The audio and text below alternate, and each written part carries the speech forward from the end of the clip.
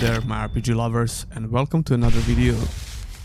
Hey, what's up guys, and welcome to the second episode where I compile all obscure RPGs and action adventures which I covered over the year. I really can't believe that 2024 is coming to a close, because it seems to me like I just recently made the compilation video for 2023, but here we are. So to clarify, this video is about all obscure RPGs and action adventures I covered during 2024, but we also have some content that's not available for watching anymore, whether those videos are unlisted or private, because, you know, sometimes I get a strike for soundtracks or something like that, so I have to put the video down, and I never got around to re-upload those videos, because I started working on new ones. If you watched these videos when they came out, well, huge thanks to you, because every view and comment means a lot to me, and it's been a while ride since I started covering these obscure RPGs and action adventures on the channel, and I played, I don't know, around almost 200 games in the span of 2 years. I have a lot of fun even with very bad games, because I know I can make some funny content out of them. It seems like you guys like these compilations a lot, so I'm going to continue working on them at least once a year, if I do the same thing next year. So yeah, long story short, this is a compilation of RPGs and obscure action adventures which I covered during 2024. The first episode of Forgotten RPGs and Action Adventures started in February, where I covered all RPGs from a particular studio called Soldak Entertainment. This is a very small studio that's been making RPGs ever since 2005 or something like that, and I stumbled upon one of their RPGs while I was searching for RPGs to cover, and I decided to cover all of their RPGs in one dedicated video. Soldak Entertainment is a small studio from USA that's been making niche RPGs ever since 2004. I honestly don't know how I never heard about any of these games before. I covered a lot of RPGs and action adventures in my Hidden Gems or Trash series. I usually do a decent amount of research about obscure games, and you guys have a ton of suggestions in the comments. But I don't believe I ever saw a single recommendation for any of these games, and I check those comments on a daily basis. I accidentally stumbled upon the game called Dean's Legacy, and then I checked the whole franchise from the studio. Starting from the first game they released in 2004, all the way to the latest release in 2021. So in this video, I'm going to talk about my experience with all of these games, and why I think they deserve a lot more attention from RPG lovers.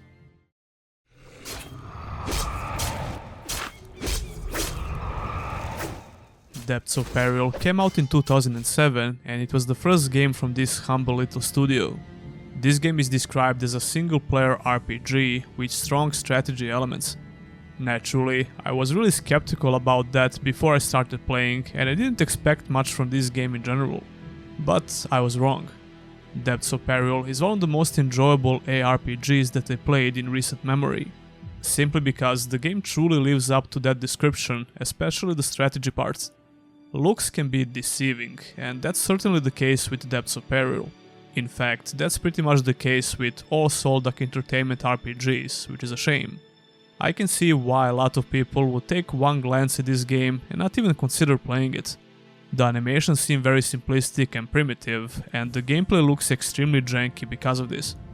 You would not be wrong to assume this, because that's exactly what this game is, although I'm going to try and explain why that doesn't matter a lot. I mean, sure, the fidelity is pretty low, but artistic style is not bad at all if you ask me. I was able to run it in 4K, and surprisingly, the game scales fine on such high resolutions. Although you have to set up your desktop resolution to at least Full HD before you try and change the game's resolution. Otherwise, you can have some visual issues when you start the game. I really like how Soldak Entertainment uses the color in this game. The color palette is very vibrant, which creates a nice and cozy atmosphere in the game. Exploring different maps is very pleasant because of this, and all areas have a distinct vibe and feel to them. Not only when it comes to open areas, even the dungeons have a really cool look. But you won't play this game because of how it looks, let's be honest. Depths of Peril has a very unique gameplay formula, which mixes ARPG features with strategy and even MOBA elements, I would say.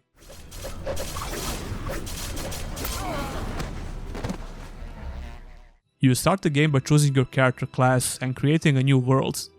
Some of these options were confusing the first time I played, and I made some crucial mistakes. You can set up the level of Covenant's power, the aggression, and the world difficulty. The Covenant power setting is what I got completely wrong because I selected 95. I totally underestimated the difficulty and I quickly learned that the hard way. What this actually means is that NPCs from enemy Covenant will start on this level, which puts you in a huge disadvantage. So you should try to keep this setting close to normal or high. When you start the game, you spawn in your house. All Covenants in the game have their own house in the village. You can control the number of Covenants from those settings we just talked about, and there seems to be a very decent amount of them. Each time you start the game, you'll get a different mix of Covenants with unique status effects, which can change their behavior in a way. Ultimately, the main goal of this game is to gain the control of the village and become one and only leader. You can win the game in a couple of different ways, but the most obvious one is to defeat other Covenants in power ranking. You'll gain influence and power as you do quests and recruit NPCs in your Covenant. Strategy features have a very decent amount of depth. You can make diplomacy deals, trade, or even adventure together with other Covenants. It's really damn cool. It's not that hard to understand the strategy elements once you start playing the game. It's far from being complicated, even though it might seem like that at first. The thing is, I didn't learn anything from my first playthrough because I was playing as a total jerk. Every time when some powerful Covenant demanded something, I just told them to f*** off. That was pretty much a f*** around and find out situation. I failed to realize that the game will end if your lifestone gets destroyed. That's one of those MOBA elements that I mentioned, and it works surprisingly very good in this game. Same goes for other Covenants. If you manage to destroy the lifestone in their house, well, they lose, to say the least. The game gives you many different ways to get to that point, either through sheer power of your Covenant, diplomacy, and your general relationship with other Covenants. You can try to raid Covenants with another friendly Covenant or alone, or start a rumor which will negatively affect their influence. Speaking of which, one of your main goals is to gain influence and crystals. With enough influence you can get better deals with Covenants, and with enough crystals you can recruit powerful guards for your house. And you can also find NPCs in the open world or doing quests in the village. I can't stress enough how alive this world feels, because there is so much going on in the village and the open world as well. These systems would put many modern ARPGs to shame. Not to mention that this is a very unique mix of genres, and we all know that AAA studios will not even dare to try something similar, especially today. They would rather play it very safe, but we still have many aspiring indie developers that are willing to experiment. I really had troubles to wrap my head around this, because if we compare these gameplay features to most modern ARPGs, Depths of Peril will totally blow them away. Quests are very dynamic and the AI is very smart. There is only a certain amount of quests that you can take at once, and you can also fail quests. Other Covenants will try to do the same thing as you. You'll find them in the open world fighting monsters and trying to recruit NPCs. Monsters can organize packs and become much stronger. There are some events in the village that will happen occasionally, and there is so much going on between the Covenants in general. You can keep up with those activities by just looking at the history tab. You'll constantly receive offers from Covenants, and the way they talk to you depends on your current relationship status. So what about the RPG side of things and the action gameplay?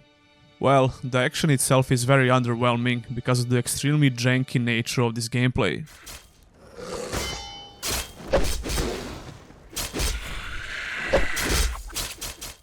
It takes a while to get used to, but even this aspect of the gameplay was very enjoyable for me. The itemization is done very good in this game, the open world is fun to explore, and killing things becomes more enjoyable when you gain some levels.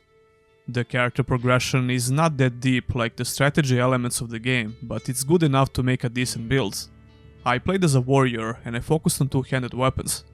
Getting a powerful item will immediately affect your gameplay, so there is certainly a nice sense of progression.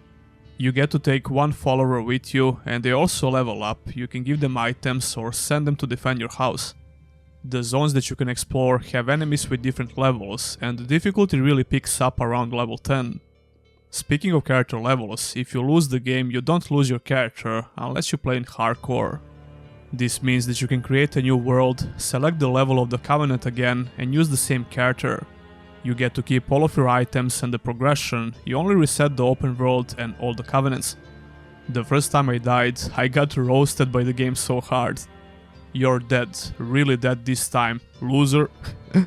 You've lost the chance to rule Jorvik. Despite your pathetic skills, we may still survive this war. Can you do better? I love this fucking developer. Speaking of how the dialogue works in this game, you'll find some hilarious responses for the Covenants, especially if you're on bad terms with them. How do you like this? We still won't like you. I found it really interesting how you need to balance out the open world exploration and quests, along with managing your Covenant and everything that happens in Jorvik. I did have some issues with the gameplay though, mostly on the fundamental level. The janky gameplay didn't bother me that much because the speed of the gameplay is on the slower side, so you don't need to have any twitchy reactions. However, I did find it really annoying sometimes when you have to click on something specific. When you have a big fight between the Covenants, it's almost impossible to click on a specific enemy. To make things even worse, the path is blocked message will be on the screen more often than not. The pathing issues are a pretty big problem in this game, and you can usually only interact with NPCs that are very close to you. I praised the dungeons before, but some of them have a very annoying design, with bunch of narrow areas where you just hit the dead end. Besides that, I really don't have any major critiques. Depths of Peril has an insane replay value, which is also worth mentioning. I'll happily come back to this game and do another playthrough. The best thing about it, you have total control when it comes to the general length of the playthrough by just messing around with the settings.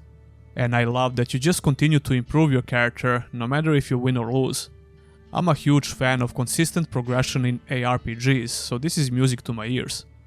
You can always try out another class though, which I plan to do in my free time. I highly recommend checking out this hidden gem of an RPG. I would really like to see a remaster of this game with better graphics and animations while keeping the gameplay system intact. One can hope, right?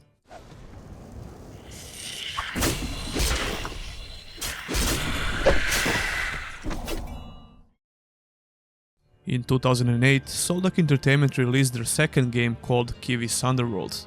This game was a hack-and-slash RPG, and it focused more on the action rather than strategy elements that Soldak introduced with their previous game. This is the only game from Soldak that you can't buy nowadays. It's not on GOG and it's not on Steam, but you can order a physical release from their official website. I actually want to order all of their games from the website now that I played all of them. That would be a very cool and niche collection of RPGs. So I couldn't find the digital version of this game anywhere on the internet, and I even tried some pirated versions that don't work. Then I found out there is a demo that you can download from their official website. Now, I tried really hard to get this demo to work for about 2 hours, but I had no luck at all. No matter what I did, I only got a black screen when I started the game. After failing to find a fix for this, I had to give up and move on to the next game. The next game from Soldak will have the same formula as Kiwi's Underworld.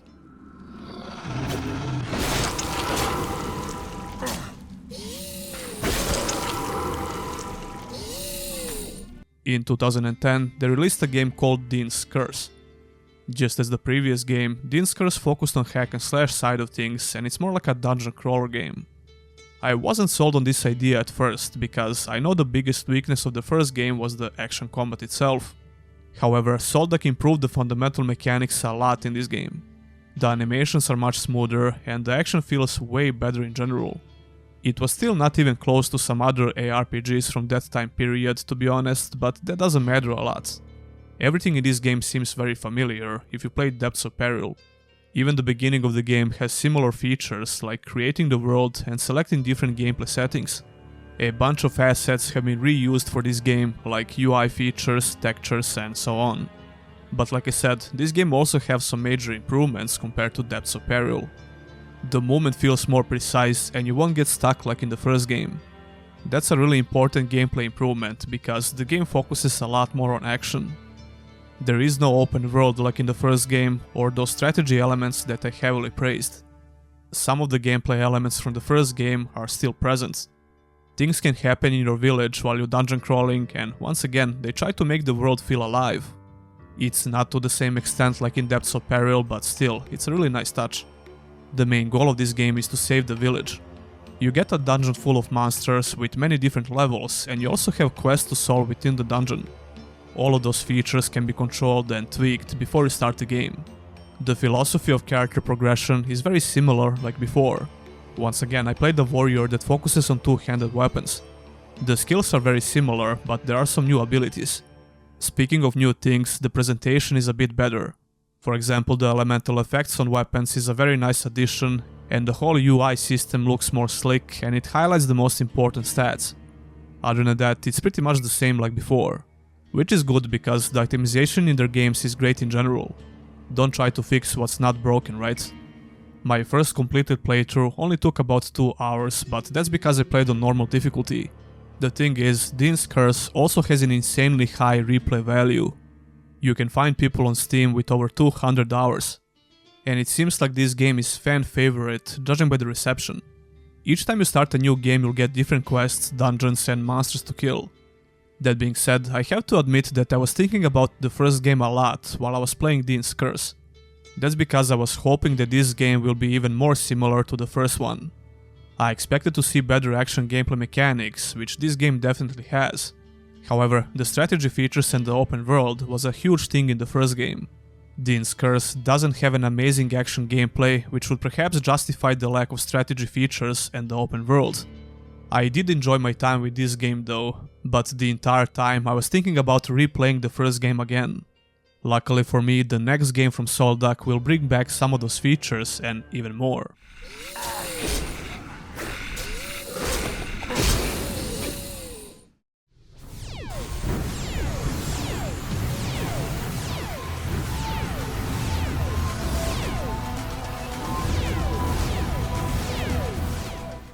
Drox Operative came out in 2012.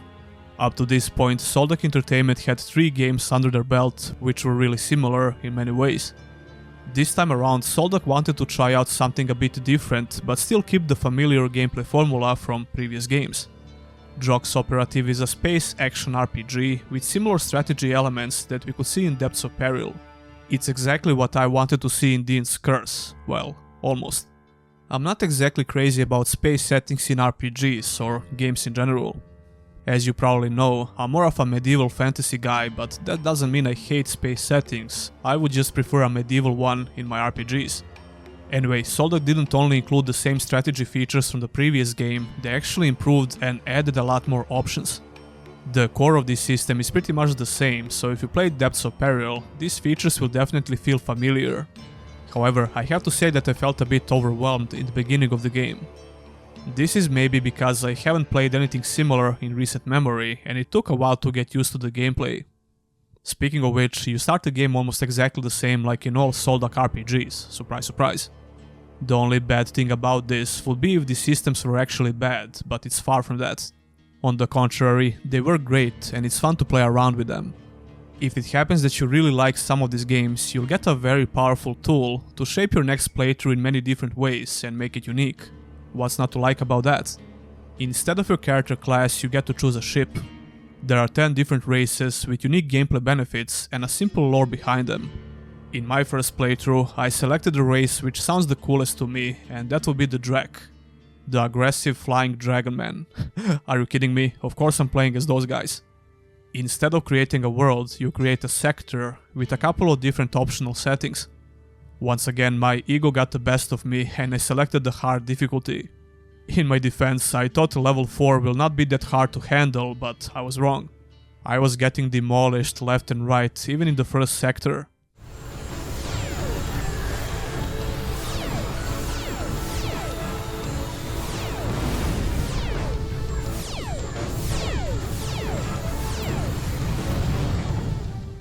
The sector is the only one map in the galaxy, but you will be able to discover other sectors which have their own unique races and planets to discover.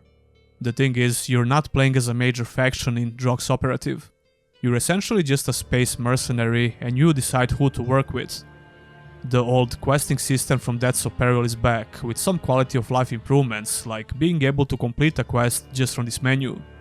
This is something that all future games from Soldak will implement as well. Getting quests is also streamlined, and you can do this by just opening the Relationships tab. You will also notice a couple of more options that are pretty self-explanatory. The strategy features are very enjoyable to mess around with, but I can see how this could be very confusing if this is your first Soldak RPG. As for the RPG features, you have leveling up and increasing different stats for your ship. You get a couple of different shields that enemies have to burn through before you take some actual damage. Dying is pretty common in this game, so it shouldn't stress you out too much. Unless you want to play on hardcore or semi-hardcore. Yeah, that's a thing in this game as well, and it sounds pretty cool actually. Your death can still be permanent in semi-hardcore, but certain conditions have to be met. Soldak will just continue implementing various options that can put a unique twist on your playthrough, and this is only one of them. Your ship has 3 different component features, and this is essentially a progression system in this game. The itemization is based around these 3 component types, but you will have to balance out the power load which large components have. There are different missiles, lasers and similar weapon components to find, and all of them require some specific stat that you can increase by leveling up. The action gameplay is obviously very different this time around, but it's also pretty simple. Your ship will automatically target the nearest enemy, you just have to press the attack button. You can also target specific enemy ships with your mouse, and the targeting system works fine this time around.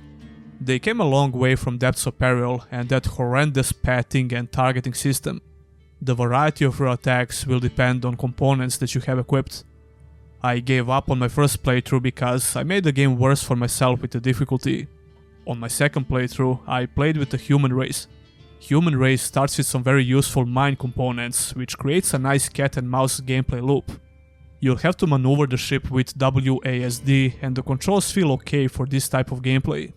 Discovering planets will reward you with some loot, as well as destroying ships and solving quests. The diplomacy features are there, and they're even better this time around. I was surprised how quick some of the races got destroyed in my first playthrough. The unpredictable nature of the AI is one of the things which makes these games very fun to experience.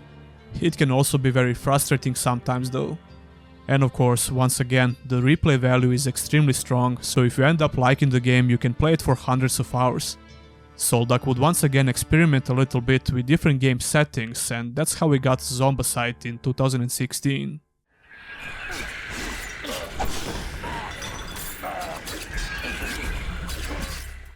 Zombasite was the 4th game from this amazing little studio. At first, I wasn't that excited to play this game because of the whole zombie premise. I got tired of zombie games like 10 years ago. Hey Joe, you wanna play a zombie game? The thing is, Zombasite is not completely revolved around zombie invasions or zombies in general. This game is almost exactly what I wanted to see in Dean's Curse. It has strategy elements of Depths of Peril and slightly improved action gameplay of Dean's Curse. Maybe this is getting a bit confusing to follow, but just remember that all of these games share the exact same idea with some interesting twists and turns. Zombasite started very strong, and I noticed some cool new classes that I wanted to try out. So I started the game as a Death Knight, and I really like this class. Every class in this game has 3 different skill trees. You can even make a hybrid class and get to mix and match skill trees from all playable classes. Right after you start the game, you spawn in your home base. It's much bigger than before, and there is a legit gameplay reason for that. Clan management is a big part of this game.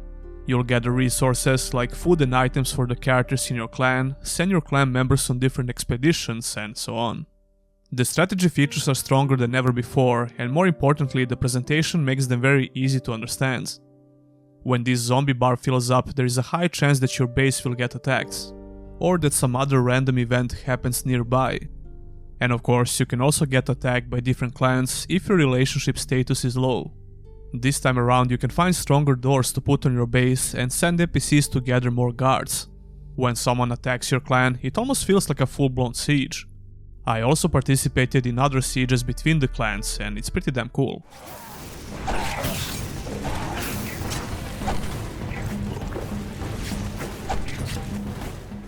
When I started the game, I got the option to select the size of the world map.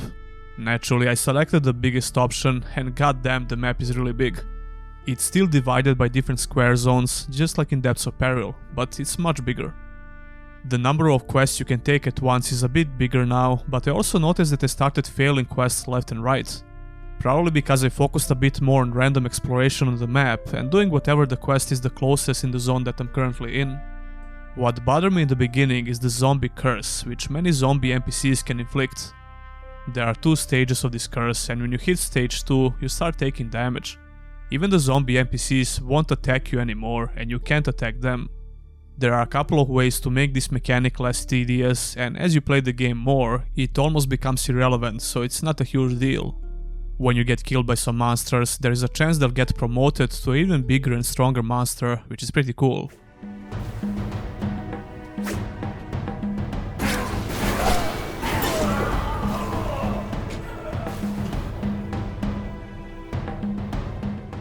Some of the NPCs can turn into ghosts when you kill them, so you have to kill them again. This caught me by surprise a little bit when one of my NPCs from the clan became insane and started fighting us. Yeah, you'll find similar new mechanics in every new game from Soldak. You have to manage the clan features on a fairly regular basis in Zombasite. There is a happiness and insane stat for your NPCs, which every now and then needs to be checked. Otherwise, this can happen. You'll need to explore the world and recruit more NPCs and give them different assignments in the clan. Once again, you can take followers with you and they're extremely strong, just like in the first game. You have a bit more options when you manage their gear compared to previous games. The action combat is very similar to Dean's Curse, but it does feel a bit better. Like I said, I like the Death Knight class a lot, but besides a couple of unique spells, he doesn't feel that different compared to a warrior. The hack and slash combat in this game is good enough to keep me playing and progressing. Speaking of which, there are a couple of ways to lose or win the game if certain conditions are met. I came really close to diplomacy win in my first playthrough. I managed to befriend every single clan that I met, and they also became friends with each other. The problem is, there were still clans that I haven't even met yet, even after 10 hours of gameplay. Like I said, if you select a huge world, that's what you get. You need to do a lot of exploring and find all the clans. Just like in Drox Operative, at least a couple of clans got destroyed before I even met them. But still, there were plenty of clans left to discover. I also came pretty close to lose the game very early on. The Lizardman almost burned my whole freaking clan, but I managed to repel the attack. If your Hearthstone gets destroyed, it's game over for you, and same goes for other clans. My so-called strategy in all of these games is usually to befriend everyone before I strategically destroy them one by one. Zombasite has even more features when it comes to this. You can start a rumor or try to sabotage the clan in a couple of different ways. Then I try to convince another clan to join me and destroy another clan. That's just one of the ways you can approach the gameplay, and I found it very fun. Since I always start the game in a handicap, because I select higher levels for the enemies, I can't exactly brute force the win from the very beginning. The whole zombie team is like whatever, but everything else got improved in a way. I was kinda struggling to figure out why this game got worse reception in general compared to other Soldak RPGs. Some people think the balancing of the game is all over the place, but you can make the same argument about all of these games. And again, you can directly control a lot of gameplay settings before you start the game. Even when you lose, I never felt like it's very frustrating because you continue with the same character and make a new world. Come to think of it, this is very similar to some roguelite RPGs as well. Overall, I would certainly recommend this game.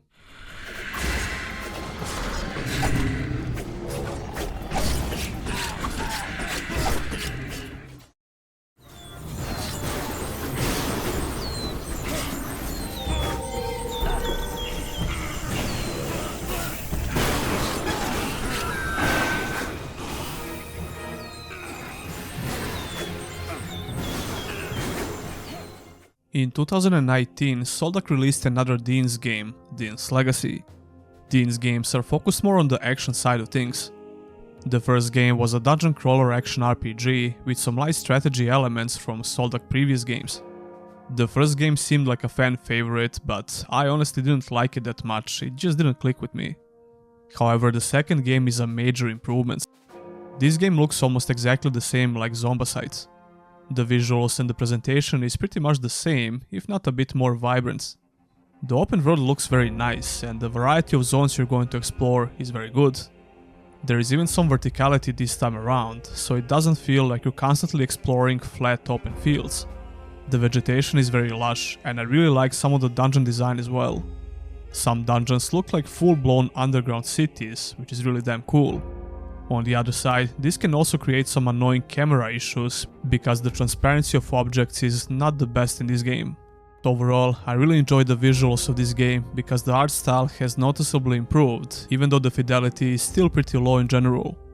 More importantly, the gameplay in Dean's Legacy feels like a proper ARPG that you can play for action itself.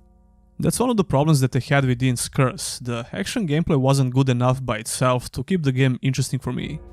The gameplay in Dean's Legacy can be very fast-paced, and this time around I play as a ranged character. The most impressive thing about this game is the progression system, which is totally different than before. If I'm not mistaken, this game has around 39 different classes that you can play, which is totally insane. But that's not all. There is a gameplay feature called Mutations, which puts a unique twist to how you progress your character. No matter which class you select in the beginning, as you level up you'll also get mutation points. Then you can use these points to get skills from totally different classes. There is an RNG aspect when it comes to this, but there is also a guaranteed chance to get a specific skill and keep the existing ones as well. I started as a ranger, then mutated to archer and reaver. The idea is to check all the skills from different classes, see what you like, and use the mutate points to try and get those specific skills. Each time you mutate, you also get a unique skill, which can improve some of your existing abilities. For example, my archer uses a fire trap, and I got mutation that makes this ability do earthquakes sometimes. It seems like the player has a huge amount of different builds to try out in this game, and that's certainly one of the main appeals of Dean's Legacy. The open world is fun to explore, and there are plenty of different enemy types to kill. We have the same gameplay elements for creating the world as you probably expect by now. As always, there are different clans to discover, and the relationship tab which keeps the track of every clan.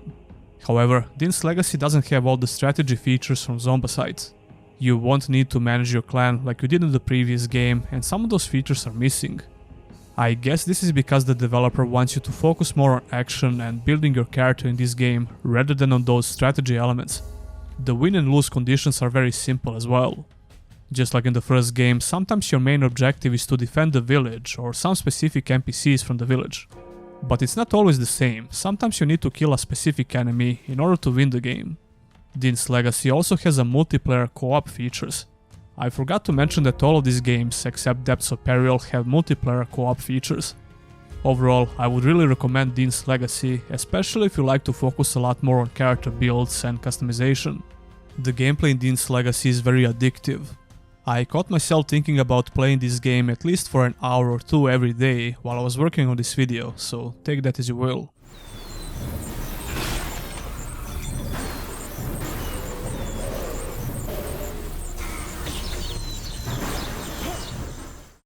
Drox Operative 2 came out in 2021 and is the latest game from the studio.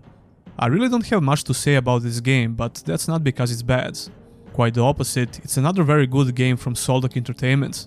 But it's almost exactly the same like the first Drox Operative, with some notable quality of life improvements and better presentation. Everything I said about the first game can be used here as well. However, I immediately noticed that controlling your ship is much more responsive and snappy. It seems like the speed of the ship is the main factor here. The sequel starts with much higher default speed of the ship, which makes controlling the ship way better than before. Other than that, I honestly didn't notice any major changes. As always, you will definitely find some new small features, and you'll be able to tell the difference if you played the first game. The textures in this game are much sharper and they have high resolution. This makes the game look way better than Drox Operative 1. The presentation in general is better as well. You'll notice more sleek UI features like the race tab. To put it simply, if you're interested in playing these games, feel free to skip Drox Operative 1 and go straight for the sequel.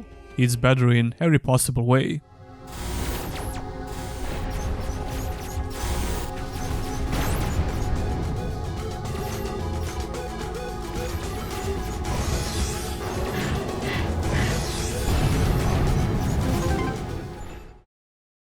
This little studio has been making games ever since 2004, and I'm honestly surprised I never heard about them. I am very impressed by what they managed to achieve so far, and it's obvious they have a small but loyal fan base that keep buying these games. I don't think any of these games are bad, but they are certainly very niche. Soldak basically created a unique genre of RPGs with a mix of RTS and roguelike features. If it happens that you like one of these games, you're probably going to like all of them. It goes the other way around as well, but I heavily recommend trying out at least some of these games. My personal favorites are Depths of Peril, Zombasite and Dean's Legacy. If you want an ARPG that focuses on action and build variety, go with Dean's Legacy. If you want more strategy features on top of it, go with Zombasite. Depths of Peril is also a great starting point if you don't mind the jankiness and the age of the game. And of course, we should not forget Drox Operative. If you like what I had to say about those games, just go with Drox Operative too. I'll have GOG links for all of these games, so feel free to use them. I tried getting a discount for you guys, but at the time of this recording, I'm really not sure what's going to happen, so I apologize for that. Make sure to check the pinned comment where I post updates about stuff like that.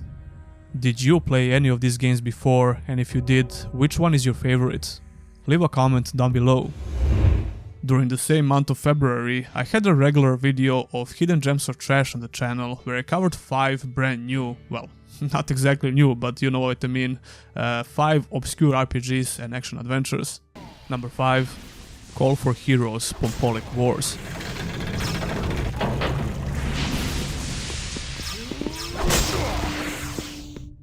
This is a very obscure third-person action RPG which came out in 2007. It's very hard to find a proper copy nowadays and you have to do some serious digging. The reception for this game was terrible. IGN gave it 1.2 and the actual review is funny as well. Notice to innocent consumers, avoid Call for Heroes as your life depends on it. It's enough to destroy your motivation to ever game again. Who hurt you, bro? You can tell that whoever reviewed the game was seriously pissed off. So, is this game really that bad? Well, I can certainly see why it got some poor reviews back in the day. However, I expected to experience a much worse game in general. I can tell you straight away that I played way worse games than this, especially in this series of videos. Call for Heroes can be described as a simple hack and slash RPG with very old school level design. First of all, this game looks like it came out in 2003 or 2004 rather than 2007. But the game runs good on high resolutions and I don't hate how it looks in general. You won't have any technical issues with the game though, which is always a plus.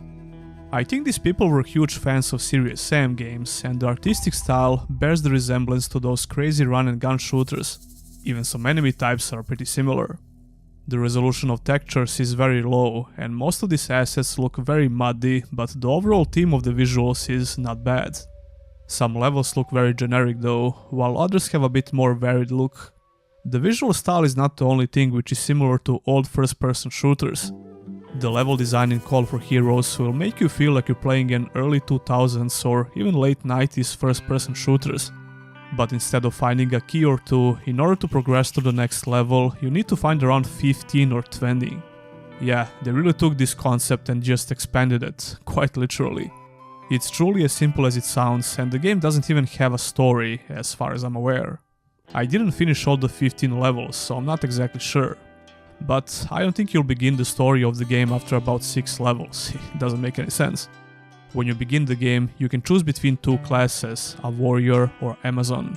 I played with the warrior only. You begin the game immediately and you only get a simple weapon and some tutorial hints. Controlling your character feels awkward at first because walking speed is very low. When you use the sprint key, it becomes much more enjoyable and faster. Strafing is significantly faster than going forward and you'll quickly learn why. This will be your main defense strategy basically, whether you're fighting melee or ranged enemies. Attacking is very straightforward, but some weapons require you to have mana.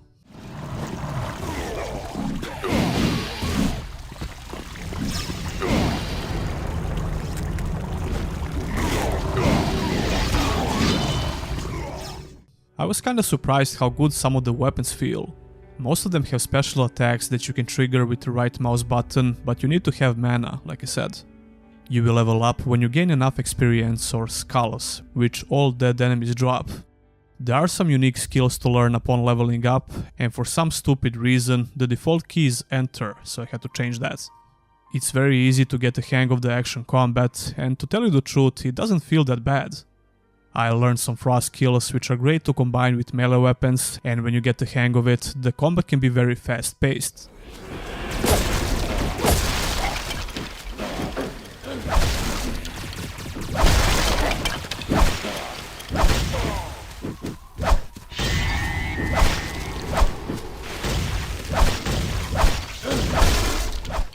The biggest problem with the gameplay is the level design, which I mentioned before. Up to the point where it almost ruins the entire game, it can be very frustrating. More often than not, you'll be stuck on a level for a while because you can't seem to find the last couple of keys, and enemies will frequently respawn when you pick up some items. Speaking of which, you'll need to pick up mana, health and green mana potions as well. Picking up these items is more frustrating than it ever should be because you need to go straight through them, which is much harder than it looks for some reason. I completed about 5 levels and got really bored because of the level design, not because of the combat. Overall, it was a fun old game to experience, which I'll probably never play again.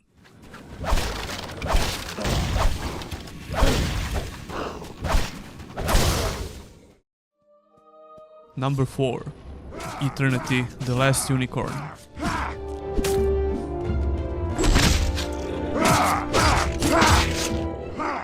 Eternity: The Last Unicorn is an action RPG released in 2019 for PC, PlayStation 4 and Xbox One. This game had a pretty bad reception across all platforms. Despite that, I really wanted to give this game a chance because it looks kinda unique. This game reminds me of old Resident Evil games, and for a good reason. It plays very similar to those games, especially because of the fixed camera angles.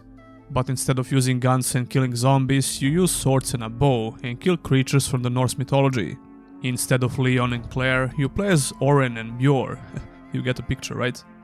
The premise of this game is very interesting, but The Last Unicorn suffers from bad design decisions, as well as annoying technical issues. RPG features like the character progression, itemization and crafting are very underwhelming.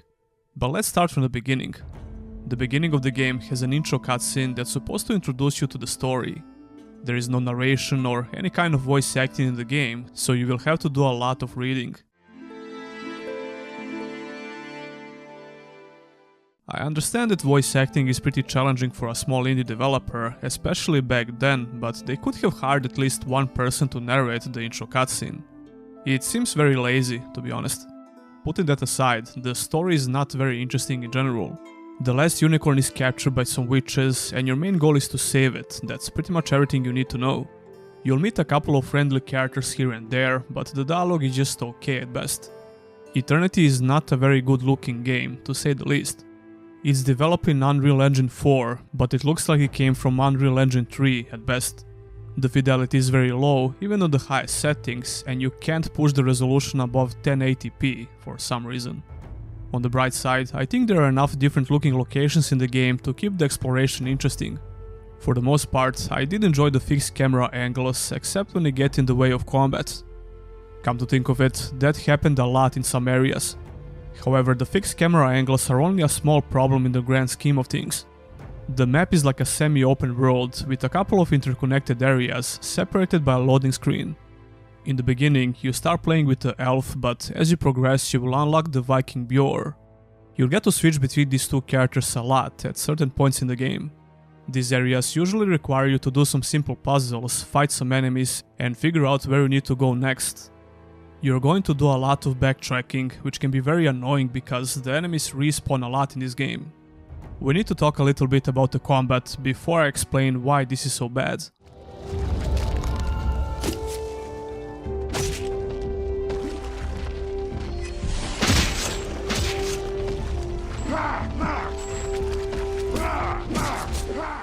The combat in this game is very mindless. You can spam the regular attack with both of these characters with an occasional dodge here and there and win most fights.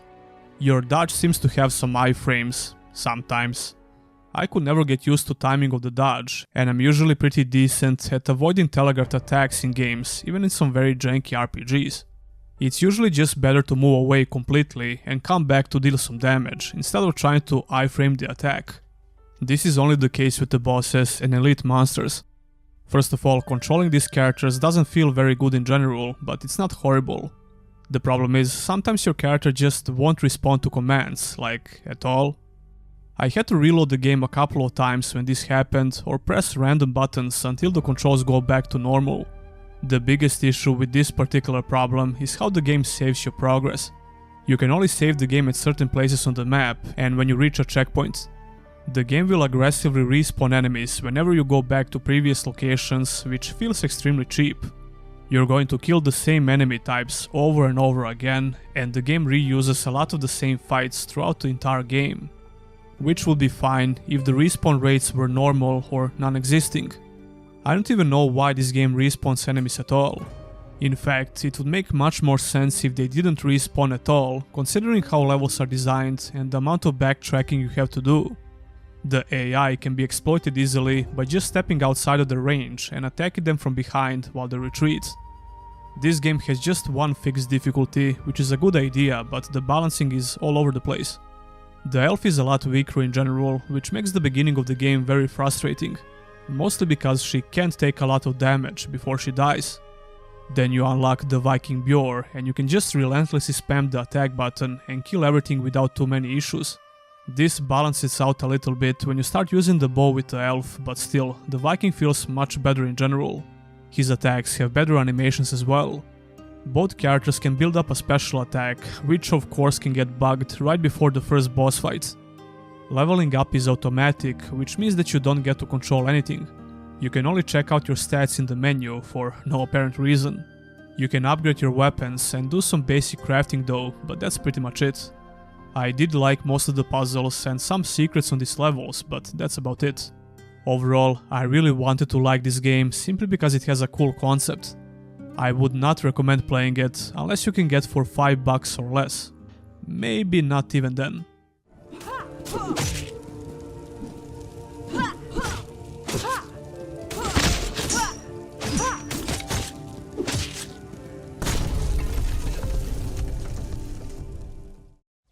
Number 2.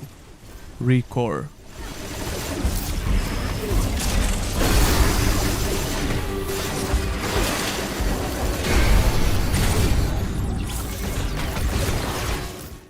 ReCore is an action-adventure that came out in late 2016 on Xbox One and PC. I knew about this game for a long time and I always wanted to try it out. While I did enjoy my time with this game, I think the gameplay leaves a lot to be desired. It's not bad by any means and it actually has a great premise. However, it kinda gets repetitive after about 10 hours of gameplay, although the game doesn't overstay its welcome. You can finish it in about 15 to 20 hours max. The beginning of this game is very straightforward. ReCore doesn't try to waste your time for a second, you only get a single sentence about what happened to Earth, which is some sort of a plague called the Dust Devil. This planet is called Far Eden and you play as Jewel Adams, one of the volunteers for the Utopian colony. She was in the cryosleep for centuries, apparently, and when she woke up, she saw that nothing went according to plan. The story only has a handful of characters that you get to meet as you progress. Many of the colonists disappeared for some reason, and a lot of core bots that were helping the people became corrupted. You need to figure out what happened while exploring these alien planets. You're going to do a lot of platforming puzzles and dungeon crawling that has the combination of two. Jewel is not alone in this mission, she has 3 different core bots that will help her. These core bots have different abilities that are essential for solving the quests, puzzles, and they can also be helpful in combat. The core bots also talk, but you can only notice this if you watch the subtitles because they only mumble some gibberish. I know, Mac. Jewel constantly talks to them as you play, which keeps the game from being awkwardly silent all the time. The core bots also have different personalities, which is not a huge deal, but there is definitely some nice attention to detail here. Visually, this game still looks amazing if you ask me. Although I did have some frame drops here and there, but I was pushing the 4K resolution. After a while, I managed to get a stable 60 FPS by just reducing a couple of settings. ReCore had a bunch of technical issues when it came out, and this was one of the reasons why the game didn't sell so well, I guess. People complained about insane loading times, but you won't have any of those issues nowadays on a semi-modern PC. Like I said, ReCore looks amazing and the artistic style is great. This game uses the colors so well, and it kinda has to because the gameplay depends on the usage of colors. The artistic style makes the exploration of this open world and the indoor areas very pleasant for the eyes. The character models are a bit goofy, but that's only my quote-unquote problem with the visuals, it's like whatever. The best part about the gameplay are puzzles and platforming. I enjoyed jumping around and solving the puzzles in the open world, and especially in dungeons, which are more challenging in general. However, the combat by itself gets very old very fast. The premise of the combat is very interesting because your attacks are color-coded. As you progress through the game, you will unlock different shots with more colors, and you need to mix and match these attacks to kill enemies. The enemies start off really simple, but after about 7 or 6 hours, they go crazy with the colors. They can change and mix colors, which is indicated by their HP bar. You have to keep switching the bullet color while avoiding the attacks by dashing and jumping. The jump and dash feel great in this game, by the way. What's not so great is the shooting itself. You constantly have to rely on the aggressive target lock, even if you use a mouse and keyboard, which I don't recommend for this game.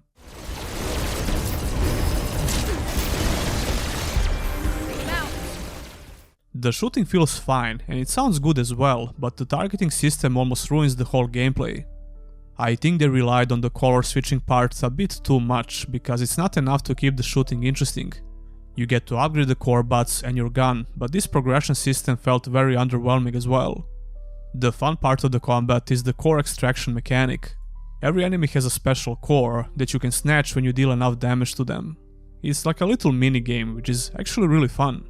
You have to balance the rope pulling mechanic in order to get the core successfully. But if you want to get the mats for upgrading yourself and the core buts, you have to kill the enemy. It's a very nice gameplay loop, but unfortunately the progression is not very good and the shooting mechanics leave a lot to be desired. Overall, I found the exploration really fun and I enjoyed puzzles and the platforming segments of this game. So I'm still glad I finally got around to play this game despite all the issues I mentioned. If you have the Game Pass on PC and you're bored, be sure to check this one out, but just don't expect amazing shooting mechanics.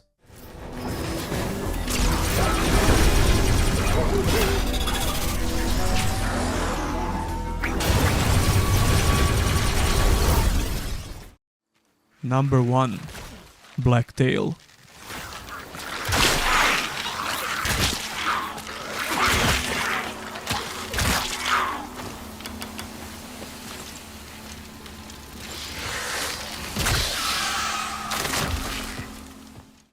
Blacktail is a first-person action adventure which came out in late 2022.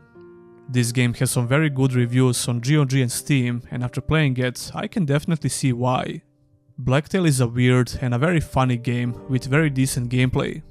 It's also not a very long game, you can probably finish it in about 10 hours or so.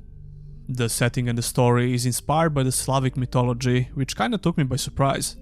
You play as the girl called Yaga, who is accused of witchcraft and expelled from the settlement. She constantly hears a voice in her head, and you have to unravel the mystery of her past by chasing living memories. It's been a year now. Painful memories. Good. Pain means you're not dead. You're going to meet some very goofy but well-written characters with a great sense of humor. Me? Would I look for honey? I don't even like honey. I never said you were looking for honey. Neither did I. Well, humor is subjective of course, but I think the writing in Blacktail is amazing in general. For example, in this boss fight, the little mushroom guy will throw you some arrows, but not because he wants to help you. Kill yourself.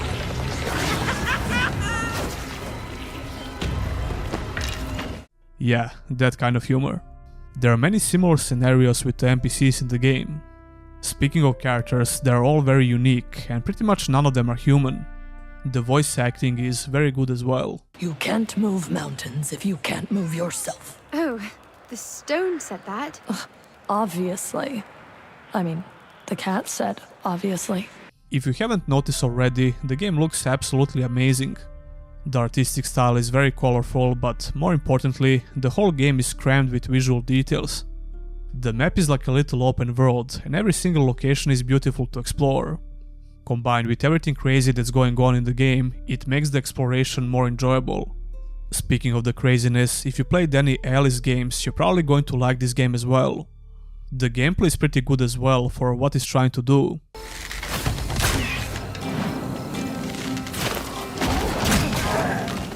It's completely based on the range gameplay. You get to use a bow with a couple of elemental arrows and some special abilities like the dash and the totem. The shooting mechanics are pretty enjoyable in the game. Regular enemies can be killed with basic ranged attacks, while the bosses usually require you to hit specific weak spots while avoiding their mechanics. You constantly have to craft arrows, but you first need to gather the materials. These materials are very common in every area, and even the boss arenas will have more than enough. However, I think this mechanic is more annoying than it should be, even though you can upgrade the amount of arrows you can carry at once. The game's difficulty relies a bit too much on this mechanic. Throughout the whole game you'll find yourself constantly without arrows, running around like a headless chicken and opening up this menu, which is fine, but not so fun in intense boss fights. There are only around 5 boss fights in the game, and I did enjoy all of them pretty much. Even though the game repeats a fight or two with just some added mechanics, but it didn't bother me that much. Especially because I think those fights have a good design in general. The challenge is definitely there, but it's not crazy hard or anything. You have to use the environment a lot in some clever ways in order to beat the bosses.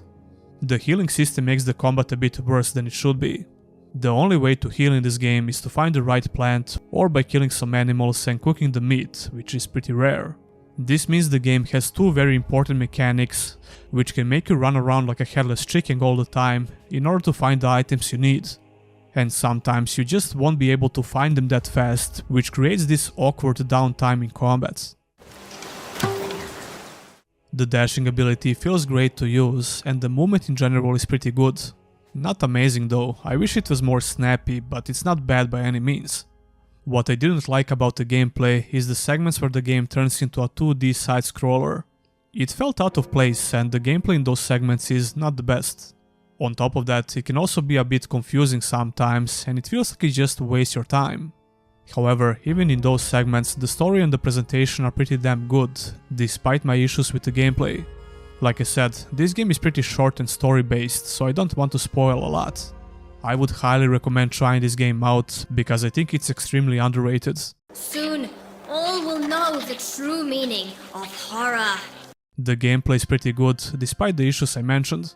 The characters are very fun to interact with, and the story is weird and interesting. I had a lot of fun exploring this crazy world, and I really hope to see more games from this little Polish studio. Oh, you did it!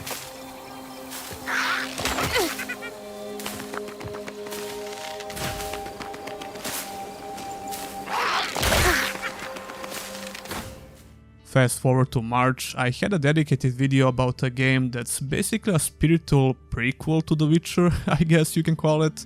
It was called Archangel. I thought that topic is going to be very interesting, but you guys didn't agree because that video didn't do so well, so this is a perfect opportunity for a second chance, and there's a lot of similarities to The Witcher, and even the same voice actor who voiced Geralt is giving his voice to the main character in this game. Check it out. Before CD Projekt Red acquired the license for the Witcher series, there was another Polish studio that was working on a completely different Witcher game. That studio was called Metropolis Software, and they acquired the license to develop a video game based on Andrzej Sapkowski's The Witcher somewhere around 1997. That's 10 years before the first Witcher released from CD Projekt Red. This game was supposed to be an action-adventure with moral choices, mature storytelling and psychologically complex characters. Even though this Witcher game wasn't supposed to be an RPG, it was going to have a sophisticated dialogue system with choices that matter. Metropolis focused on telling an adult story within the Witcher game, which wasn't so common in gaming back in the 90s. There is a video about the demo version of the game where you can see some actual footage. The camera of the game was supposed to be very unique and dynamic. It was described as an upgrade to Resident Evil, but the environment was not pre-rendered, it was in full 3D. Now, this might not seem like a huge deal nowadays, but it was pretty advanced back in the day. The Witcher game was only one of the projects that Metropolis was working on back then. They actually had 3 games in development, and unfortunately, the Witcher game got shelved. The publisher, Topper Interactive, was concerned that the Slavic nature of the source material will not have international appeal. Well, nowadays we know how wrong they were about this after the massive success of the Witcher franchise from CD Projekt Red. Metropolis had to move to other projects in order to keep afloat. Interestingly enough, they developed a game called The Archangel, which released in 2002. This game had some major similarities to Andrzej Sapkowski's The Witcher, and that's going to be one of the main topics in this video. What's wrong, fella? You look like something terrible's happened. When we start comparing the elements of these two games, it's very obvious that Metropolis was still under the heavy influence of the Witcher universe. Archangel was a third-person action RPG that focused on telling a story about a character named Michael Travinsky. The game opens up with in-engine cutscene where Michael ends up in a car accident. Yeah, Archangel begins with a modern setting, but this game changes the setting as you progress through the main story. Not once, but twice. Each chapter in the game changes the setting, which makes the game very unique from that perspective. Shortly after the beginning, Michael ends up in the Dark Ages, which is also the name of the first chapter. You need to collect 3 unique stones in order to progress through the next chapter.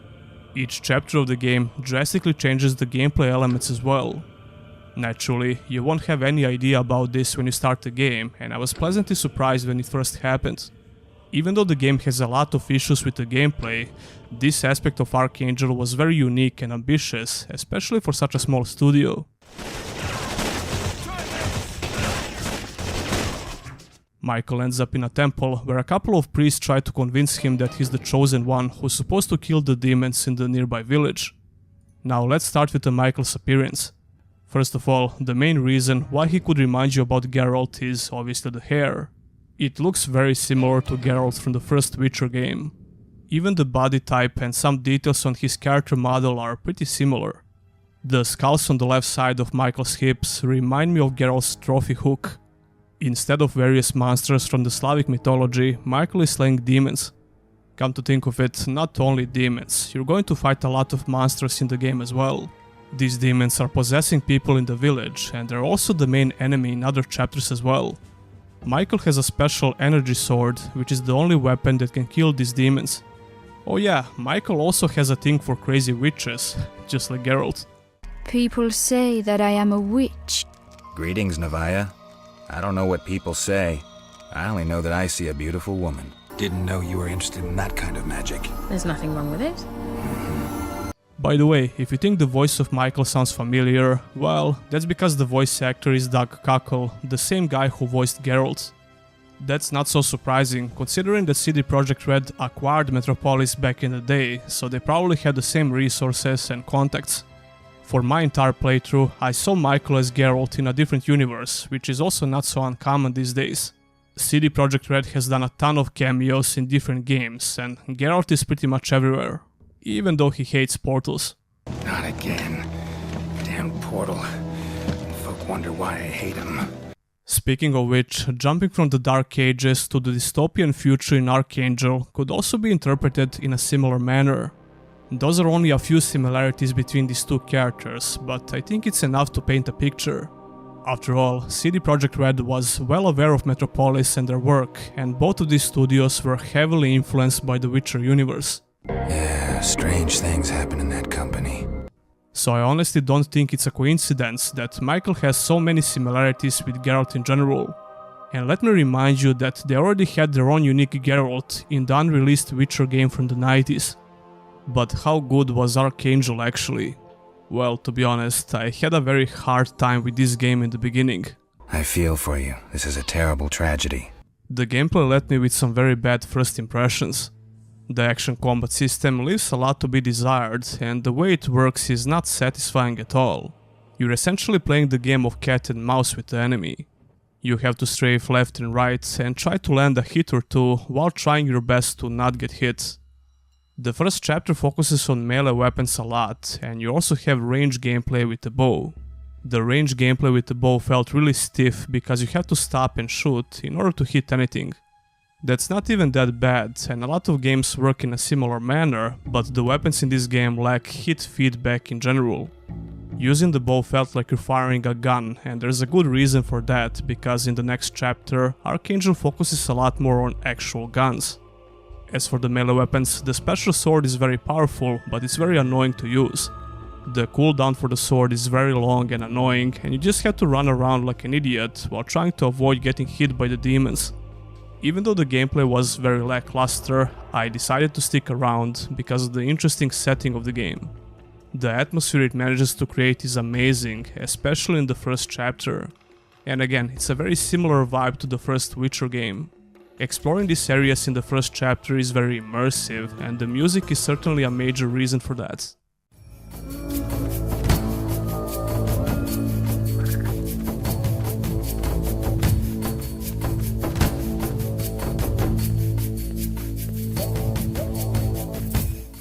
Speaking of which, the music managed to properly adapt to the new setting and keep the game immersive throughout the whole main story. The game's atmosphere seamlessly switches from chapter to chapter, and it's almost like you're playing a new game. The visual style seems very basic, and this areas in the first chapter doesn't do the game justice. However, when you get to the second chapter, the art style becomes really impressive. They managed to cram a ton of details with a bunch of unique assets, even though by today's standards a lot of these assets are just a blurry pixelated mess. But even so, you can tell that some serious work has been done in the graphics department. And every now and then you're going to see some very interesting visual expositions in certain areas that you could easily miss. Granted, some areas have a very generic look and feel to them, but for the most part I think the visuals of the game are pretty cool, even though the game didn't age all that well.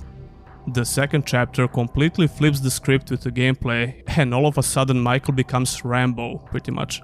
You're going to find a very decent amount of different fire weapons, but unfortunately they all feel the same. The simple gun you get in the beginning of chapter 2 feels exactly the same like you're using a freaking rocket launcher. It's very bad, and it makes little to no sense. Except for the AR, I guess, which is easily the most OP weapon in the game, simply because of the high fire rates. But the gameplay falls apart even more in the second chapter because of the problems with the AI system. NPCs will frequently shoot you through the walls, and they can't freaking miss. The cover becomes pointless, and the only thing you can do is shoot them before you take enough damage and die.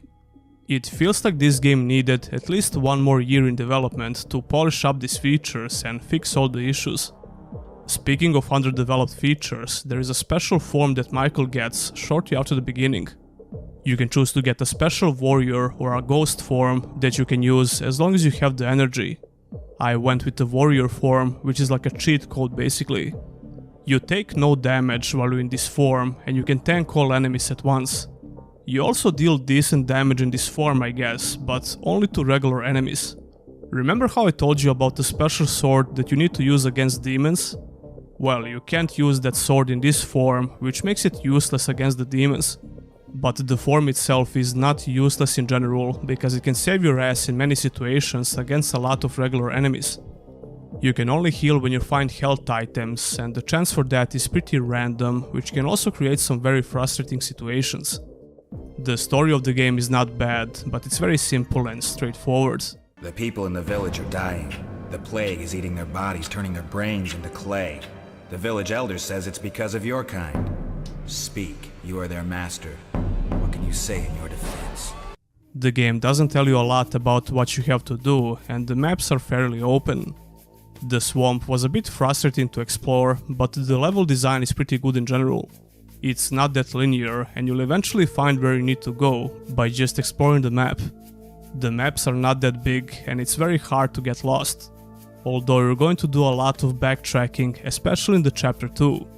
There is a very impressive dungeon in the first chapter, which took a while to complete. The bosses in the game are really disappointing, because they don't do anything special that would make the combat more interesting. A couple of them have a different phase, and like I said before, using the sword is very frustrating. There is a lot of downtime in these fights where your energy depletes, where you have to run around like a headless chicken until the energy regenerates. All other weapons that you discovered while exploring the map are completely obsolete against bosses, since you can only use the special sword to deal damage. Despite all of those issues, I'm really glad I decided to stick around and finish the game because it's a very unique experience. I think the Witcher comparisons are very interesting, at least I hope so, and that was one of the reasons why I decided to make this video. Would I recommend trying out this game today? Well, not really, to be honest, unless you're extremely curious. And the thing is, you can't legally buy the game on Steam or GOG, you can only pirate it. Actually, it's abandonware, so technically it's not piracy. Archangel, and more importantly the studio behind it, has a special place in gaming history. Who knows what would happen with The Witcher if CD Projekt Red didn't acquire the studio back in the day. But I have to wonder what would happen if Metropolis finished the Witcher game from the 90s. Metropolis Studio definitely played a role in the Witcher history, and they deserve to be remembered. I feel for you. That would be all for this video.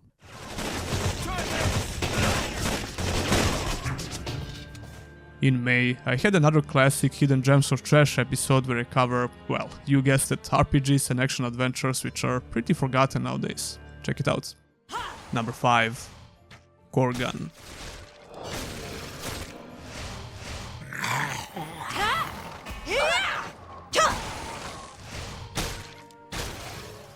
Korgan is a very obscure action RPG that came out exclusively on Xbox One in 2018. So you need an Xbox One or any newer Xbox console to play this game today. It's free on the Xbox Store, kinda. I'm pretty sure that you can't even emulate this game today. Korgan is a simple action RPG with big focus on the gameplay. The story is pretty much non-existing, it has one boring cutscene in the beginning and one of the worst trailers that I ever watched for the DLC. Here is the interesting thing about the quote-unquote DLC. You get to play the prologue for free, and when you're done, you get the option to buy the DLC for $20. However, it seems like this so-called DLC is actually just the full game locked behind a paywall. The so-called prologue took me around 2 hours to beat, and I wasn't really convinced to buy the DLC. You control 3 different characters in Korgan, a warrior, ranger, and a mage. All of them has just a handful of abilities and attacks, but you can switch between them with a press of a button. It reminds me of Shadows Awakening, another RPG that I covered in this series. But compared to Shadows, Korgan has a very basic design in general.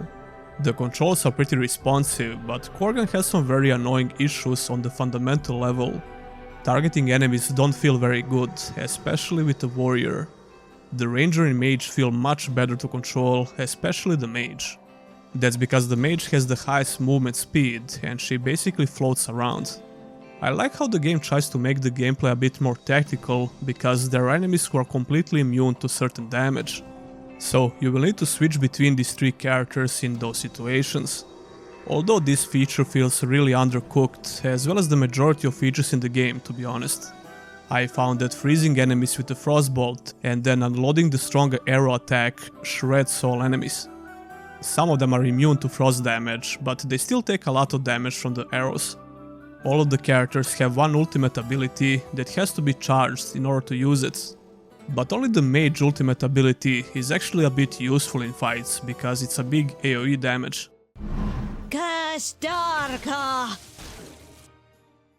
The ranger has splitting arrows which does piss-poor damage, even though I invested the most points into the ranger tree. And the warrior, I honestly don't know because I used it once and it killed me, somehow.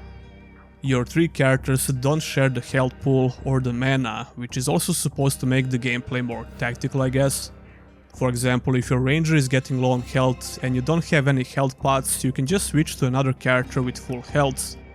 But if you die on one character, it's game over, you don't switch to another character, so technically you only get 1 life.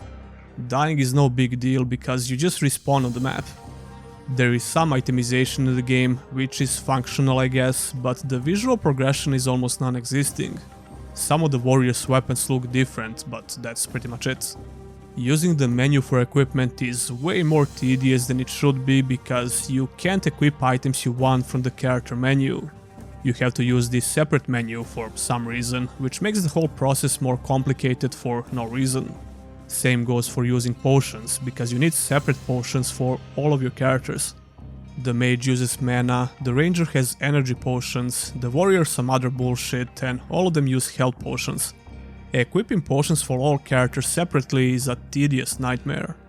The game starts in a very boring dungeon, but you also get 2 more open maps in the prologue. I like those open maps a lot more than the first dungeon. The dungeon made the beginning area of the game really boring because the level design is not very good in general. The level design in the dungeon is pretty bad, it's just a simple corridor where you have to go back and forth until you finish all the main quests. Speaking of which, the game gives you one main objective, which is usually to kill or collect something. Then after you're done, the game just slaps another main quest on top of that, which makes you go back and forth in the same map. That was a bit more fun to do in the last map because it looks better and it's a bit more open. The first 2 maps are pretty bad though, but the dungeon is the worst. That's why I wanted to quit this game in the first level, but I was curious to see if it's going to get a bit better. And to be honest, it did, but not by much. The biggest problem is not the level design or even the combat. Enemy variety and boss fights are just very bad. Maybe it's because I found the meta strategy for dealing with everything, but nah, killing things in this game is just not very fun. All 3 bosses I fought have one single mechanic and brain dead AI. I mean, just take a look.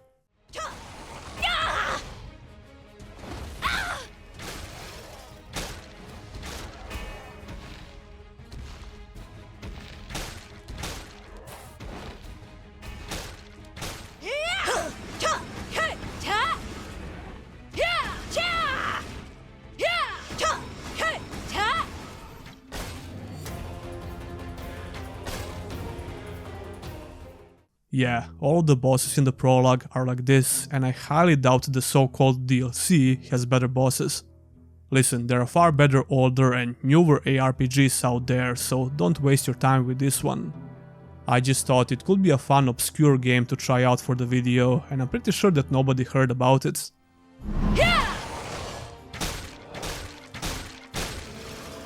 Just need to reload and I'm ready to go.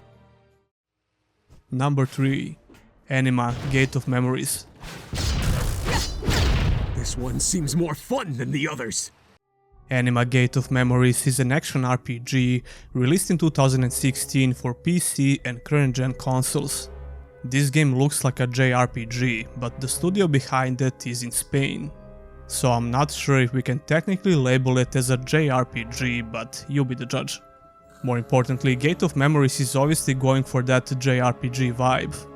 Visually it looks quite outdated, even for 2016 standards. The character models are okay at best, but the environments are very simplistic, with just a handful of visual details here and there. I kinda like the usage of colors, and there is a nice amount of visual variety within the levels, despite the lack of visual detail. The performance of the game is not very good. I was running it on the high settings and 4K resolution, and you can see my PC specs somewhere on the screen, which should be more than enough to properly run this 2016 game. But I had a lot of frame drops while playing, even when nothing significant is happening on the screen. The graphics in this game are very simplistic, especially when it comes to the world design, so it's obvious that optimization is not all that great. Anima is essentially a story-driven RPG, but it's focused more on the gameplay and action in general. Unfortunately, the story in this game is just not very good, to say the least. I didn't come here to listen to your pointless speech. Give me the artifact. I will not ask again. The writing is pretty bad, but kinda funny every now and then. You see? Living evil puppets! Hell yeah! Oh, shut up! You play as a nameless girl, also known as Bearer of Calamities. In the beginning of the game, you're supposed to retrieve some important artifact, which was stolen by the Red Lady. That's a very creative name for the antagonist, but she has nice boobs, so who the hell cares? Unfortunately, you've come too soon. I have not finished yet. You're not? But I was told you were coming. The nameless girl is not the only main character though. She has a companion called Ergo Mundus, and not long after the beginning you get the ability to switch between these two characters. That's not unusual when it comes to JRPG design, and it kinda reminds me of TES RPGs. However, Gate of Memories is very primitive compared to those games, especially when it comes to the gameplay design. Ergo and the girl have frequent dialogue interactions, which is supposed to keep the game interesting in general. He keeps calling her babe, which is, I don't know, it feels stupid. Exet, are you kidding, babe? And she keeps telling him to shut the hell up in pretty much all dialogue interactions. Something like your teacher, eh? Shut up.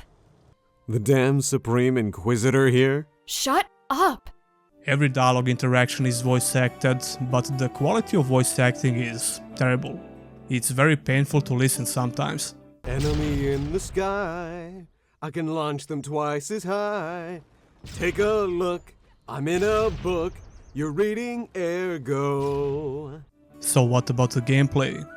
Well, it started off okay, but it quickly gets frustrating for a couple of reasons. First of all, I don't think the gameplay in this game is bad, but it has some serious design issues which can just completely take the fun out of it. Interestingly enough, the game has some decent boss fights here and there, but everything in between feels very repetitive and annoying.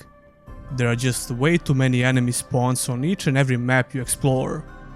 They keep spamming range attacks with aggressive aimbots, and it's very annoying because you always get staggered if you get hit. Up to the point where I started avoiding enemies as much as I could and just look for the next boss fight. To give the game some credit, the controls are not bad, even though the camera feels kinda floaty. You can time your dodges with no issues, and there are some enjoyable combos that you can pull off. Switching characters in combat is seamless, although a bit pointless. They have almost identical movesets, and even the talents you can unlock by leveling up are similar. So what's the point of switching characters in combat, you may ask? Well, the only reason for that are different enemy types, which are immune to certain types of damage. So you're forced to switch between these two characters when fighting these types of enemies, which happens quite frequently. That would be perfectly fine if this feature was not so underdeveloped. It lacks polish and is repetitive. Ignore that nonsense, baby. Speaking of lacking polish, a lot of the cutscenes have segments like this. Maybe this is just some form of censorship or just a visual glitch, I don't know. The movement in combat is pretty snappy. You can fly from one enemy to another with a quick dash, a dodge, or just choose to fight them from a distance. The combo system works fine in this game. You can combine a couple of simple melee hits, you have a dodge, dash, jumping attacks, and some ranged abilities. I think this would be more than enough for a decent combat system, if not for such annoying and repetitive combat encounters. The concept of using weapons in combat is non-existing in this game, which also bothers me a bit. I mean, technically the girl uses the book as a weapon, but that's pretty much it. Ergo uses his hands, or claws I guess. Ironically, you can collect weapons as loot here and there, but it's purely for increasing your character's stats, you never get to use those weapons. Same goes for the armor, or the lack of it. The visual progression is non-existent in this game, but to be fair, most JRPGs lack this feature, which is unironically the reason why I can't get into most JRPGs. You can pick up some items like rings, which will boost your stats just like the weapons, but I find that incredibly boring and almost pointless. On the bright side, I actually like the boss fights in this game. Party pooper.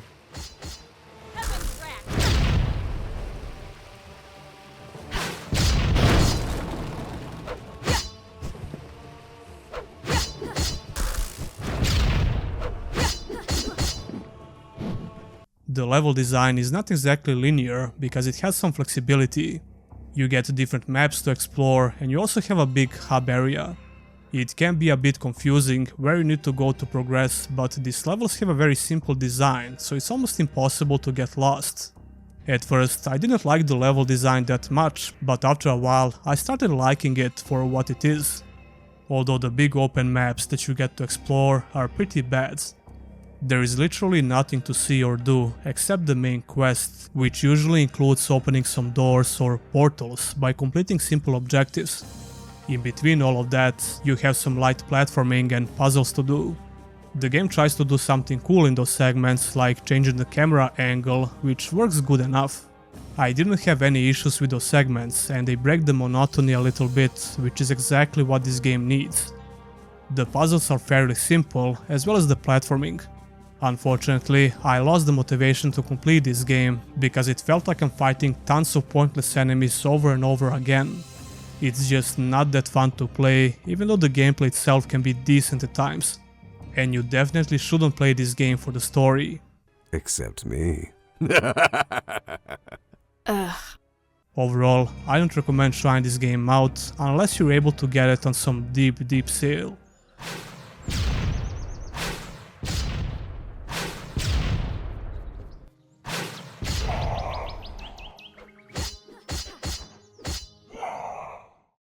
Number 2. Dungeons of Sundaria. Such brave heroes. Pity your journey ends here.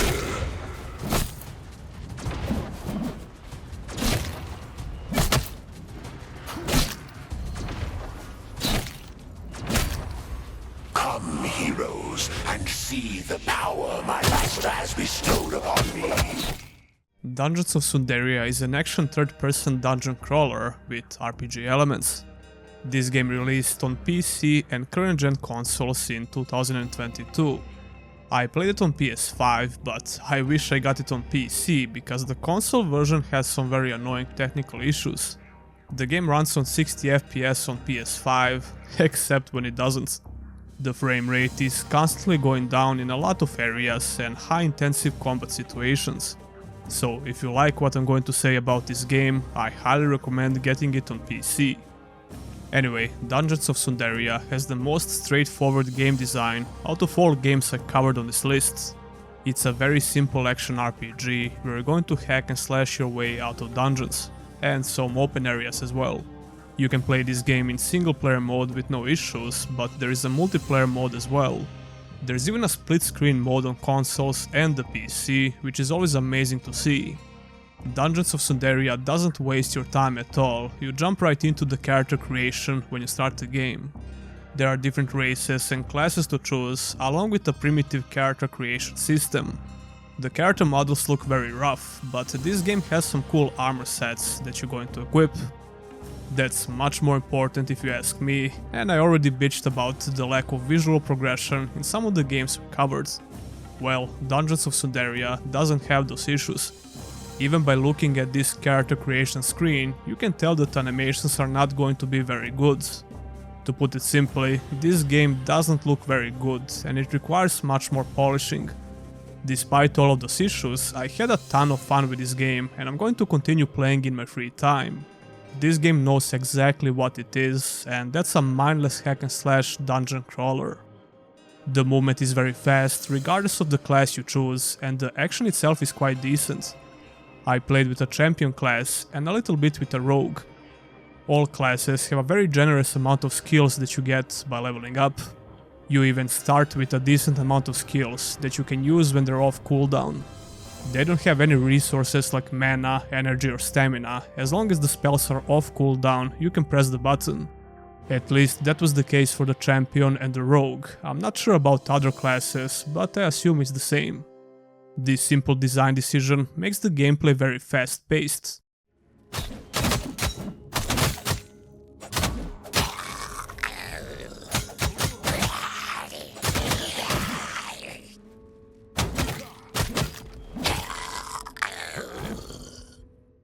It didn't take long for me to memorize all the offensive abilities and just use them on rotation, which kinda reminds me of playing MMORPGs. Speaking of which, the way the quests are presented has the same MMO vibe. Don't expect a lot from the story because it's almost non-existing in this game, and the quests are just go and find this evil bad guy, collect some stuff, and that's pretty much it. Your first major quest is to find a Crypt Lord and kill him. He is the end boss of the first major dungeon. Not all of the maps are dungeons though. Some maps have open areas, which is a nice change of pace after you finish a long dungeon. The regular enemies are very enjoyable to kill and they have decent amount of skills they can use. But if you use all of your abilities and move around a lot, it's going to be very hard to die against regular enemies. All of the maps have different level requirements, and I assume when you get to much higher level, everything is going to be much more challenging. The way I play these types of games is I just brute force everything until I hit a brick wall, which I eventually did against this vampire boss that managed to kill me a couple of times because his poison hits very hard.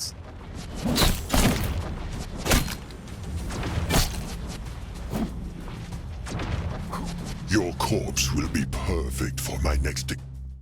So I started looking for the appropriate gear pieces to equip and tried to minimize that damage as much as possible. There is also a little bit of RNG because you don't get to fight the same enemy type if you repeat the same level, but the bosses are always the same. I was pleasantly surprised with the amount of boss fights in the game. Assist me, sisters! There are worse things than death. Come, let me show you.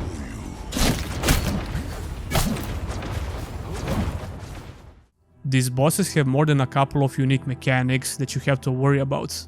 You usually have to explore every corridor of the map and pull some levers to open doors in order to progress further. I'm assuming that repeating the same dungeon on much higher levels is going to be much more challenging. That being said, I think the challenge is fine on the beginner difficulty. Each map has a recommended character level and gear, and you need to unlock hard difficulties by leveling up your character. Both of the classes I played have some sort of a healing ability, which helps a lot, especially in boss fights. Without those healing abilities, I think the game would be much harder. I also like the visual variety of these levels. All of these maps look fairly unique and interesting, but some of them were annoying because of the technical issues I mentioned on the PS5. Then we have the itemization, which is exactly what you would expect from a game like this. There is tons of loot to pick up with various quality levels.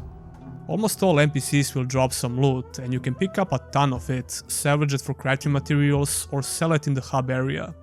The hub area has some different NPCs where you can craft, buy and sell items and take simple quests. I always got excited when I looted a powerful new weapon or an armor piece. There is some variety when it comes to weapon types and different abilities that the class can use. But the biggest problem with the gameplay in Dungeons of Sundaria is the camera. It constantly clips with the enemies, which makes it hard to see what the hell is going on. That can be really frustrating because the gameplay is very fast and you need to have as much control as possible to avoid certain attacks. The game feels very unpolished in those situations, and unfortunately it happens a lot. You can try to minimize this by moving back a little bit in fights, but that's not a solution to this problem. I really wish they would find a way to fix this, but if they didn't do it by now, I don't wanna hold my hopes up. Overall, it didn't affect my enjoyment with the game that much. I think this game is such a mindless fun even in single player modes. I'm assuming the multiplayer mode is even better, so I highly recommend trying it out if you like what I had to say about it.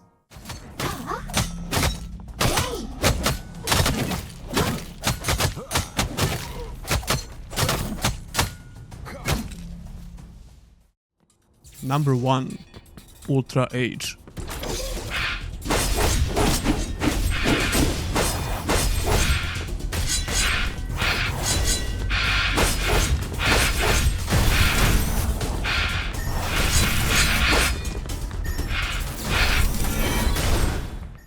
Ultra Age is a third-person action RPG released in 2022. This is a very underrated game, and I'm really glad I tried it out because it has a very good combat system. It's a game by a small development team and it has some issues that I'm going to talk about, but ultimately it's a game that I highly recommend. It came out on PC, PlayStation 4 and Nintendo Switch. I played it on my PC, the Steam version. It's a newish game, so it should work out of the box on your PC. Ultra Age has a very straightforward and linear game design. You play as a guy called Age and you begin the game by landing on Earth. Far in the future, the resources of Earth have become insufficient and its ecosystem changed because of the passing meteor. The shelter is the only remaining facility on Earth, and when the supply line was completely cut, Age lands on Earth to see what's going on and potentially to save the humankind. It sounds kinda stupid to be honest, but I was surprised with the quality of the story. It remains interesting to the very end, and the dialogue is well written. You kind of look like him, but your personality is just meh. Really? Deucalion must be handsome too. The voice acting is very solid, but I noticed something weird. I discovered this game by a random YouTube video, and someone in the comments said that the voice acting is not the same for all versions of the game. And indeed, the video I watched had a lot worse voice acting compared to what I experienced on the PC. We have to investigate that spaceship. Looks like even machines don't stand the test of time. It's incredibly old. I'm getting a bad feeling. We have to investigate that spaceship. Looks like even machines don't stand the test of time. It's incredibly old. I'm getting a bad feeling. I don't know what's up with that, but the voice acting on the PC sounds very decent. Anyway, Age has a robot companion called Helvis, and they have frequent dialogue throughout the game. I enjoyed the dialogue and NPC interactions, although it can get awkwardly silent until you get to the next cutscene or NPC interaction. There is almost no banter between these two NPCs while you're playing the game, and I guess some people will prefer that. Overall, the story was a pleasant surprise, and it managed to keep me invested throughout the whole game. Speaking of which, you can finish the game in about 6 to 7 hours, depends on how you play. I played the game on hard, so that certainly extended my playtime a bit because the fights can get very intensive. I really like the challenge on hard in this game because it feels balanced and it's not a tedious difficulty. Every time I died, it felt like it's my fault. So let's talk about the combat, shall we? The action gameplay in Ultra Age is very fast-paced and fluid.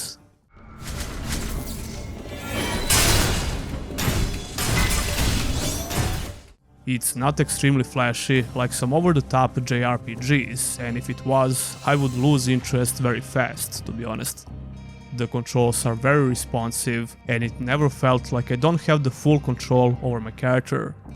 It works great on Xbox controller, so no complaints about that from my side. However, some of the gameplay systems are a bit convoluted for no particular reason. It takes a while for everything to click with you, no pun intended. You get 4 different swords in total, and each of them is used for different enemy types. You'll do more damage to certain enemies with a particular sword, but you constantly need to loot them while you progress through the map. All of your swords have a durability system, so they will frequently break. When the durability reaches low levels, you get to use a very powerful attack with the sword, which then breaks it. All of your swords have a special strong attack when this happens, which is effective on different enemy types.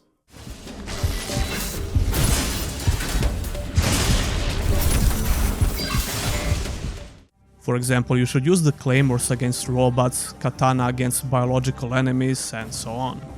But the game then mixes it up by throwing different enemy types all at once, which forces you to change your swords on the fly. This works surprisingly well because you can instantly switch the swords in action even in mid-air. The combat becomes like a dance with the enemies. It feels very fun to pull off successful combos and strong attacks without getting hit.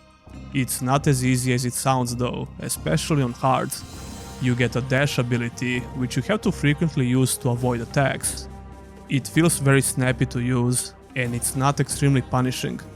Although some of the telegraphed attacks from certain enemies could have been animated a bit better. For example, you're going to fight this enemy type a lot, along with its variations. The animations for their attacks are not the best, and the game requires you to time your dashes properly. You can also use some special abilities, which gives you the same effect like the dash. You won't get hit if you time the special attack perfectly, which is not that hard to do. The character progression system in this game is not the best, but it's functional. You get to upgrade all weapons as you like, as long as you have enough materials that you gather from the enemies. These upgrades are pretty simple and not that interesting, to be honest. Everything you need for the combat you get from the very beginning, so it feels a bit tacked on. Although I would rather have it like this than not at all, so it's fine I guess. It felt to me like the katana is the most useful weapon, so that's what I upgraded first, but you'll get enough materials to upgrade everything eventually. The katana can damage shields of some enemies, which allows you to execute them when the shield is depleted.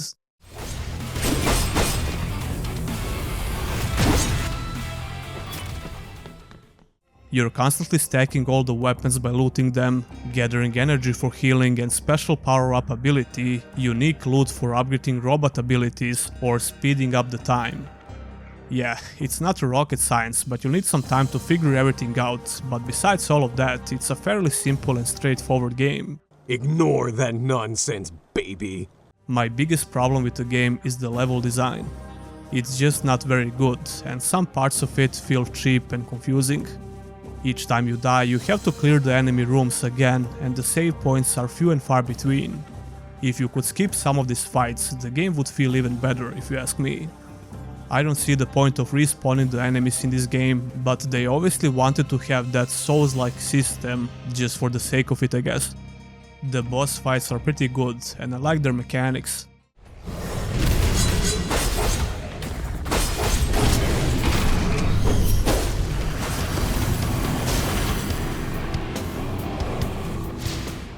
The number of bosses is very low, and there are some repeated fights, but it's not a big deal. I enjoy the boss fights a lot, even though some of them are a bit gimmicky.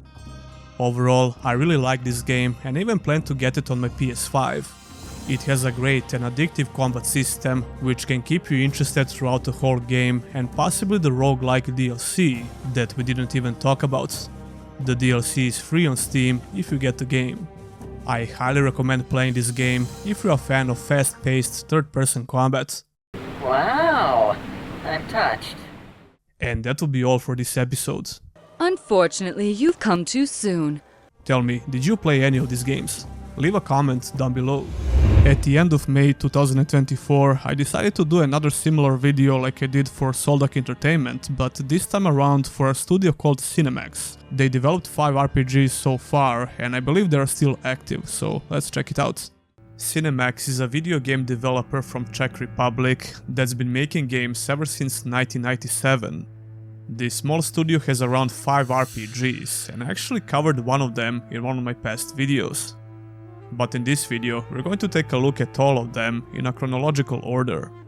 I did a similar video for another game studio not so long ago, so I'm probably going to name this one very similar. Even though it's technically not a franchise, it's more like a library of RPGs from one studio. I'm still not sure how I'm going to name this video, but anyway, most of these games have gone under the radar and they can be considered as obscure by today's standards. However, the stroke did not come. However, it seems like Cinemax is still around today, so they're obviously able to earn enough money to continue making games, which is great. They also made a lot of smaller games, which have nothing to do with RPGs, but that's not the focus of this video. So, were these RPGs any good, and should you try them out today? Well, let's find out. Get out of my way, loser! The first RPG from this studio came out in 2002, and it was called Necromania: Trap of Darkness. When I first saw the gameplay for Necromania, I thought it's going to be a traditional Diablo-like isometric ARPG, but that couldn't be further from the truth. This game has a hilarious intro cutscene where you can see a couple of skeletons. What the fuck? They worked and thieved, loved and hated in the same way as those anywhere else. And then you learn about a guy called Bill Cockton, the lure of Absurdia. Yeah, I'm not making this up. All changed when Bill Cockton came to power in Absurdia. He was gentle. It's a very entertaining intro for the game, and it's obvious that it's not taking itself too seriously. That kinda translates to the gameplay as well. See you in hell! So what's the game all about? Well, it's a pretty interesting concept actually. You get to choose one of 7 different characters, and the main goal is to find all the artifacts on the map, go through the portal, and you win. Then you get to do all of that all over again on new maps. All characters are trying to do the same, and they can fight you, fight between themselves, set up traps, and so on. Every character has unique stats and a unique spell, but the traps you can use are all the same. The AI in this game is surprisingly pretty good. For example, they can set up the teleportation trap right below the trapdoor, which is actually what killed me the most on the first level.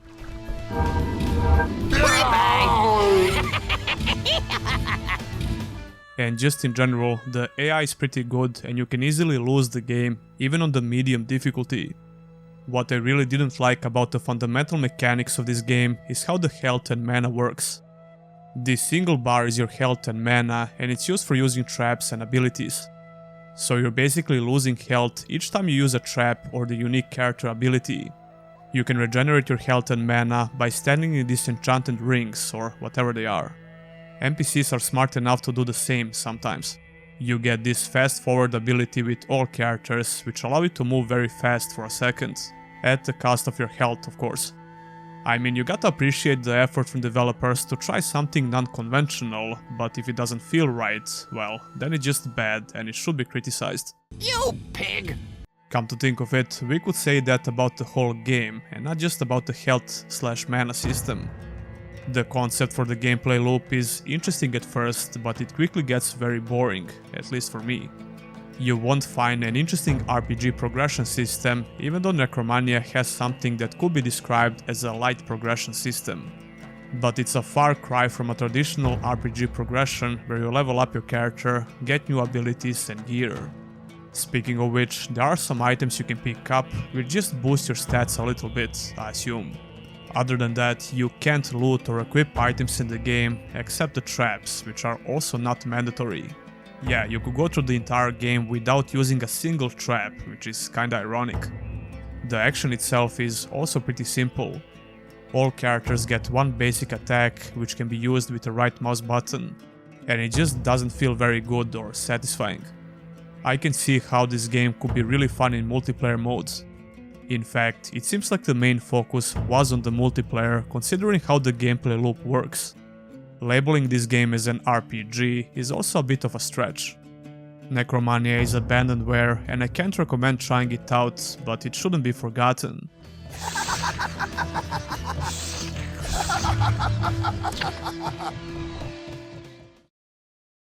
The next RPG from this studio came out in 2005 and it was called Daemonica.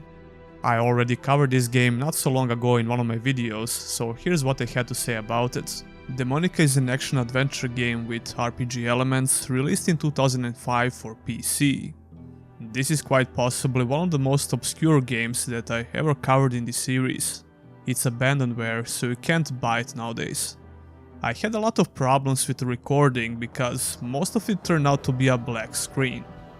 This is not an uncommon problem when I try to record such old games, which no longer have any kind of support from the developers or the community.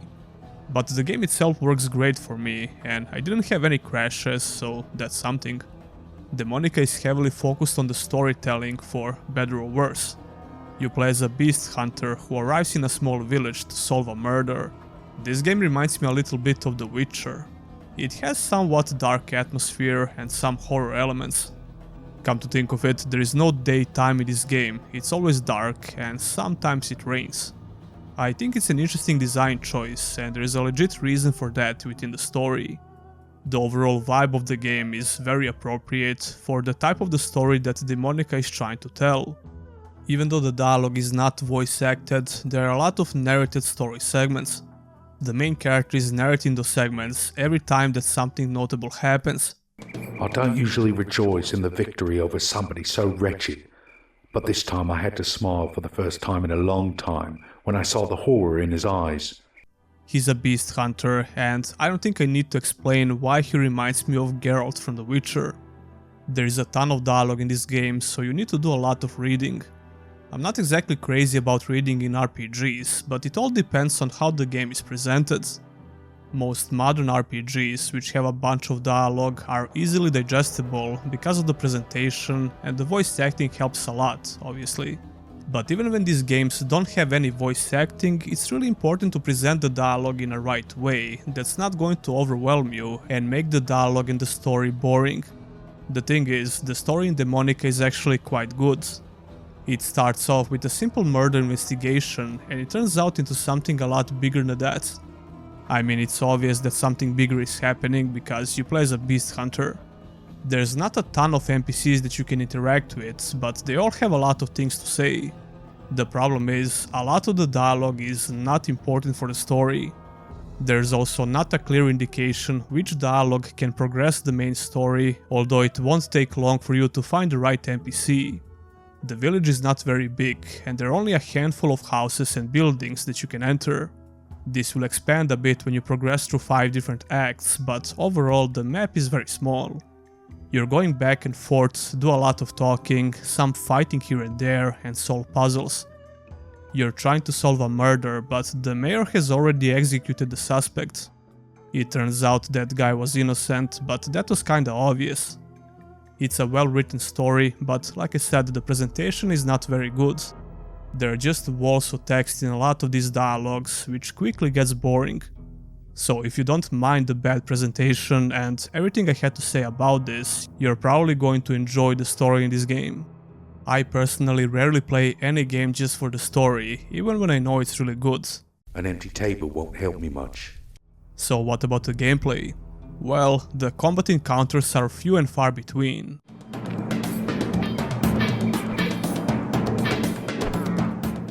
It's very easy to forget about the fighting system altogether because the game is so hyper-focused on the dialogue and the story. I didn't know what to expect when I tried this game, but I certainly didn't expect this. There is literally 2 mechanics in the entire combat system, a simple click to attack and a block button. That's it. No skill trees, no character progression, no itemization, nothing. Well, you can pick up plants and make some potions and interact with some items here and there. Excellent. Now I require the right herbs. The menu has very extensive information about NPCs and the story, which is good if you get into it.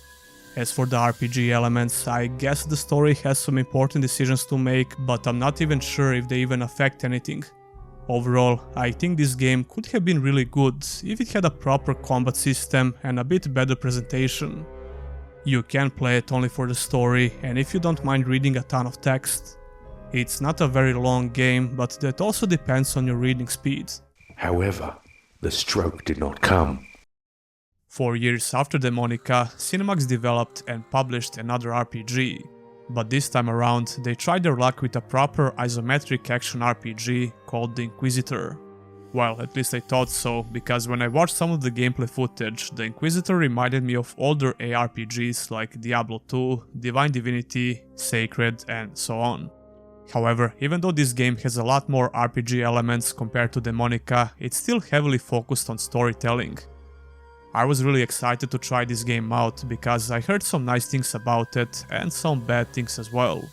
The reception for this game was okay in general, but when you start reading the reviews on GOG, Steam or Metacritic, you realize that people either love it or hate it with a burning passion. After playing the game for a while, I can totally understand both sides. Unfortunately, I was really disappointed with the game, and that's kinda my fault, I guess. I had much higher expectations for the Inquisitor, especially when it comes to the gameplay mechanics. I expected a game similar to Daemonica, just with a better gameplay, but that wasn't the case.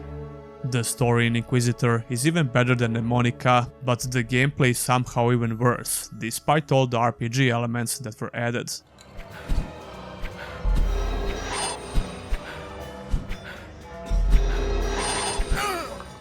There is a very nice intro cutscene which introduces you to the setting and the story, but before that you get to choose between a paladin, a thief or a priest.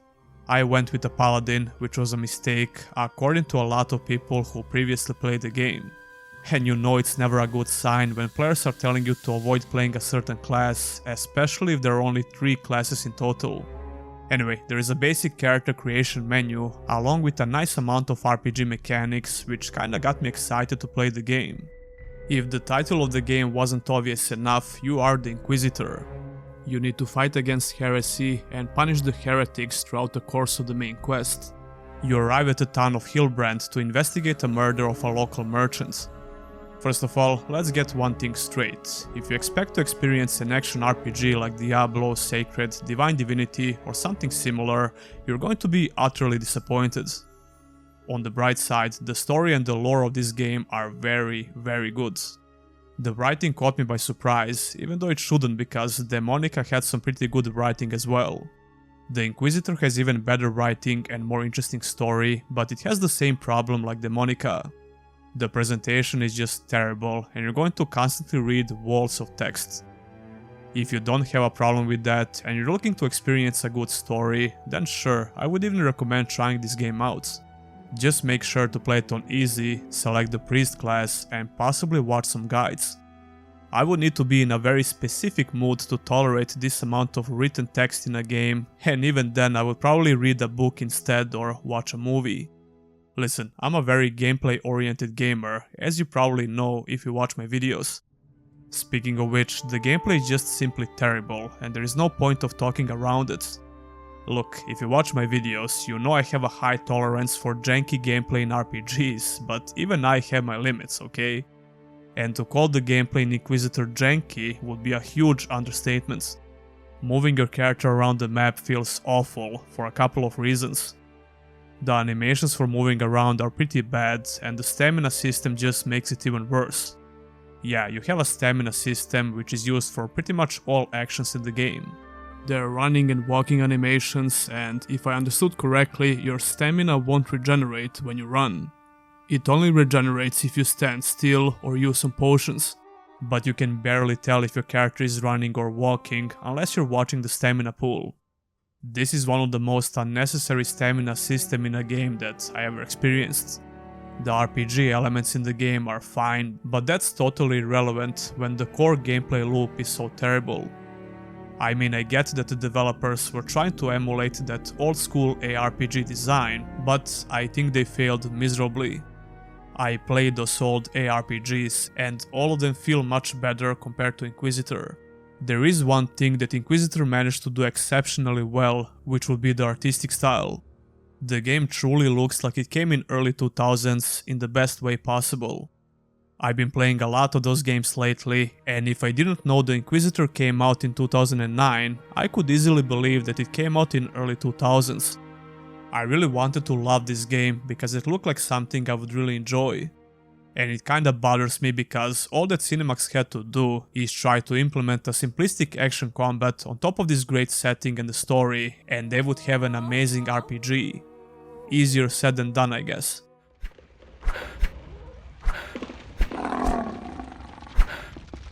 Yes. Only a year after the Inquisitor, Cinemax would release a brand new RPG.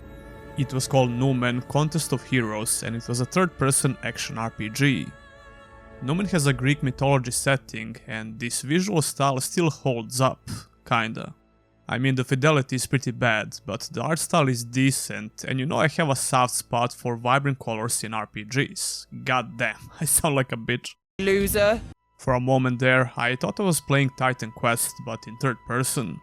Numen starts by letting you choose between a boy or a girl, and these characters are actually brother and sister. You'll get to do some quests related to them, and get the hang of the basic features on the first islands. Numen didn't leave good first impressions on me, but it gets a bit better as you progress. The gameplay is very static, you just stand there, use your abilities, and wait for your characters to execute them. This kind of gameplay can be fun in a full party and real-time pause, like in many CRPGs. But when you only have one character to control, it doesn't really make a lot of sense, unless you're trying to develop an MMORPG. A very old MMORPG, but still. Come to think of it, this game feels like playing a single-player MMO, and not in a good way, unfortunately. The gameplay is very slow and not that interesting, and the same can be said about the story. However, I didn't want to quit the game early on, because I saw that it has some potential with the RPG elements, and I also like some other features that we're going to talk about. The map, or maps to be more precise, are open and free to explore. Numen has various small islands to explore, usually by taking a boat on a specific place on the map. The beginning of the game is pretty slow, and you need to do some basic quests related to your sister and the villagers. You can explore some dungeons as well, do some side quests, and just get the hang of the controls. Speaking of which, controlling your character feels okay until it doesn't. Moving around feels fine until you stumble upon steep terrain and your camera starts shaking like mad. You'll get plenty of those moments since pretty much all maps have steep terrain. The game feels extremely janky in those moments, but it's not a huge deal breaker. I also had some weird terrain bugs, I guess, where my character goes crazy and you hear the range sound effect 100 times in a row.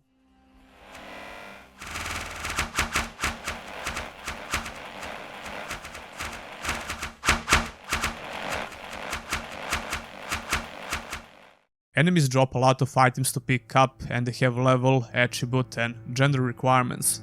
You might notice that some of these items can only be equipped by a child, and if you didn't pay attention, you start the game as one.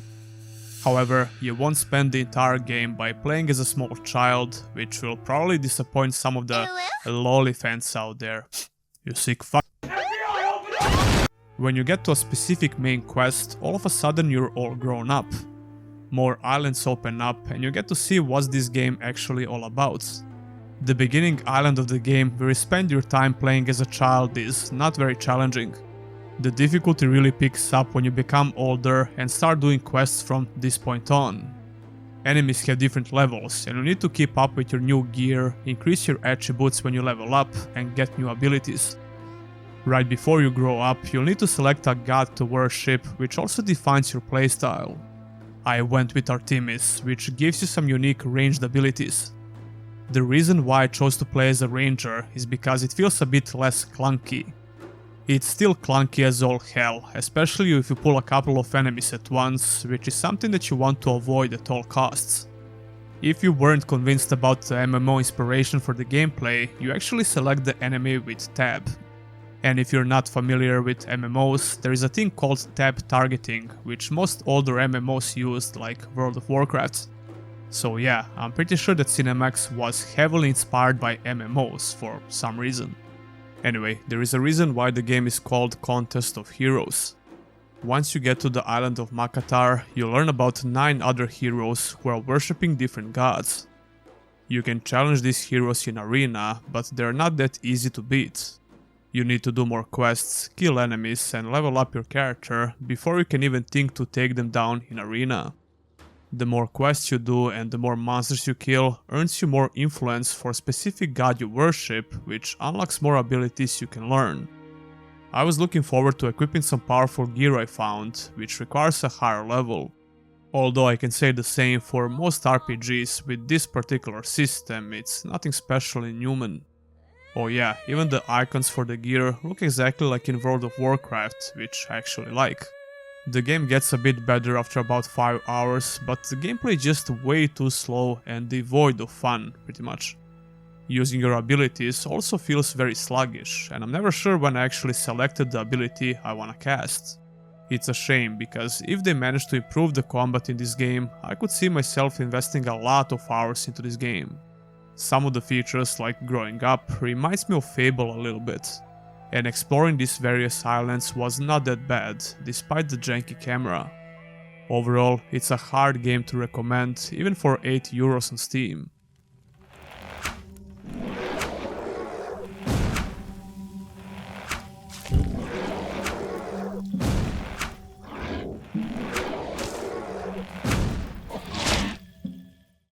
Cinemax will take a break for making RPGs after Numen. They released a bunch of smaller games on Nintendo DS and mobile platforms. And only in 2014 we got to see another and final RPG from Cinemax. That game was called The Keep.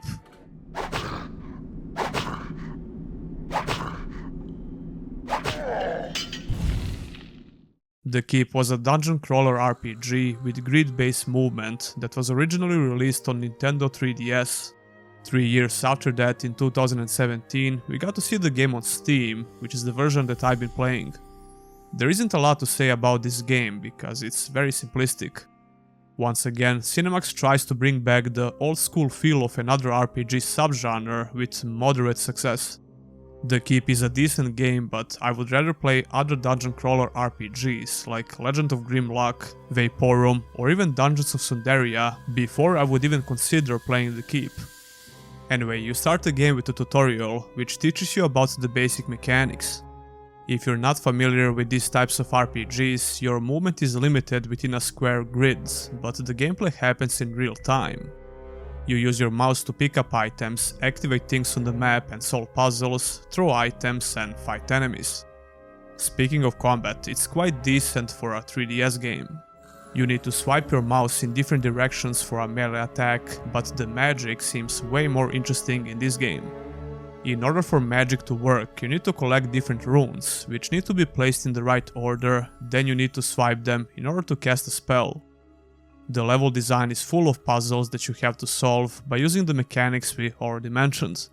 You also need to find a lot of keys on the map and use them on appropriate doors, there are traps to avoid and secrets to find. You can also find different items to equip on your character. Overall, I like how the gameplay works in The Keep, but it's very simplistic for a PC RPG. The PC port also has some slight technical issues, and I had some frame drops here and there, but that's not a huge issue. There is a story as well, but it's like whatever. You need to stop the evil wizard who abducted the children from the village and blah blah blah. Just good old-fashioned stupidity.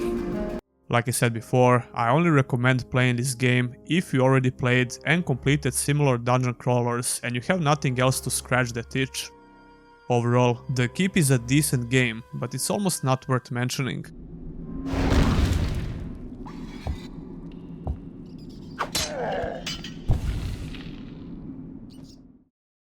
Cinemax is definitely a very interesting little studio that wasn't afraid to experiment with the RPG genre. Unfortunately, this was their blessing and a curse. They never seemed interested to make a sequel for one of these games. By creating a sequel, that would allow them to use the experience they acquired previously and make the sequel into a much better game, in theory. On the other side, you gotta admire the courage to experiment with different RPG subgenres and still find moderate success. After all, Cinemax is still developing games today, but I would love to see what would happen if they focus all of their resources and manpower into creating a single RPG, but I doubt that will ever happen because it will be a huge risk. It was fun to try out these games for the video, but I would not consider any of them as hidden gems, unfortunately. Tell me, did you play any Cinemax RPGs, and what's your opinion about them? Leave a comment down below. See you in hell! Every now and then I decide to make a dedicated video about one of these RPGs because I believe that at least some of them deserve more screen time, and this time around the idea came to me in June when I covered a game called Legend Hand of Gods. Check it out. Legend Hand of God is a very obscure ARPG from a German studio called Master Creating.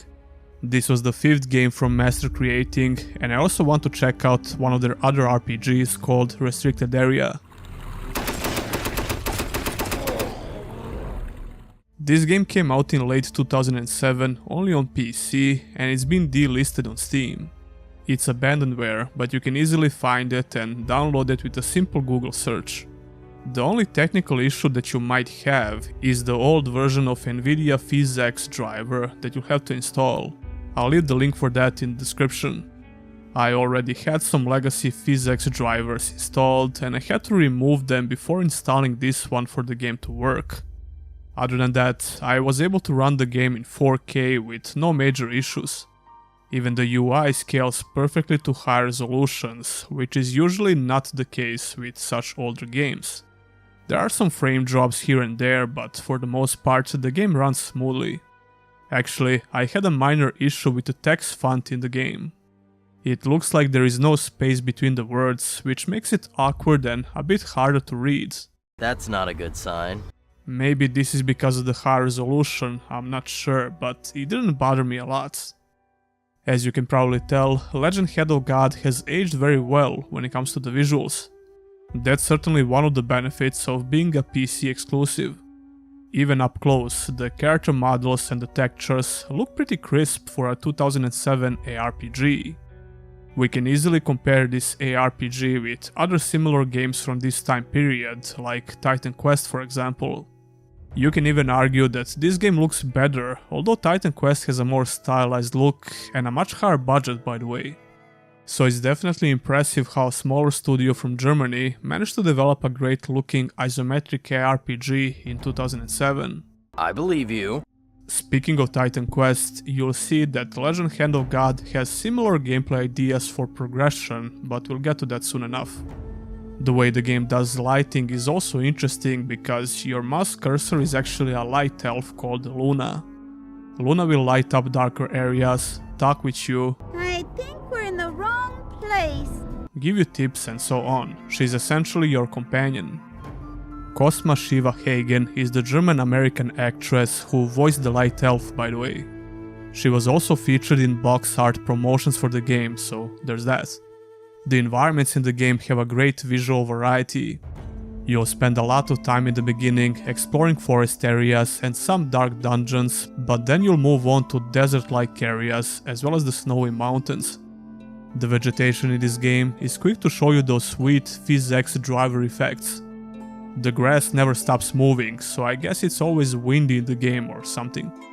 And of course, the vegetation interacts with NPCs and the player in a very satisfying way. Although, come to think of it, a lot of people would hate effects like this because they would tank the frame rates.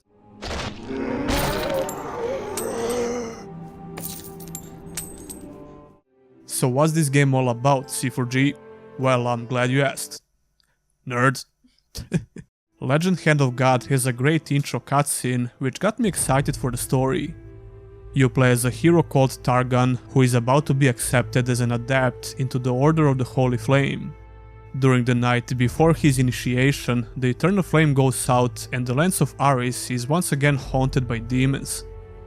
The monastery falls and the surviving monk tells you that you need to find the Hand of God because that's the only way to defeat the intruders and lock the portal.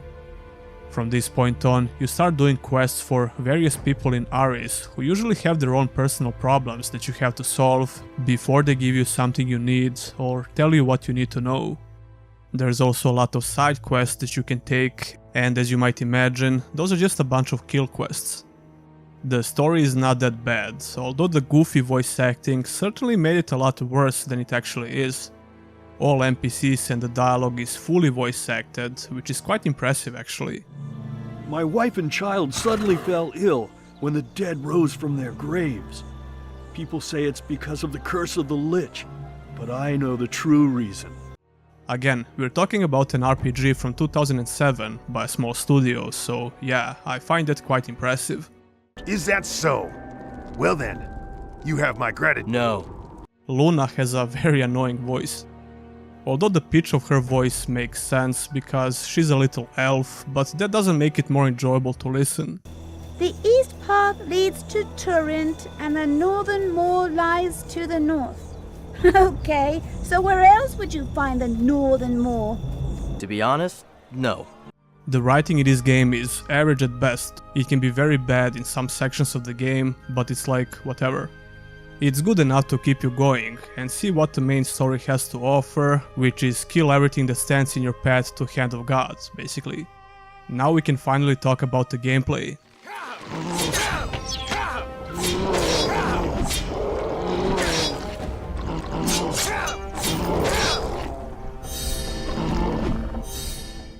Legend Hand of God had an interesting marketing pitch for the gameplay.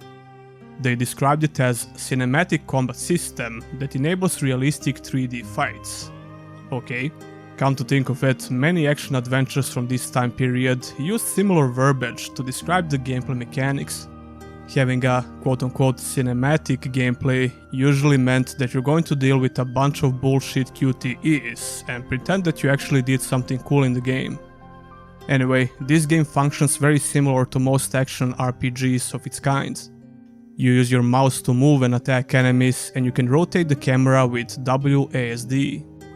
Legend Hand of God doesn't have the most responsive control scheme, but moving around and attacking feels okay. It starts to feel a bit janky when you try to do some actions a bit faster. For example, I use this jumping attack quite a bit, and I would have to move away from the enemy in order to use it. But moving away from the fight can feel extremely janky, especially if the enemy is in the middle of the attack that's going to hit you.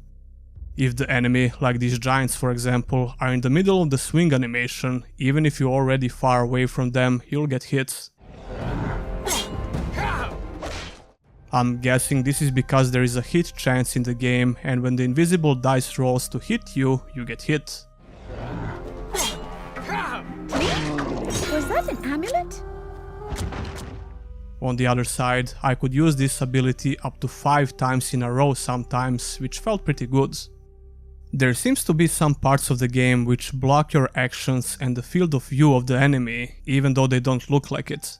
I can't do that. The melee combat is very static as well, which makes most fights feel like a stat check. I mean, it's not like most ARPGs from back in the day had skill-based abilities where you had to dodge or move out of the way, but still. Every bigger enemy and bosses are pretty much the same, it's not that fun to fight them. I try to do my jumping quote-unquote build, but like I said before, stepping outside of combat can be very sluggish. You can deal or receive critical strikes, which is what killed me the most in some boss fights. You can also get knocked down, and getting back up is painfully slow. Although you can get some items which will speed up that animation. That being said, killing regular enemies feels satisfying, which is one of the most important things to get right.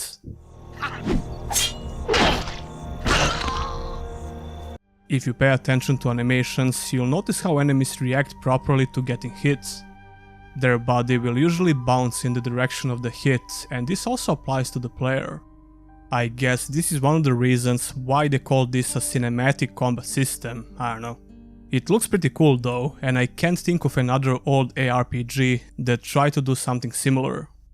You would just swing your weapons relentlessly and eventually see the enemy's ragdoll animations upon death.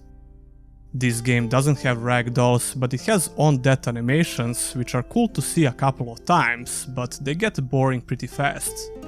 There are some interesting gameplay quirks in Legend Hand of God. When you get in fights against bigger enemies like giants and many different reskins of the same enemy, your character completely changes his attack animations. Yeah, this took me by surprise when it first happened because I never saw anything similar. You get totally different animations, which seem a bit more appropriate for fighting bigger enemies like this. Then again, you'll get to fight some other big enemies in the game and your animations won't change like this, you'll use default attack animations. The first time it happened it seemed cool, but it quickly gets annoying because your attacks are much slower. Combined with the hit chance, which was pretty low on my character because I forgot to invest points into dexterity, it makes these fights a drag. Although the second part of that wasn't the game's fault, I just dumped my points into strength and constitution. I actually almost ruined my melee build because of this, but I started investing more points into dexterity as I leveled up. Even so, I focused a lot more on my jumping ability, which doesn't seem to have a hit chance because it always deals damage at the expense of your health. What a brilliant idea! As for some other gameplay quirks, when you load the game, you jump right into the inventory for some reason. The game also pauses when you open the inventory, by the way. You equip items by dragging them from the bags to your character model, and you can also unequip items like this. Even though it can be a bit annoying, I like this quirky feature and it reminds me of Morrowind a little bit. The hit chance I mentioned before also reminds me of Morrowind, and not in a fun way. Look, there is certainly a place for hit chances in RPGs, but having them in these types of games feels redundant. Especially when your control scheme is not that responsive, it only makes the action feel worse.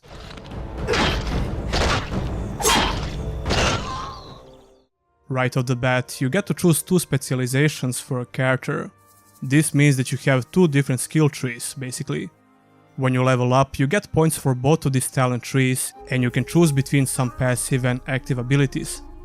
This is another reason why I think this game was inspired by Titan Quest. The progression system in that game had a similar idea, where you get to choose 2 specializations and invest points into both trees. Legend Hand of God takes it even further. The itemization system is heavily based around your specialization choice. Not only that these items have stats requirements, they also require a specific specialization. I mean, it's not that different compared to other ARPGs which have specific items for different classes. I think the itemization system in this game is pretty good in general. I managed to get some rare items for my class and I couldn't wait to start using them. You will get some items that you can't equip right away, but you'll usually just need a level or 2. Oh yeah, the levels.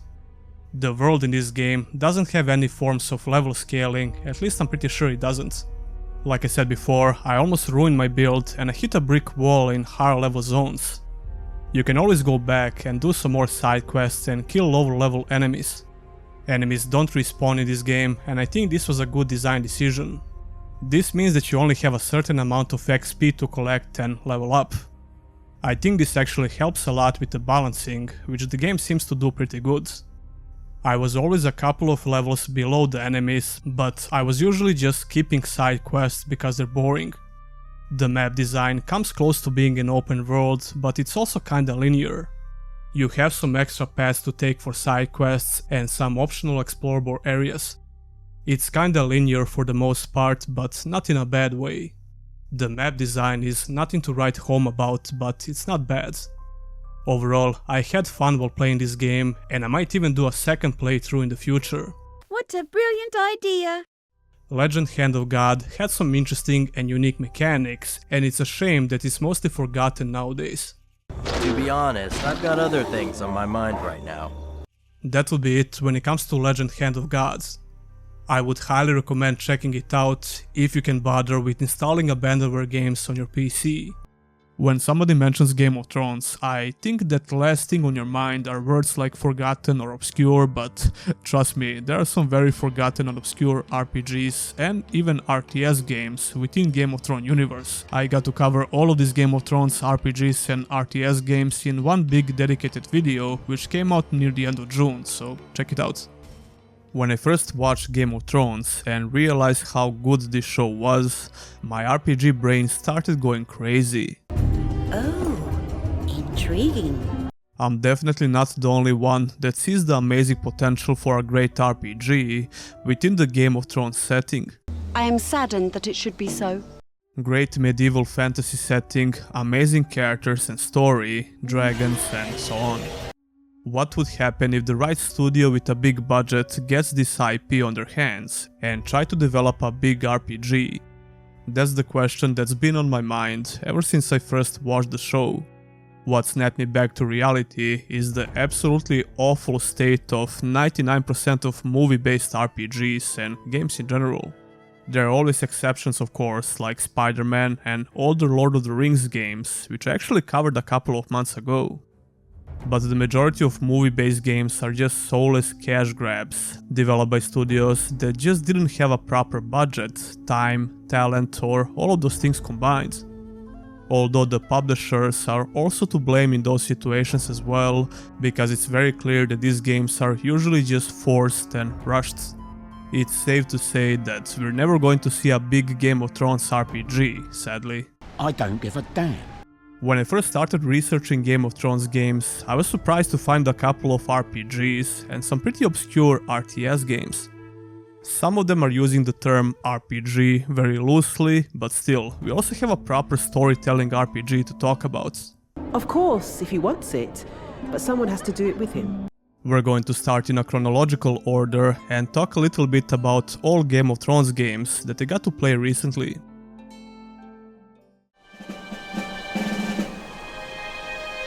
I'm being attacked! A Game of Thrones Genesis is a real-time strategy game which came out in late 2011. This game was developed by Cyanide Studio. And if you follow my channel, there is a chance that you watched the video I did not so long ago, where I covered all RPGs and action adventures from this studio. I also covered another RTS game from Cyanide called Confrontation, as well as Arclash Legacy. Those would be the last RTS games I played before Game of Thrones Genesis, which is kinda ironic. These days, I'm not playing a lot of RTS games since I focus a lot on RPGs, but I used to play them a lot back in the day. Game of Thrones Genesis has some pretty bad reviews, so I wasn't expecting a lot from this RTS. First of all, this game was a pain in the ass to record, so I apologize for some of the footage I'm going to use. It's one of those games that you have to restart each time you change the resolution or any graphical settings in the menu. Putting that aside, if you decide to try it out today, you shouldn't have any major technical issues. You might have some visual glitches on some maps, but it's nothing major. It seems like this game was in a very poor technical state when it came out, and that's one of the major reasons for the negative reviews. But it's not the only reason though. Let's start from the beginning. My people are worn and tired from their journey. You may leave us. Yes, my queen. You can play the tutorial, which I started but I didn't complete because I got bored. I was hoping the actual campaign is more interesting, and I was not worried about learning the basic mechanics. I was right, because all levels in the first chapter are basically like a tutorial. The game starts off okay, it wasn't bad at all. We have made a secret agreement. The beginning is hyper-focused on learning the diplomacy mechanics. It starts off simple enough, you need to use your envoy NPCs and capture different nodes with diplomacy. Then you get introduced to more non-combat NPCs like spies, rogues and noble ladies. My marriage will provide you with a solid alliance. At first, all of these mechanics made sense and they seem interesting. For example, your envoy NPCs can get scared of the enemy army, so you need to hire some mercenaries to protect them. Spies can infiltrate enemy nodes and capture them slowly. They can also be used to discover double agents in your ranks. Then we have assassins who can kill spies, rogues who can start an uprising in the enemy zone, and so on. It can seem a bit overwhelming at first, but I actually think the game does a good job with introducing all of these diplomacy features. The problem is, they quickly start to overlap each other, and not in a fun way. Like I said, the diplomacy features are fine, and they make sense in a way. They're fun for a while in the beginning, but when you realize that this is what you're going to do 80% of the time, it becomes pretty boring and tedious. We require more allies and resources if our keep is to grow into a veritable town. Naturally, the enemy will try to do the same thing like you, so you can expect to lose the nodes, then try to get them back with the same or a slightly different methods. Holding as much nodes as possible is very important for getting more resources, which makes envoy NPCs the most essential in the game, basically. Some of the levels will try to break the monotony a little bit, like this one, where you need to babysit the NPC throughout the whole map. Is it fun as it sounds? Yeah. That was sarcasm, by the way. Retreat! Retreat! I can't think of a single game where escorting NPCs feels fun. Especially not in a freaking RTS game. That's not the worst part of the game though. When you start learning about the soldiers and fights, you realize why people didn't like this game that much.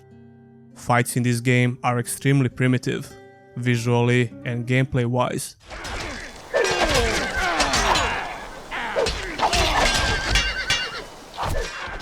This game came out in 2011, but the fighting scenes on the field look like they came from 2006. Actually, I take that back because we had Medieval 2 Total War in 2006 and fights in that game looked way better than this. As long as you have a bigger army, you're going to win, which does make sense. But you'll gain the impression that most fights are like dice rolls and you can't do much from the gameplay side of things. There are no different strategies that you can utilize which can help you win the fight. Except the nature of different units that you can deploy, because some of them are useful in different situations against different enemy, but that's about it. On top of this, the gameplay is painfully slow and there is no option to speed it up. This makes the combat encounters very underwhelming, to say the least.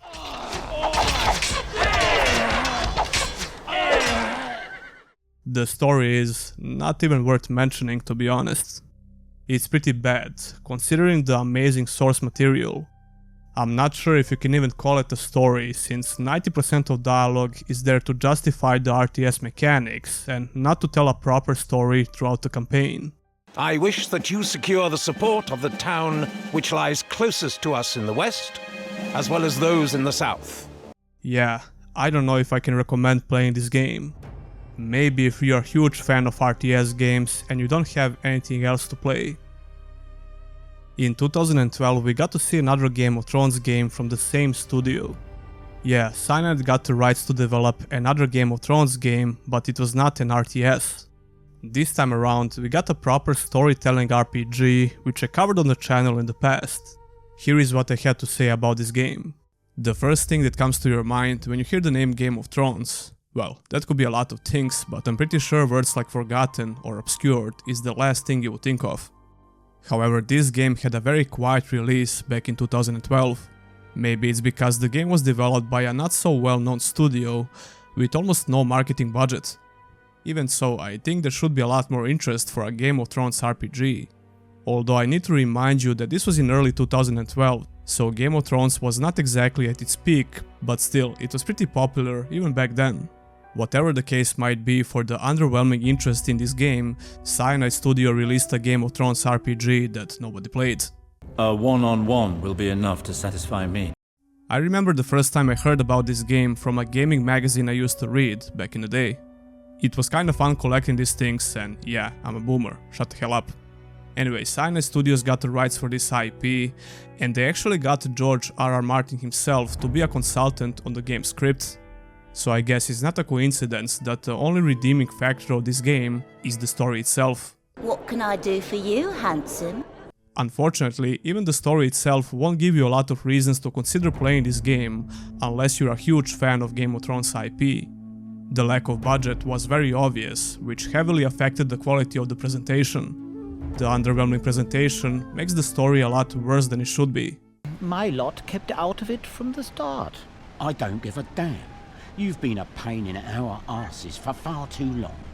Speaking about the story, you get to play as two different characters, Morse Westford and Alistair Sarwick. This game is divided by chapters, and at first you get to switch between these characters whenever the chapter is done. But as the story progresses, you get to control both of them at the same time. They're actually close friends. The story starts with Morse chasing down a deserter from the Night's Watch. After this cutscene, the game allows you to control Morse in a couple of different ways. Game of Thrones doesn't have a character customization because you get to play with these two well-established characters. However, you can choose different playstyles, improve their skills and stats, and acquire new gear. But the gameplay leaves a lot to be desired, to say the least. Game of Thrones plays like a CRPG with real-time pause, from the third-person perspective. What has to be my biggest gripe with the gameplay is the party members, or the lack of them. A lot of chapters only allow you to control Morse or Alistair, which makes the combat encounters extremely boring. It feels like a streamlined CRPG with very slow-paced combat. Maybe it looks similar to games such as Baldur's Gate, Neverwinter Nights or Pillars of Eternity, but it's far from that, trust me. Don't let this game fool you, this is not exactly a party-based CRPG. Well, not in a traditional way at least, you only get to control two characters at once, and even that only happens in certain chapters. There are a lot of chapters in the game where you only get to control one of these characters, which makes the combat even worse. CRPGs with real-time combat and tactical pause should strive to be just that, tactical. If you ask me, the whole appeal to that combat system is how you choose to approach different combat situations and how you build your characters in the party. They usually allow you to micromanage every move your character takes, if you desire, with an insane amount of customization for each character. Game of Thrones has some of that, but it feels very clumsy and not fun at all. Even the weapon hits feels like they lag for some reason. Some abilities can be fun to use, and you have to learn the simple rules of this combat system if you don't want to die. You have to use an appropriate weapon against different armor types, otherwise you'll deal miserable damage even on normal difficulty. Fundamentally, this is a nice little feature that could have been way more interesting if the combat itself was any better. Come to think of it, this game kinda reminds me of Witcher 1 in a way. It has a really good story, with pretty bad gameplay and mediocre presentation at best. Although Witcher 1 managed to create an amazing atmosphere, and I can't say the same about this game. Blackbeard, that's Alistair Sarwick, one of Chataya's old lovers. Oh, intriguing. Do you think we can... Of course, if he wants it, but someone has to do it with him. Actually, I take that back. This game looked very outdated even when it came out in 2012, let alone today, and the environments you're going to explore look extremely generic. Not to mention the horrible character models and low resolution textures. Even on 4K resolution the game looks pretty bad, and I couldn't get steady 60 FPS. If you can get past those issues, you could enjoy the story for what it is, but I would only recommend this game to big Game of Thrones fans. You'll get to meet a couple of well-known faces from the TV show, by the way. If you don't care for that, avoid this game like a plague. River Spring will soon be mine, and no one will stop me. Game of Thrones Ascent was a 2013 browser game, and it was also on mobile platforms. Yeah, it looks like a phone game in every sense of the word. I tried really hard to get my hands to this game by finding the app file and trying to run it through Android emulation. However, it seemed like this game stored everything on the server, and the servers for the game were shut down a long time ago, so it's impossible to run it nowadays. To be honest, it doesn't seem like we're missing that much, but I heard some nice things about this game. I mean, sure, the reception for this game was not that great either, but I really wish I got to play it, at least for a while. I read a lot of comments on Reddit about this game, and a lot of people were quite positive and sad that you can't run this game nowadays. Anyway, let's move on. Reign's Game of Thrones came out in 2018 for PC, Switch and mobile devices. The first tag on Steam for this game is RPG, which got me excited. But it's also an adventure card game. Yeah, they had us the first half, I'm not gonna lie. My excitement levels went down quite a bit after I saw that, but I was ready to be proven wrong. Well, I wasn't, because Reigns is easily the most boring game that I got to play in recent memory. All you can do in this game is either swipe left or right. It's like Tinder basically, but no one likes you back. So it's just like Tinder. You get some objectives that you have to do, and your main goal is to survive as long as you can, as the leader of the Iron Throne. Yeah, it sounds a lot cooler than it actually is. Your choices do matter a lot though, but they hardly make any sense. You can tell that some dialogue options seem important, and all of a sudden, bam, you end up dead because of your choices.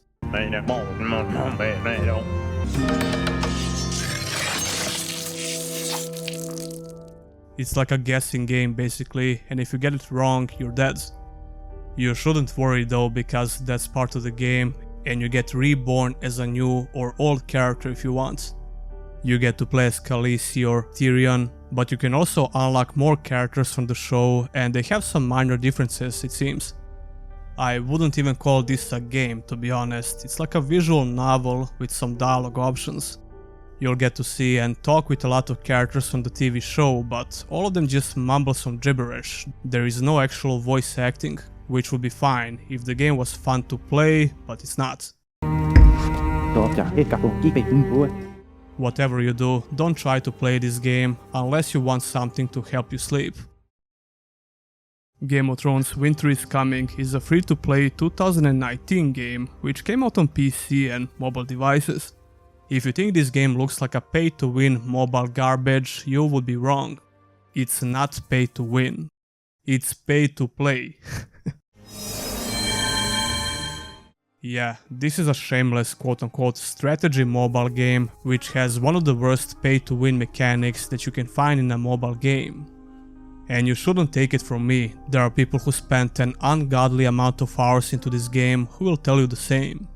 I played it just enough to get to the part where the game tries to get your money, but I haven't spent a single dollar on it.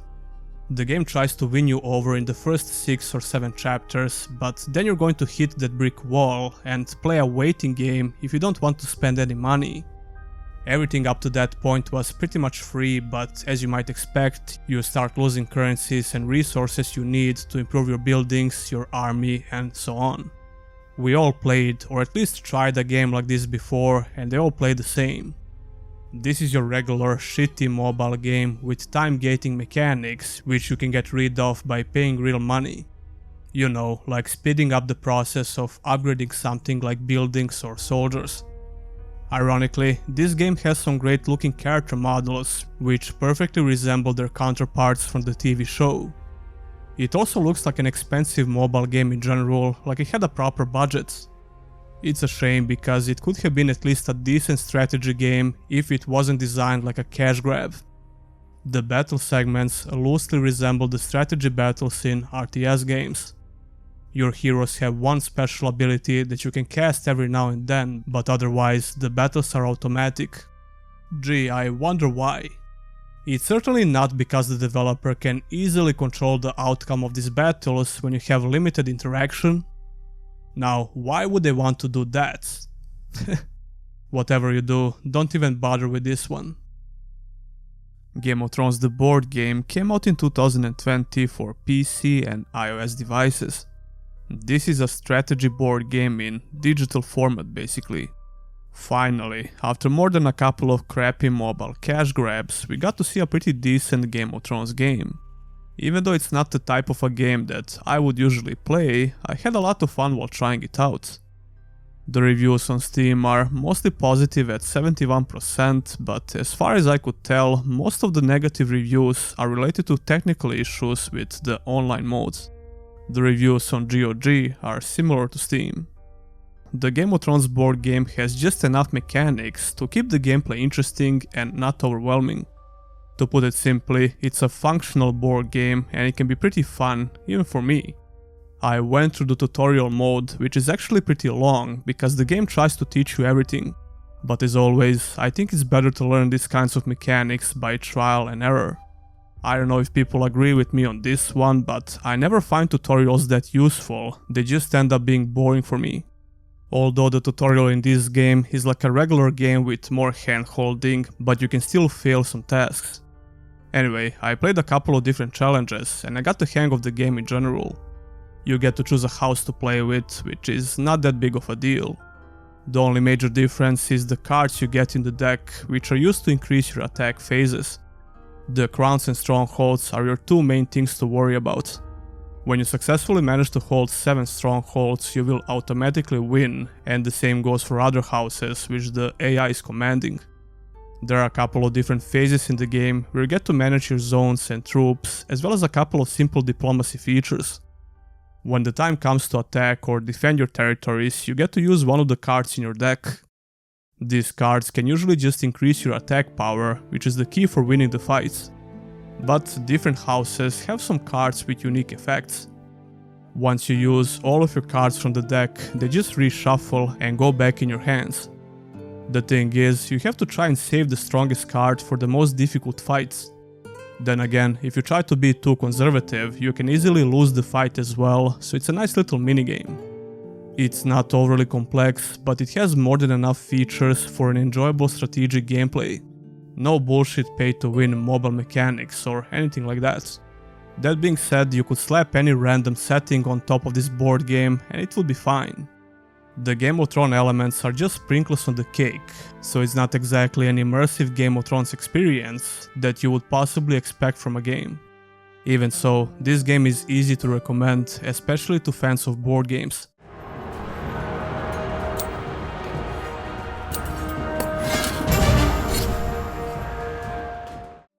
There are a couple of more mobile god games which are pretty similar to Winter is Coming, like Conquest for example. Conquest feels like a lighter version of Winter is Coming. I really don't have anything more to say about that game. I tried it for a while on my phone, but I quit like after 20 minutes. But hey, we have an upcoming Game of Thrones RPG to look forward to. I mean, it has RPG in the title, so it should be a good RPG, right? Oh, it's Candy Crush Game of Thrones version. Never mind.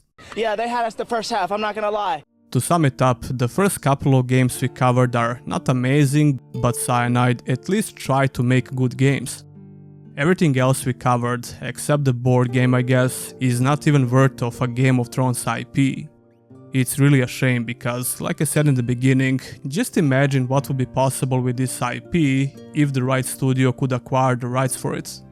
I guess it's too late for that now, and this is all we're going to get. A one-on-one will be enough to satisfy me. Anyway, tell me, did you play any of these games? Leave a comment down below. After that Game of Thrones video, I took a little break of 2 months and I didn't post anything related to obscure RPGs or action adventures on the channel. I decided to make some new videos and refresh a little bit, and then I came back in September with another episode of Hidden Gems of Trash. It's been around 3 months since I last did one of these videos, or even longer if you want to count the actual Hidden Gems of Trash series by numbers. Maybe we can help each other out.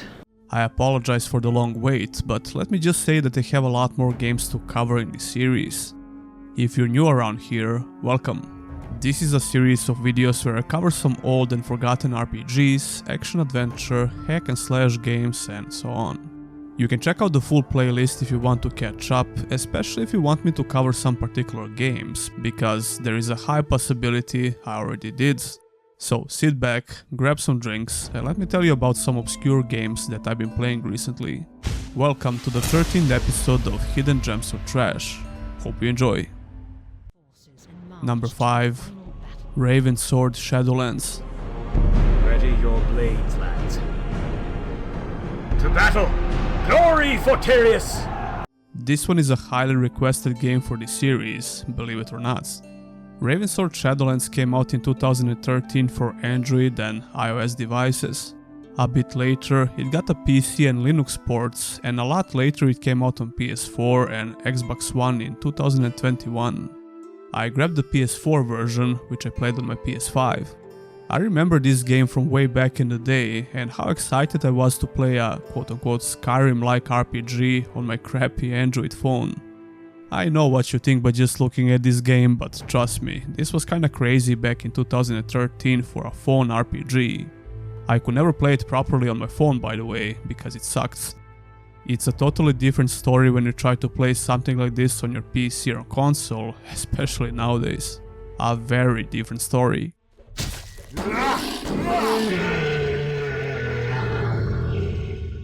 You have a couple of options on PS5 before you start the game, like the view distance for some reason, sensitivity, difficulty and music. But you know what it doesn't have? The option to control the camera like a normal person, because the controls are inverted for the Y-axis. Yeah, you're forced to play like this and you can't do anything about it, because go fuck yourself. But let's start with the story first. After the fall of Ravengard, the world tumbled into chaos. The Ravensword was lost and the dark times began. The Dark Elven invaders attacked human settlements throughout the Kingdom of Tyrese? I don't know. That's pretty much all you get, and a short little narrated segment after that about the big battle.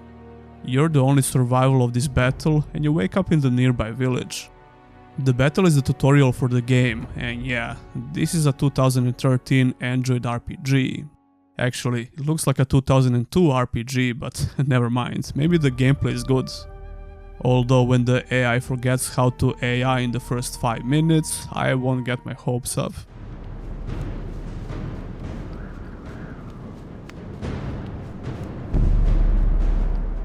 You can just spam attacks with no rhyme or reason, but hey, it's just a tutorial, okay? It gets way better after this, trust me. You almost die after this epic cutscene, but this is where the real game begins. You even get to make your own character with some customization options which don't do that much. After you wake up in the Champions Guild, Lena tells you that you're the only survivor and the guild master wants to talk with you.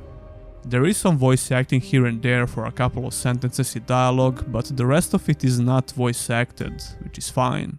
Be wary, traveler. There are many dangers in the forest.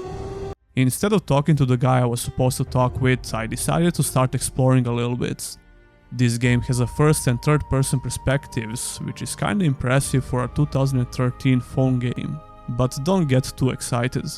If you even try to use a shield in first person, it covers almost 90% of your screen. Okay. Speaking of covering your whole screen, the minimap is freaking huge. Third person perspective works okay, but strafing left and right is much slower than going forward for some reason. To give the game some credit, the village has a bit of charm to it, and you can visit some shops and talk with some NPCs. You can break the barrels, which have some nice physics effects, but that's pretty much it. Your first quest leads you to the nearby woods, and you have to kill some boars along the way. I can't figure out if this game actually has a combo system for melee attacks, but don't think that much about it. It works the best when you spam the attack button. As you can probably tell, the melee combat is very mindless. The sound effects are not horrible, but the sound mixing is beyond horrible. I had to lower the volume a lot in the game menu and on my speakers, because it frequently has extremely high spikes that will pierce your fucking skull. Anyway, it gets better after this, trust me, okay? You have to do a quest for some mage that got stuck in the bottle, and in order to do this you have to go through a troll-infested cave and fill up the bottle with water. This game has a leveling up system and some RPG stats, as you would expect. The weapons also have skills which will improve upon use, and my skill with the blade almost maxed out in the first 30 minutes of gameplay. Not because the game is a joke, it's because I'm just that good in RPGs, you know. And let me remind you that I'm still playing with inverted camera controls, which make me a god at this game. Anyway, killing trolls reminds you about the shaky camera, and you can even land hits without the attack animation. Probably because my skill with the blade is very high, you know. It's very hard to appreciate it now while playing on the PC or console, but seeing stuff like this on your crappy Android phone from 2013 was mind-blowing. Playing, well, not so much, but still. I really couldn't drag myself to finish this game, even though it was only supposed to be around 4 hours long. The so bad it's good aspect of the game wears out pretty fast, and you're left with the abysmal mobile port that wasn't supposed to exist. Yeah, I lied, it doesn't get better.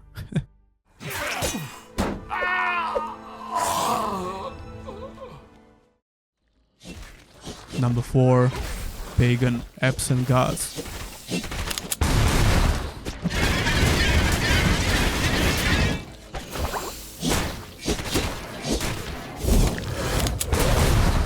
Pagan Absent Gods, or Pagan Online as they used to call it before, is an action RPG released in 2019. This game was supposed to be an online co-op ARPG, but somewhere in the middle of development they decided to turn it into single-player ARPG. Probably because they didn't see enough interest from the players and maintaining servers is not cheap. This is where they renamed the game to Pagan Absent Gods and tried to turn it into a single-player ARPG. It's understandable that a lot of people got pissed off because the online co-op aspect was one of the main appeals for the game.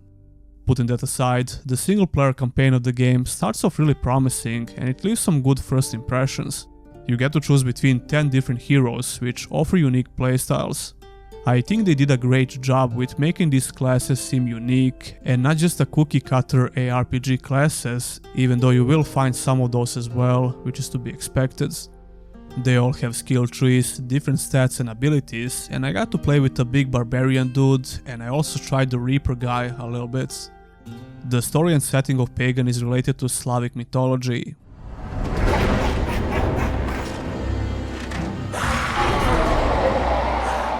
Without the gods, there would be no balance. Without the balance, there would be no life. The gods have disappeared from the realm, and your job is to find out what happened. That's pretty much the whole gist of the story.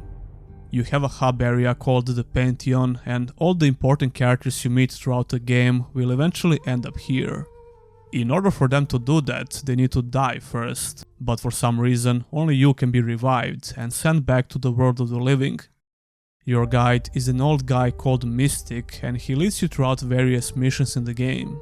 I always thought that Slavic mythology is not explored enough in RPGs, and I might be a bit biased when it comes to this, as a Slav myself.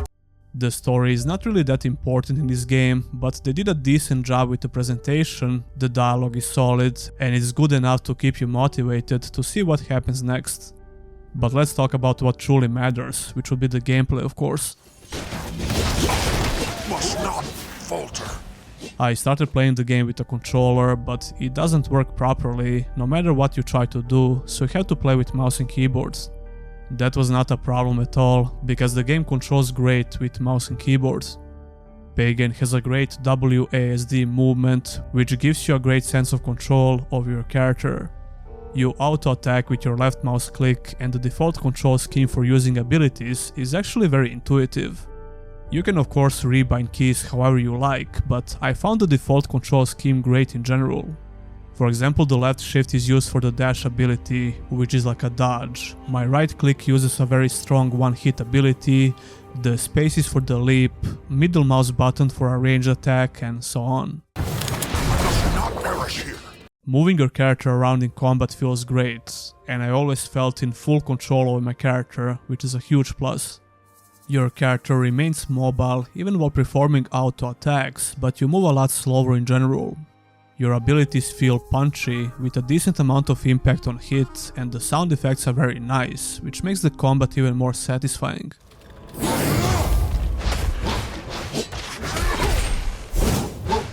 To add to the list of good things about the game, enemies have satisfying ragdoll physics.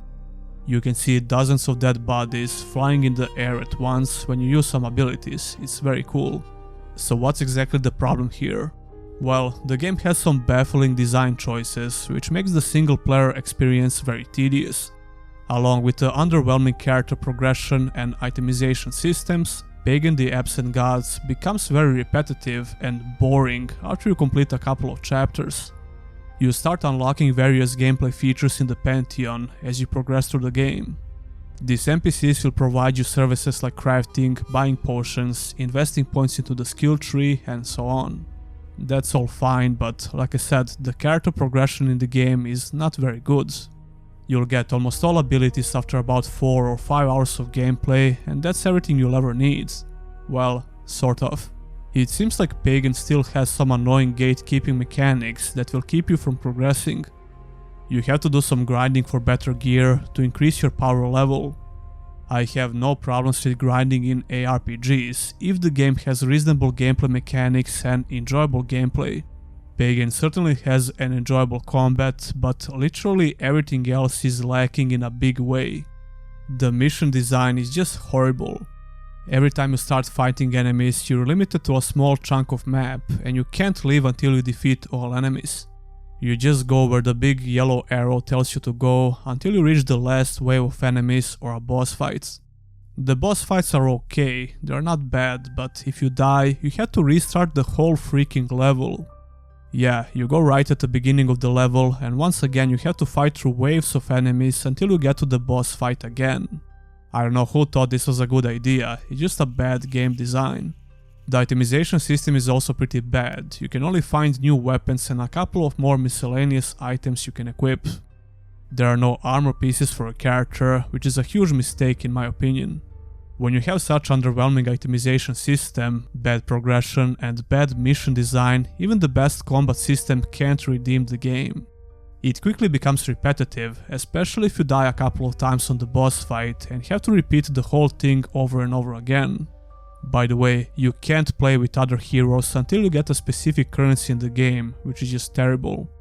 I have no idea if this is supposed to be a currency you buy in the store for real money or something, but whatever it is, it's just bad. You have to do assassination missions to get this currency, but in order to do that, you need some special keys. Yeah, it's stupid. Just let me play the game with other heroes, man, what the fuck. It's a shame because Pagan had the right idea for the combat, which is the hardest thing to get right. I wouldn't recommend trying this game out, even if you're really curious. Do not mess with the king!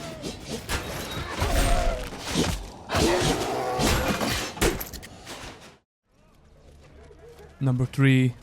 Aluna, Sentinel of the Shards. I need more energy. My spear is true. Aluna Sentinel of the Shards is a pretty obscure ARPG which came out in 2021.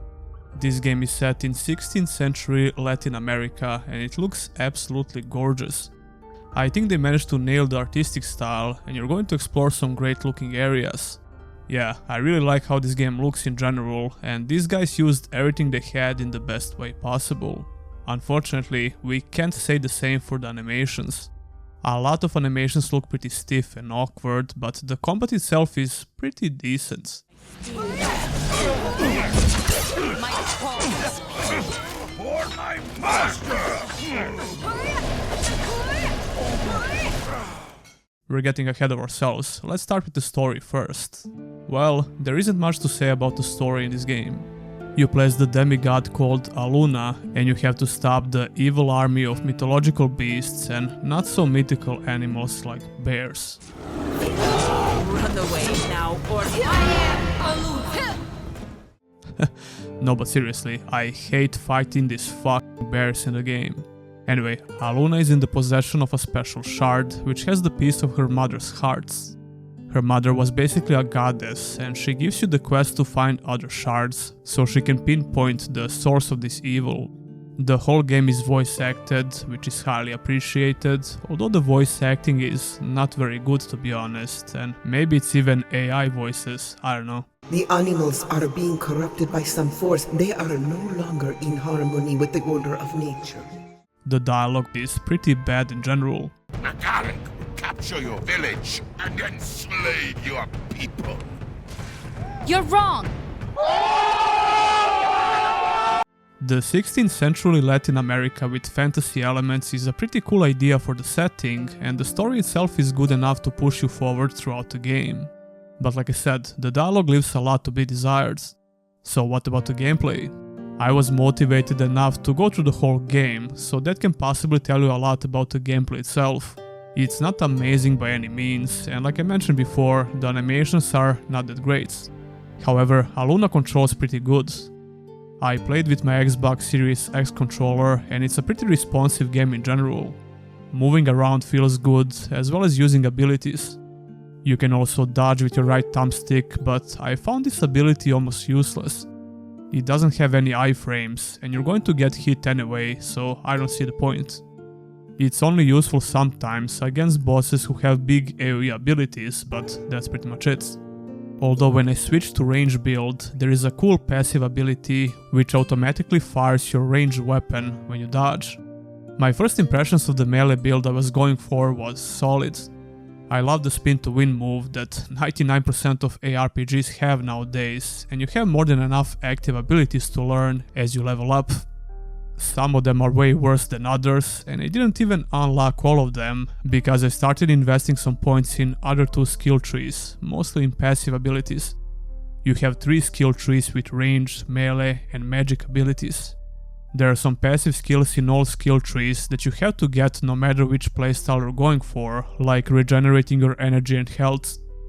Here's the thing though, you pretty much have to focus on only one of these skill trees, because the game has some pretty annoying difficulty spikes. No matter which difficulty you choose, there are some situations where you're going to get 1 or 2 shotted. Although to be fair, easy is actually very easy most of the time. I noticed that ranged playstyle is way easier than melee, which is not surprising to me at all.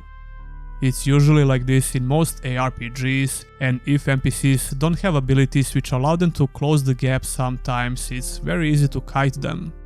In order to create a very compelling ranged playstyle that doesn't feel OP, your game has to have at least a decent AI system, there is no way around it. But in reality, most AI systems in smaller ARPGs is very basic. When I switched to the range skill tree, I blasted through the game on normal with no issues. Before that, some enemies in the mid and late game could pretty much one-shot me, which didn't feel fair at all. Now of course, this also depends on the gear you have, and Aluna has a standard ARPG loot system, but it's not that good. Yeah, yet another ARPG in this video with a bad itemization system. It's better than Pagan for sure, but that's not saying much. The difficulty spikes can be brutal, even on normal difficulty. I switched between hard and normal quite a bit, or even easy, when the game got really annoying. The game just didn't feel very fair when I got one-shotted, and I guess it requires you to grind a little bit for better items. But that's the problem with these smaller ARPGs with mediocre gameplay. You can have some fun while playing, but overcoming the arbitrary difficulty doesn't feel that fun. It's not the kind of difficulty that feels fair with some mechanics that you have to worry about, it's just pure numbers. Items have a decent variety, you can find one-handed and two-handed weapons and some different armor pieces. It's easy to see when you get an upgrade, and you can feel it in the combat as well. Even though the melee combat started decent, it got really frustrating in the mid and the late game, so I switched to ranged and never looked back. The ranged gameplay felt really mindless on normal, so I switched back on hards. The bosses were okay at best, but I guess I enjoyed this game enough to care about finishing it. It took around 8 hours by the way, but you can get a bit more if you want to see everything that the game has to offer. It's a very mediocre ARPG at best, but it knows exactly what it's trying to be. It's hard to recommend unless you really don't know what to play and you love this genre of ARPGs. It's beautiful! You're wrong! Number 1. Space Siege. Those poor bastards.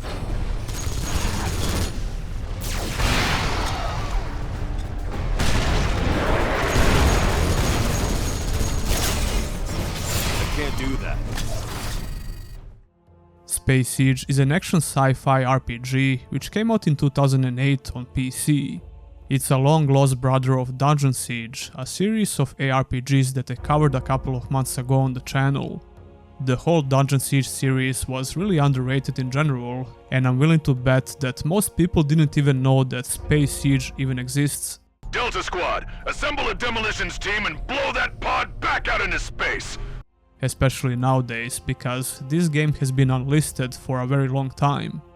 This spin-off game has a lot of similarities with Dungeon Siege, obviously, but it's far less complex. Come to think of it, that's nothing unusual when it comes to spin-offs. It's a more straightforward ARPG with a sci-fi setting.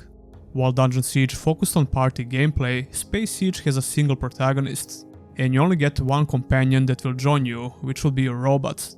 Getting this game to work properly today requires some small tweaks. high resolutions work perfectly and even the UI scales properly.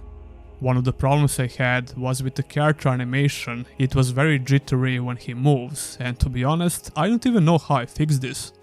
I was messing around with various settings in and out of game, and maybe changing the FPS cap fixed it somehow, I don't know. You can also have the problem with the mouse cursor or the lack of it. This problem is fixable by editing the ini file and setting the full screen option to false. That's pretty much it when it comes to the technical side of things. Space Siege takes place in the far future, where Earth has just been destroyed by the Karak, an insect-like race of aliens. The game takes place on the colony ship invaded by Karak, and you play as a security officer called Seth Walker. Your trusty companion is called HRV, or Harvey. Yeah, Harvey sounds much better than HIV, I mean HRV. I swear man, whoever came up with this was just f***ing with us. I tried to appropriate that unit for my use, but was unsuccessful. Anyway, Seth and Harvey need to fight through the waves of aliens and do various quests in order to stop the aliens. You even have some meaningful choices to make, or a choice to be more precise, which affects the ending of the game. You see, Seth can have cybernetic implants, which will affect the gameplay in a couple of ways, but you can also choose not to have cybernetics for story reasons. I think it's stupid if you choose not to use them, because it increases your power quite a bit. To go back to the beginning, the combat is very straightforward in this game. You get a couple of different weapon types, but you're going to use ranged weapons for the most part. There are melee weapons in the game and some skills related to them, but it's very bare bones. It's still pretty strong though, but the main focus is definitely on the ranged gameplay with guns. You have a dodge button, different active and passive abilities to learn from 2 skill trees, and you can control Harvey as well, with some very simple commands. You need to have enough energy for using abilities, and you regenerate energy with normal attacks. The number of healing items is limited, and you can craft more of them in stations where you can also heal and save the game. Your little robot buddy also has stations where you can revive and heal, and there are more than enough of these stations throughout the game. Speaking of upgrades, you can invest scrap points into all weapons you unlock and increase their various stats. Yeah, scrap is the main currency in the game that you collect, which you use for upgrades, making health injections and so on. You can also increase your robot skills with scrap, but only at the stations that I mentioned. The weapon variety is pretty decent, but a lot of them feel sameish. One of the reasons for that is because the combat is a bit too static, even though you can roll around like you're playing a goddamn Souls-like game. You see, the reason why Dungeon Siege formula worked so well is because it focused on party gameplay, and those games had more strategic features for organizing your party. They were still very action-based, and Dungeon Siege 2 still plays way better than Space Siege for various reasons. The gameplay in Space Siege is nowhere near as good as some other ARPGs from this time period, and when you strip away almost everything which made Dungeon Siege so good, you're left with a pretty mediocre ARPG. The level design is okay, but it can be frustrating sometimes and you can find yourself going in circles. It's linear for the most part, but you almost always have a couple of different paths to take and some backtracking here and there for specific quests. The reason why the level design feels a bit off and confusing are the same looking areas. I mean, they try their best to create some distinctive looking areas, which don't even seem to make a lot of sense in these environments. Even so, I found the level design a bit too tedious sometimes and not so fun in general. Wait, it sounds like I hate this freaking game, but I don't. You're wrong! I mean, I don't love it like Dungeon Siege 1 and 2, but when I start replaying those games, I will replay this one as well. It's a solid ARPG that will take you around 10 hours to complete it. I'm not surprised that this game fell into obscurity so fast, but it's a shame that you can't buy it nowadays. If you want to give it a go, I actually recommend downloading the pirated version and trying it out in your free time. It shouldn't be forgotten by any means, and I'm glad I finally got to talk about it in one of these videos.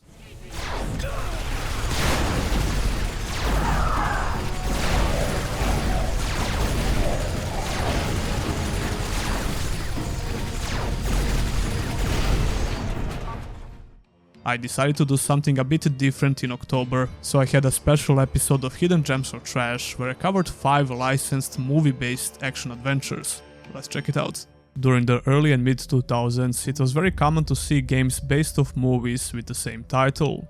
They would usually release very close to the movie itself, probably to try and hype it up as much as possible. Wow, actions speak louder than words, hero. And while you can certainly find some decent or even amazing movie-based games from back in the day, the majority of these games were either painfully mediocre or straight up terrible. It seems like studios would get very limited amount of time and budget to develop these games, so it's a miracle they even work properly. Then again, that's not an excuse for how terrible some of these games are, and nobody is surprised that 90% of them fell into obscurity.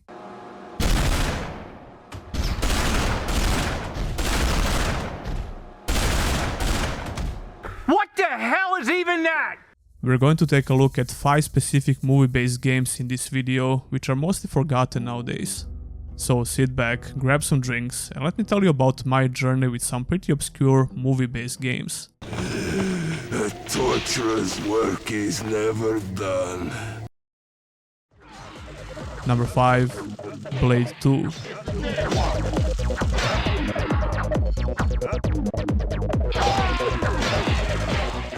Blade 2 came out in 2002 on original Xbox and PlayStation 2.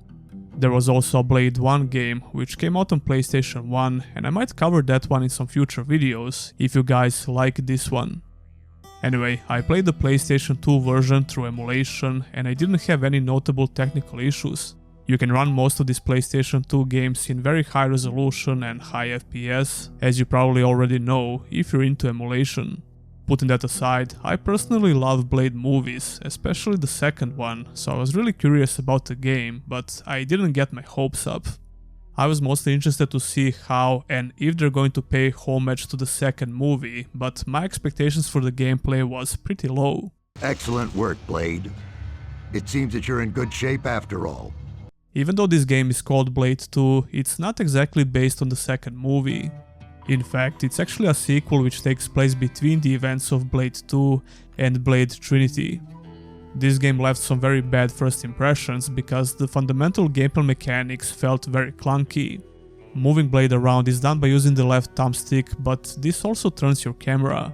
There is no other way to control your camera, but come to think of it, most early PlayStation 2 action adventures would not even allow you to control the camera at all. They would have fixed angles or very limited camera movement in general. And even though there are a lot of things I hate about fixed camera angles, which you're going to see in some other games we cover here, I would still prefer that over Blade's 2 camera controls. Moving Blade around feels like you're driving a car, which is not a thing you want to hear when you're playing as an agile, very strong vampire hunter. I still can't get over how cool Wesley Snipes was in this role, and I don't think anyone can replace him as Blade.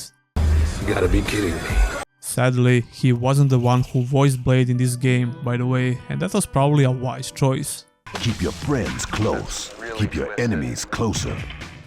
Speaking of voice actors, Whistler is voiced by Don Del Ciapo, a guy who should sound very familiar to people who are regular watchers of my videos. Now that the gate is open, head up the steps and follow the walkway around. His last order was, "Come." And they came, all of them, even the dragons. Like I said, Blade 2 leaves some very bad first impressions because of the controls, and camera is not the only reason. The right thumbstick is used for melee combos and swords. The game really tries to convince you that having a good rhythm is the key for performing useful melee combos, and there is some truth to this. If you successfully perform these combos by hitting the thumbstick at the right time, Blade will even hit multiple vampires at once and kill them in a few hits. However, using the right thumbstick for these actions is flawed by default, and it feels like a chore. Combined with very stiff animations and bad controls in general, the melee combat leaves a lot to be desired, to say the least.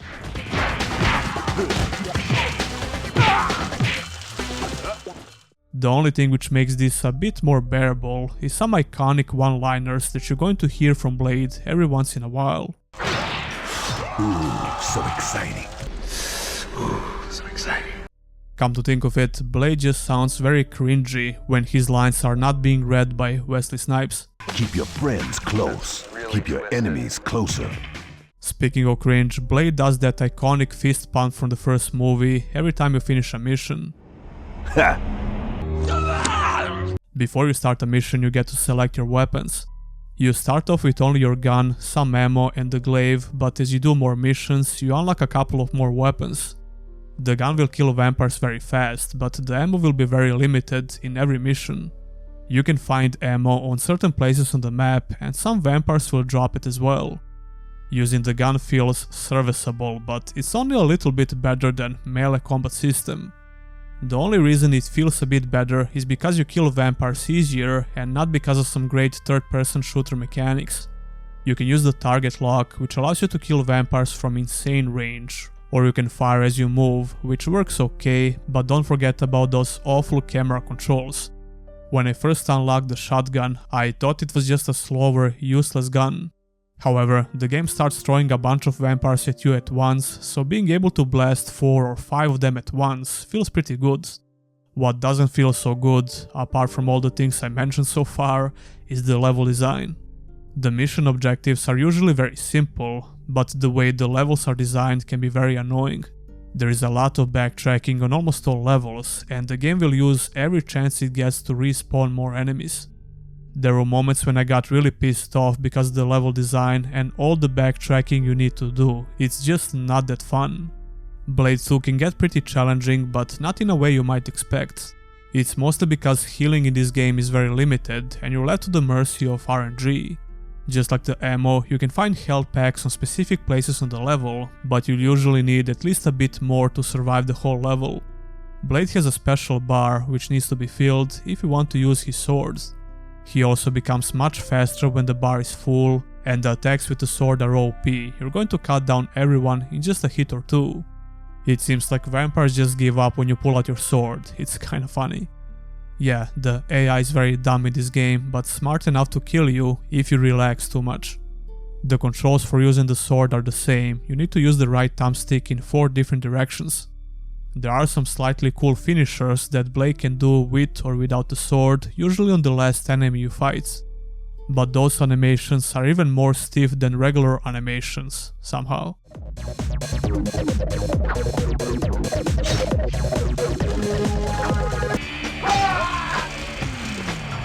Speaking of stiff animations, you have a jump button, and it seems like they tried their best to mimic how Blade jump in the movies. Not only that, but the side jump looks pretty cool, even though it feels terrible to use and you're probably not even going to use it. Putting all of that aside, the game pays homage to the movies in a couple of more ways. I'm pretty sure they tried to recreate the bloodbath scene from the first movie, which is like one of the best superhero introductions ever. But it's nowhere near as cool as in the movie, and it's only a bit similar because of the music and the rave.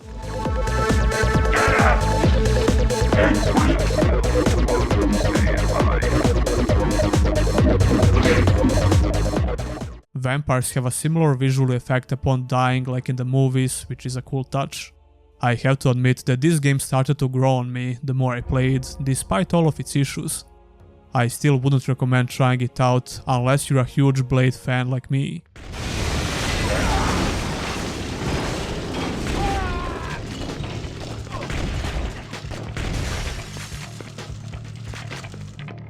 Some motherfuckers are always trying to ice skate uphill. Number 4. The Chronicles of Narnia, Prince Caspian.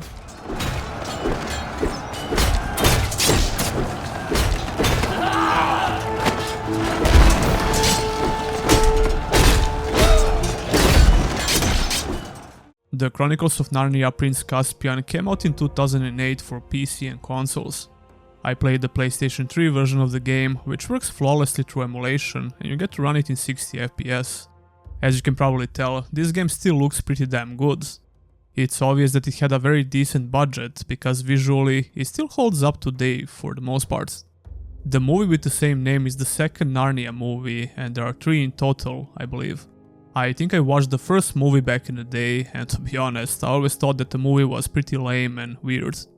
I might piss off some Narnia fans out there, but oh well. Suck it up, bitch. You gotta be kidding me. But I was very curious about this game because when I saw the gameplay on YouTube from some clips, I thought it looks pretty damn good. It gave me Lord of the Rings The Return of the King vibes, especially some scenes where there are a ton of enemies at once on the screen. This is why I got disappointed the more I played the game, because I quickly realized that couldn't be farther from the truth.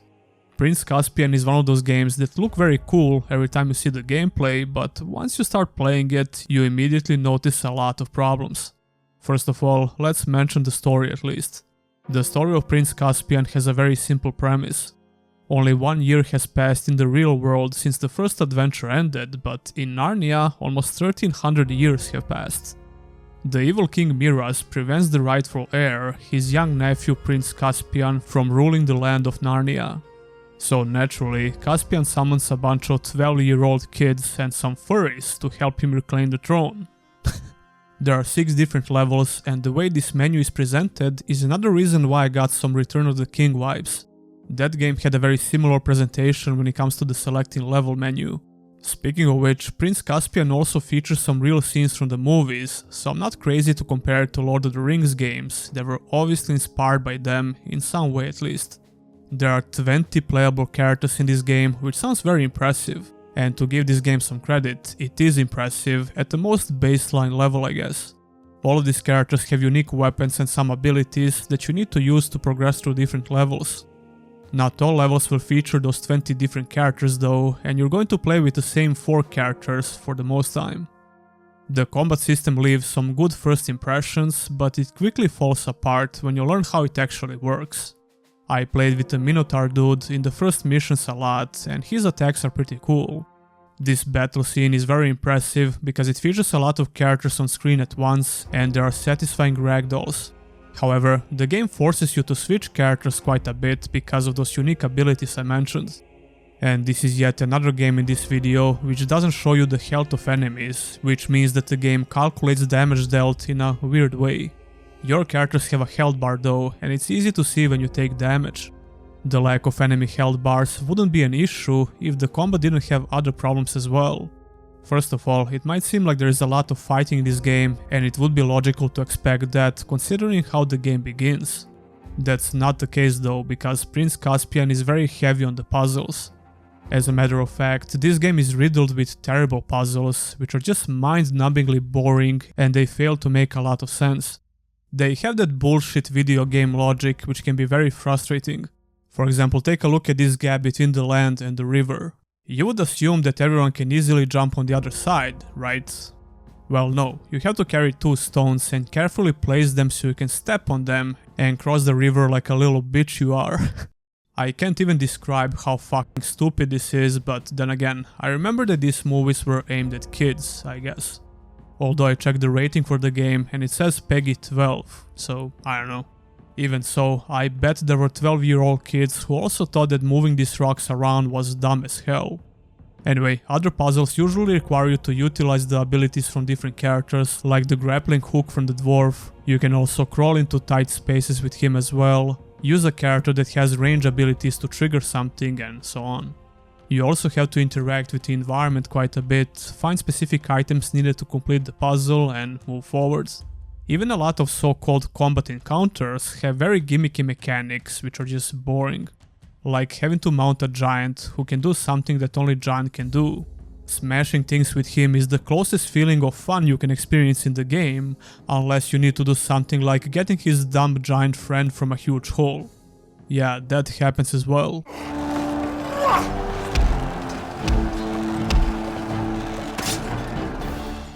Some levels require you to use throwing objects before you can do actual damage to enemies.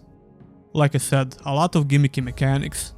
Now, all of this looks pretty cool, and that's why I think the game had so much potential. It already had great visuals, good animations, and great presentation in general, but the actual gameplay mechanics suck, especially in combat. The whole combat system falls apart when the game wants you to fight some elite NPCs, or dare I say, bosses. The combat feels the worst when you face such enemies, for more than a couple of reasons. One of the reasons is the lack of a proper hit feedback, and you can basically just spam attacks until they all fall down. You will get hit sometimes, but it's not a big deal. I had some praise for animations, but they can also stop working all of a sudden sometimes. It really seems like these developers had no idea what to do with combat mechanics, especially in those situations.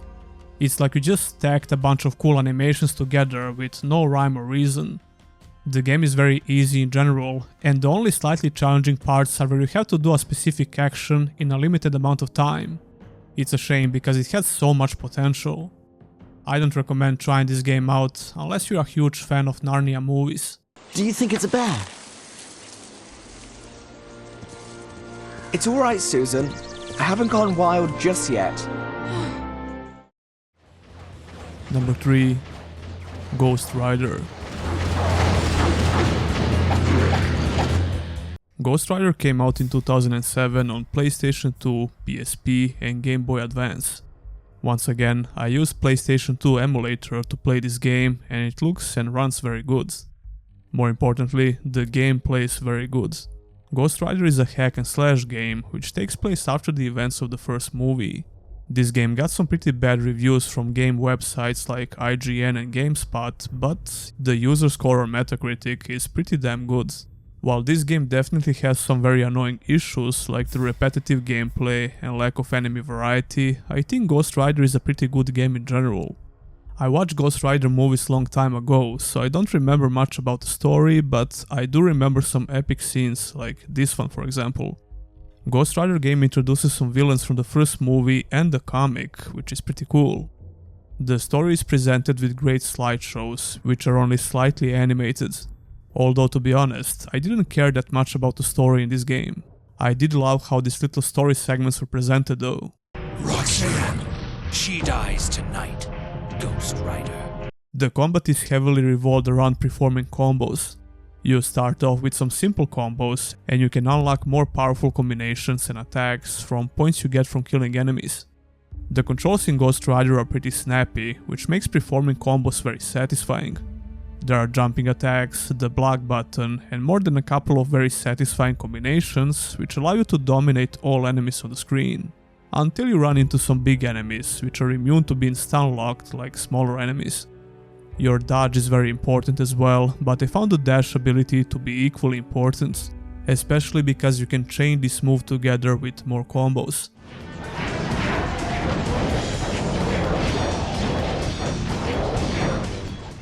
Your shotgun need at least one red bar to use, and this will be one of your crucial moves in combat, especially when you're trying to get the vengeance bar up or just finish those pesky ranged enemies. No, but seriously, I hate being in the middle of a great combo only for these little fuckers to interrupt it with ranged attacks. The innocents will be avenged! Away! In the second part of the game, you'll get to fight some more enemies with ranged attacks and you really need to learn how to block them. Luckily, you have some great sound cues for these attacks, so you only need to listen carefully. When this green bar fills up, you'll be able to use a very strong ability which wipes out all smaller enemies on the screen and increases your speed and strength. Vengeance bar will fill up as long as you don't get hit a lot, and the game encourages you to perform diverse combos. The more diverse combos you perform, the faster this bar fills up, and that's fine, but there is a very annoying mechanic related to this.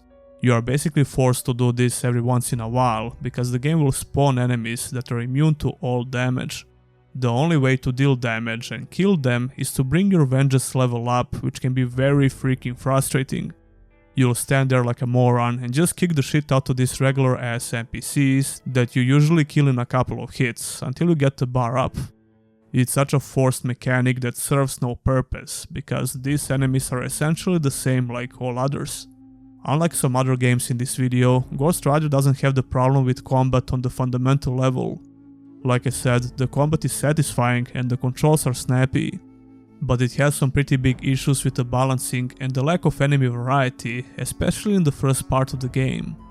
I played on punishing difficulty, which is supposed to be hard. And tell you what, it has a perfect name because it really makes the game feel punishing. I think there is a big difference between punishing game mechanics and hard game mechanics. I like hard games, but I hate punishing game mechanics, if that makes sense.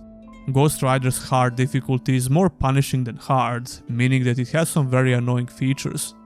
For example, the healing is very limited, and you're rarely going to be able to get any health back before you finish the entire level. You gotta love how they introduce these little fire braziers, which can heal you a little bit, and they proceed to not include them almost at all. They are few and far between. The game will spawn waves and waves of enemies, mostly of the same type for about half of the game, which becomes annoying very fast. Then you just move to the next level and repeat the whole process. In between some levels you'll have these segments where you get to ride your motorcycle, because you're the freaking Ghost Rider, duh. And you will fight a couple of bosses on foot and in motorcycle segments. I'm not counting the elite enemies as bosses, because the game starts using them straight away as regular enemies. And that will pretty much describe the whole game design of Ghost Rider. Tell you what, I love the motorcycle segments, they're easily the best part about the whole game. These levels are usually very short and enjoyable, and there is some challenge to it. You need to make some semi-precise jumps, slides, and kill enemies by shooting them or use the chain if they get too close. Some level up abilities are related to these motorcycle segments, but those points are better spent on regular combos. I was very disappointed with the level design, or the lack of it. It's one of the most basic and boring level designs in a game that I recently experienced. It's pretty damn bad. I mean, it's serviceable for a hack and slash game, but there is not much to say about it. You just move to another area where you defeat waves of enemies. Speaking of which, I was ready to give up on the game because it felt extremely repetitive even after only a couple of hours. But Ghost Rider started introducing some brand new enemy types in the second half of the game, and I liked the boss fights quite a bit. I was kinda hating myself for playing the game on the hardest difficulty, because it only made my experience worse.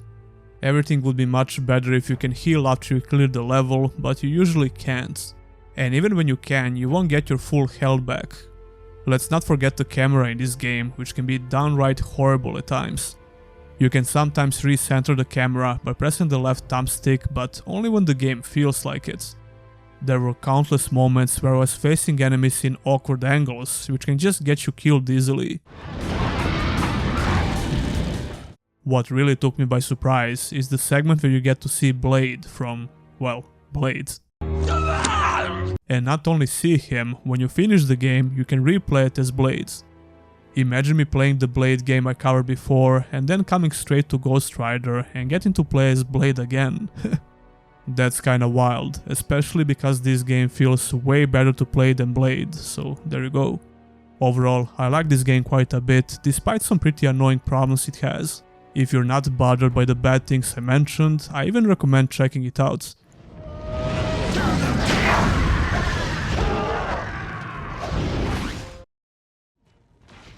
Number 2. Van Helsing.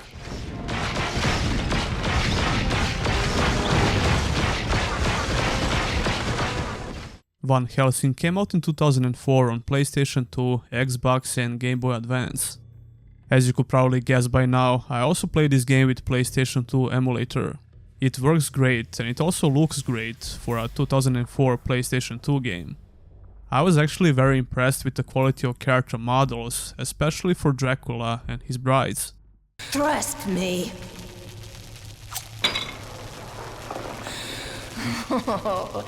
There is nothing ladylike about her. Welcome to Assyria. So nice to see you again. Did I scare you? The environments look okay, and I think the castle looks pretty cool in general. But listen, you're not going to play this game because of graphics, okay? First of all, I didn't expect this game to be nearly as good as it was. And when you start playing the game with low expectations, even a mediocre game can be very impressive. That's not to say that Van Helsing is a mediocre game, it's actually pretty good in general. Hold still. This game is obviously based on the movie, and I love the fact that actors from the movie were hired to voice their characters. Let her go! Tell me where the Frankenstein monster hides, and we have a deal. Tell me, or say goodbye to your little princess. I think that Richard Rosburg had an amazing performance as Dracula, and the game pays homage to some of the classic scenes from the movie. You don't remember, do you? You don't remember, do you? You don't even remember your name. This just wouldn't work if they hired someone else to voice these characters. Let's not forget Hugh Jackman, who also did a pretty good job with his role as Van Helsing. Van Helsing is hired by the Holy Order of Vatican to eliminate evil, and the game starts with a battle against Mr. Hyde. Van Helsing lost his memory, and pretty much everyone tells him that they remember him from before, but he has no idea what they're talking about. The majority, if not all cutscenes in the game, have a lot of similarities with actual movie scenes, which I liked quite a bit. All of this translates into gameplay as well. You're going to fight all major characters from the movie, and I was surprised with the amount of mechanics that bosses have in this game. I mean, sure, some of them are really annoying, especially those fucking attacks on the ground you have to avoid that most bosses have. The reason why I found those mechanics annoying is not because they are bad by default. Actually, they are pretty good, especially for such an old game. But the control scheme in Van Helsing is not that great in general, which is why it can feel awkward and kinda stiff when you try to avoid some of these mechanics. It's not impossible, but it's more annoying than it should be. Combined with the annoying camera, the gameplay can be pretty frustrating from time to time. On the other side, I think the gameplay is very fun most of the time. Van Helsing has a very solid range gameplay where you get to use a couple of different weapons and unlock alternative fire modes. You also get some melee weapons as well, which are actually very useful. The whole combat experience is a bit mindless, especially against regular enemies. Although I like how some enemies are immune to certain weapon, so you have to switch between guns, shotgun and the crossbow. You will unlock another ranged weapon a bit later, but it's mostly used for puzzle solving. I use the crossbow a lot because it's effective against the majority of enemies in the game. The alternative mode will fire even stronger hits, but they need to be charged with regular attacks. You also have some items to replenish the special ammo that you can find or buy. There is some light platforming and puzzle solving in the game. Even though I don't think the combat gets repetitive, Van Helsing also has that extremely annoying feature that most older games has. Whenever you move on to another area and come back, the game will respawn all enemies. This is especially annoying on levels where you absolutely need to go back and forth, although you can straight up skip these fights, so it's not a huge deal I guess. It's not like Ghost Rider, which basically forces you to kill everything on the screen until you're able to move on. The enemy variety is pretty good as well. Like I mentioned before, there is a very solid amount of different boss fights. The game repeats some boss fights a lot, but they also add new mechanics to these bosses, which keeps them fresh. I didn't like all of them, but overall I was very surprised with the amount of mechanics they have. Fighting Dracula can be frustrating because of the problems I mentioned before, but I still found this fight very impressive. Or how about this fight on the carriage against the brides? If I remember correctly, this is the second time you fight these brides, and I like it quite a bit. You need to avoid attacks by jumping from the carriage on the horse while still doing damage to them.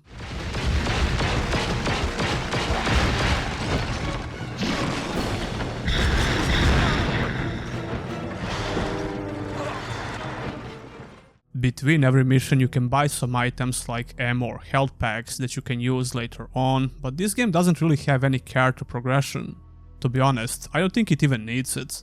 The gameplay loop is focused around switching weapons around, which works okay. There's really not much to say about the gameplay other than that. It's simple and pretty enjoyable, especially if you like the movie. Overall, Van Helsing is a must-play for every fan of the movie, and I would even recommend it to everyone. It's a great PS2 action adventure which deserves a remake or a remaster. Come, my children!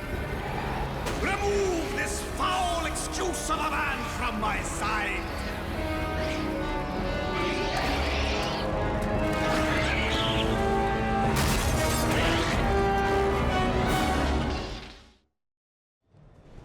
Number 1. Aeon Flux. I'm in trouble, right? How about here? All units proceed to my location. Clear down. Suspect spotted. Aeon Flux is a video game adaptation of the 2005 science fiction movie of the same name, with elements of Aeon Flux animated series. This game came out in 2005 on PlayStation 2 and Xbox. I played it through emulation, and you need to do some tweaks to get it running in 60 FPS. It's just a simple tweak in the emulator, it's not a big deal. Anyway, I never watched the movie or animated series, so this was completely new to me. Alright, be careful with it. It's precious. But after playing this game, I'm certainly interested in watching the movie at least, because this game is pretty damn crazy. It's one of the most unique action adventures that I played recently. It's like a mix of Matrix, Prince of Persia, Mission Impossible, and you add a little bit of sci-fi elements on top of it. Yeah, like I said, pretty crazy. This game is developed by Terminal Reality, and I covered one of their games in the past, called Blood Rain 2. Well, I can tell you straight away that I like the gameplay in Aeon Flux a lot more than in Blood Rain 2, but that game also had some great things about it. Alright, thanks for the lesson, bitch. Aeon Flux takes place in the far future after a biological disease has wiped out Earth's population except for those living in Bregna. Bregna is a walled, protected city-state and is ruled by the Congress of Scientists who discovered the cure for the disease. Your main goal is to kill one of Bregna's most influential leaders called Trevor Godchild. The game has a very interesting tutorial where you basically act as a runaway model. This is where you start learning all basic mechanics for the game and you pretty much get bombarded with all the info about game mechanics. In between these modeling segments, you're trying to infiltrate the underground lab and find more info about Trevor Godchild. This is truly one of the best tutorials for the game that I played in recent memory, because it didn't feel like a tutorial. The story is a bit confusing and you have a lot of questions if you don't know anything about Aeon Flux like me. It was still interesting regardless, because it felt pretty unique. By the way, the protagonist is called Aeon Flux, if it was not obvious, and she's voiced by the same actress from the movie. I think she was pretty solid in this role, although her performance is a bit flat, and she ends up sounding bored in a lot of scenes. Suspension fields, complete with suspended victims. What's he wearing? There, on the back of his head. Expected you to know. Why don't I bring a few samples? Yes, please. I have no idea about the movie and if this is good or not, so I guess Aeon Flux fans will correct me in the comments. Just like they corrected me in the previous movie-based game I covered, Conan from 2007. Oh wait, that was not a movie-based game, I'm stupid, sorry. Okay guys, I get it. Stop, please. Holy fuck, I get it. I think this game deserves a similar treatment to Blood Rain 2, although I don't think that's going to happen because the interest for Aeon Flux Remaster would be pretty low. The gameplay in Aeon Flux is all over the place, in a good way though. The whole game has a steady amount of platforming segments, fighting, shooting and puzzle solving. Let's start with the platforming. The controls in Aeon Flux are solid, but you can feel a bit awkward at first because you move very fast. There are a lot of different animations for climbing, jumping, or even walking on walls. Aeon Flux definitely took some pages from Prince of Persia's book when it comes to this. By the way, I recently covered a lot of Prince of Persia games in a video that nobody watched. Please, for the love of God, go watch that video. I'm gonna cry. The platforming segments in Aeon Flux are quite satisfying, for the most part. Jumping around on platforms definitely has a dose of stiffness to it, but it's usually very precise because the margin for error is very low. It's not nearly as fun as in Prince of Persia games, but it's solid for what it's trying to do. It also has some cool unique ideas, like being able to propel yourself off the edge or turning into a steel ball for these special platforming segments. Using the wires to climb or descend is something you're going to do quite a bit in this game, and it's pretty fun. This game also successfully incorporates combat mechanics into mission objectives. For example, you have this finishing move that allows you to throw enemies far away. Some missions will require you to use this move in order to break something, which is pretty cool.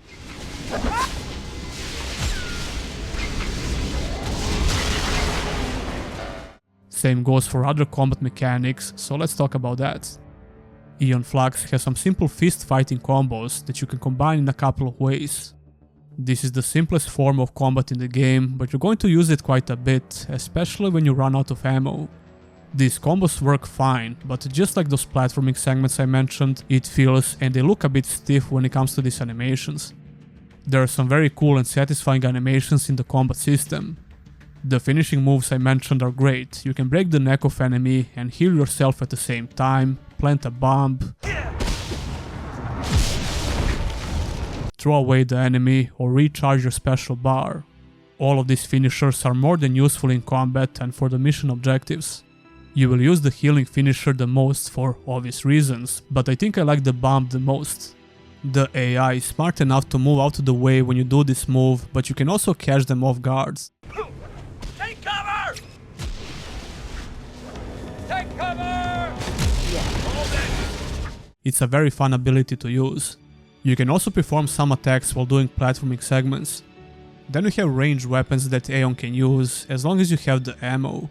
The automatic gun is something that you're going to use a lot, since the ammo for it is the easiest to find. Finding ammo for other weapons like the magma rounds, zinger and shockwave is not extremely hard, but it's certainly less common. These other weapons pack quite a punch, and they will usually put the enemy on the ground.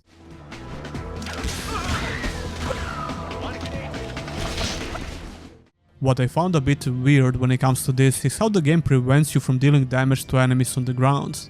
I mean, you can still shoot them or use the finishing moves if their health is low. But if you try to punch them, you will take damage for some reason. It's kinda silly. The most disappointing thing when it comes to combat in the game are the boss fights. There are only a handful of boss fights in the game, and they all have some very gimmicky mechanics.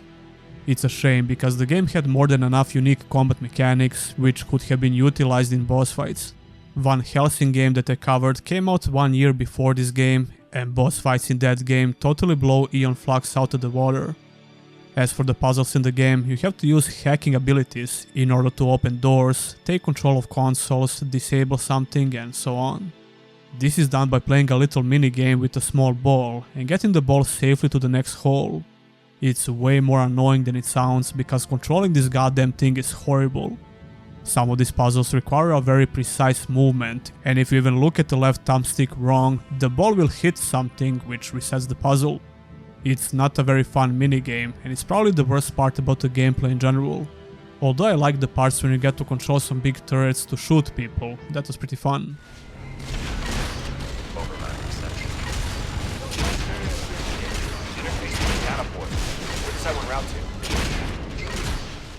And turning into a big steel ball is not the worst idea ever, and those platforming segments were done well. Overall, Aeon Flux is a very unique game that I heavily recommend to everyone. Well, that goes without saying, doesn't it? And those will be 5 movie and TV show based games that I played recently. Ooh, so exciting. November was one of those months where I also decided to make a dedicated video about an obscure franchise, and this time around it's an action-adventure franchise called Outcast. Outcast games had a very turbulent history. That's just peachy. The first Outcast game came way back in 1999 on PC, and it had some groundbreaking features. A big open world to explore with great sense of freedom, fully voice-acted characters, first and third person perspective, and a great dialogue system with many options. That doesn't sound amazing by today's standards, but back in 1999 it was unheard of, especially for action adventures. Even though this game sold around 400,000 copies by 2002, it was considered as a failure by Atari, which was the publisher for the game. Appeal, the studio behind Outcast, requested funds from Atari to finish the work for the sequel, which was supposed to come out on PlayStation 2. This request was denied, and unfortunately, Appeal went bankrupt. It's a shame, because this game looks like it could have been amazing, judging from these clips at least. Around 2003, a fan group called Eternal Outcast had plans to develop a free sequel called Open Outcast. They initially used the Zengen for this project, the same game engine which was used for the legendary RPGs Gothic 1 and 2. But they switched engines more than a couple of times, and the project released in 2010 as a tech demo along with Crisis Wars. Their plan was to make a standalone game after that, and they eventually had to rename the game to Legacy of the Yads to avoid copyright issues, but this project was cancelled ever since. In 2014, we finally got to see signs of life from Outcast when the remastered version of the game came out as Outcast 1.1. A couple of original developers from Appeal had acquired the IP from Atari, and even though they had a Kickstarter campaign that failed, they managed to revive the franchise. This is the only version of the first game that you can buy nowadays on Steam and GOG, and the one I played recently. Yeah, that's me. In 2017, a remake for Outcast came out and it was called Outcast Second Contacts. This game used the same source code, but it drastically improved pretty much all features of the game, although it also left out a few, like the first-person perspective.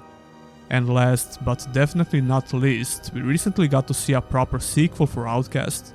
Outcast A New Beginning released in 2024 on PC and current-gen consoles. I recently got to play all of these games, and I want to talk a little bit about their features, do some comparisons, and try to explain why Outcast Franchise is a true hidden gem. Outcast 1.1 works pretty good on modern PCs, which was not the case with the original Outcast from 1999. I managed to run this game in full HD with no technical issues, and you can even use a controller, which I did. There's a pretty lengthy intro cutscene for the game, which tells you about the story and the main antagonist. I think 1.1 did a much better job than the remake when it comes to the intro cutscene. It's a live action cutscene with a lot of charm to it, while the remake had a comic-like cutscene with a bunch of static pictures. I mean, these kinds of cutscenes are totally fine in some games, but I guess I expected a bit more from the remake. It would probably take quite a bit of money to do a similar live action cutscene in the remake, and the studio had to cut corners somewhere. I mean, they came out of bankruptcy and they also had an unsuccessful Kickstarter campaign, so we can cut them some slack here. You know, because you're Cutter Slade. You're going to dislike the video, aren't you? How ironic. Anyway, US government has sent a probe to Adelpha, an alien world in a parallel universe. Aliens discovered the probe and they damaged it, which caused unforeseen backlash of energy. It created a black hole which threatens to destroy the Earth. A former US Navy SEAL, Cutter Slade, had to escort 3 scientists on a mission to the alien world so they can repair the probe and close the black hole. Upon arriving on Adelpha, Cutter is separated from his group and to his surprise, the natives of Adelpha greet him with open arms. They think Cutter is like a messiah who is supposed to save them. I never played this game before, so this also took me by surprise because I thought we were going to just go in guns blazing. But you get to interact with a lot of Talan natives and ask them a bunch of questions. Like I mentioned before, this was not so common back in the day, and in moments like this, I feel like I'm playing an RPG. Every single line of dialogue is voice acted, although I'm pretty sure there were only 1 or 2 voice actors that voiced all Talan NPCs. Still though, it's very impressive for such an old game with an open world. Tell me about this Oka Sankar. It is a region full of water. The city of Sayana lies around a mountain that rises high above the water there. The voice acting seems awkward at first, but when you think about it, it makes perfect sense and it has a specific charm to it. It sounds alien, just like it should be. I have waited for this moon since I was a small Talan to finally meet the Ulukai. Great. The low quality bitrate of voice acting also works in the game's favor, if you ask me. The remake from 2017 used the same voice lines from the original game, and it was kinda weird to hear that if you played the remake right after the original game. I think it doesn't work so well in the remake because I kinda expected to hear updated voice acting, which would complement the updated visuals. I don't mind it though, I'm just saying. I do all the time, seeing them work so hard, bringing them back when they look half dead from exhaustion. It makes me upset. Even though the visuals of this game are obviously outdated by today's standards, the game still manages to create a great atmosphere while exploring Adelpha. You can count the pixels on one hand, especially on those pointy textures, but this was very impressive back in the day. You can watch the video from Digital Foundry if you truly want to appreciate the technology behind the game. The character faces have a surprising amount of animations while they speak, the water has some great visual effects, and the maps have a very decent amount of visual variety. The remake did a wonderful job with making the world feel way better, even though it didn't look that great for a 2017 game, to be honest. But you're going to appreciate how the remake looks a lot more if you start with Outcast 1.1, like I did. Character models are also much more detailed in the remake, but it seems like they have similar, if not identical animations from the original game. Again, it's very stiff for 2017 standards, especially the animations for moving around. The reworked UI deserves some mention as well. It's recreated in a faithful way, but it's much more convenient and easier to navigate. What's not so great about the remake is the control scheme. Moving Slade around feels like driving a car with no power steering, especially in the remake. Turning around and jumping feels very awkward at first, but you shouldn't have a lot of issues with the controls, since the gameplay loop in Outcast is not very demanding. It takes a while to get used to for sure, but it's serviceable. I expected a bit more responsive controls in the remake though. What's wrong with that? Outcast has a nice little tutorial segment where you get to learn all basic mechanics. There are 4 different tests to take, and when you're done, you can use the portal and teleport to Shamazar, which is essentially the real beginning area. What I found interesting about these tests is that you can do them without even talking to the village elder son. You can figure everything out by yourself by just messing around with the game, and Jen will tell you that you already completed those tests. All except one, which will be the stealth test. Yeah, this game also has stealth mechanics, which are very simple, and to be honest, I didn't find it that useful later in the game. But this little minigame in the tutorial was very fun, because I failed it more than a couple of times. Wanna try that again? I guess you are still weak from your travels. I find it hilarious that this game even has so many options for different situations. It's kinda insane and impressive at the same time. It was found where you arrived, Ulukai. I meant to give it to you after our tests were complete, but I think you need it now. I failed this test in 1.1, but I did it on my first try in the remake. You did it! I could not see you! You can swim and dive in this game, grab on ledges while jumping, and like I said, it has first and third person perspectives. Once you successfully finish all the tests in the tutorial, you get teleported to Shamazar, where you start meeting new Talan NPCs. The story has a nice little plot twist that I don't want to ruin. I didn't expect much from the story in this game, but I ended up liking it quite a bit. It's not amazing or anything, but it gives you a proper reason to continue progressing through the game, and the lore has a decent depth to it. Cutter Slade's personality is like an action movie star from the 80s. He's constantly making jokes and one-liners, but the natives of Adelpha can't seem to grasp the concept of irony and sarcasm. Your father said you could help me get the kinks out. The what? Forget it. Slade kept his personality in the newest game as well, but they made him a bit more believable and a bit more serious in this one. So, which one is it? He's still a goofball, but in the best way possible. Spoken like a true politician. The gameplay in Outcast is very straightforward. Your goal is to find 5 months. You also want to find out what happened to the scientist from the beginning cutscene and eventually stop the spreading of the black hole on Earth. You're either talking with friendly Talan NPCs in different locations which are separated by portals you need to find, or you're just shooting a bunch of them. You're probably going to go in guns blazing in most situations, but you can try to make use of those stealth mechanics we talked about before. You can only crouch in the remake though, you can't be prone like in the original game. It seems like NPCs have an easier time to detect you because of this, but this behavior is pretty inconsistent. The remake included a detection indicator on NPCs, which is definitely appreciated, but this doesn't exactly make the stealth much better. NPCs will immediately start attacking you, and every other hostile NPCs in the area will do the same. The enemy AI in the remake seems a bit worse compared to the original game. The bullets are very slow in the original game, which is very funny, but this also gave the game a special charm, I guess. And I didn't feel like 1.1 lacks the challenge, especially when you start teleporting to stronger locations. This game immediately opens up when you get to Shalazar, and you can technically explore everything with no restrictions. As long as you find these teleports, there are no limits on exploration, you can go wherever you want. That's not a great idea though, especially in the beginning, because NPCs are noticeably stronger in locations outside of Shalazar and they use different weapons. Although as long as you have the ammo, you can handle most of them with little to no issues. It's easier said than done though, because you'll find yourself without ammo in a lot of situations. Running away and coming back later is always an option.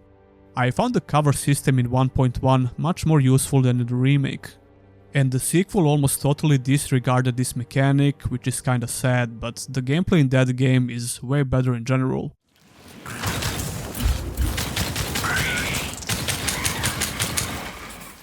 The remake also makes the shooting much faster because the bullets are not that slow.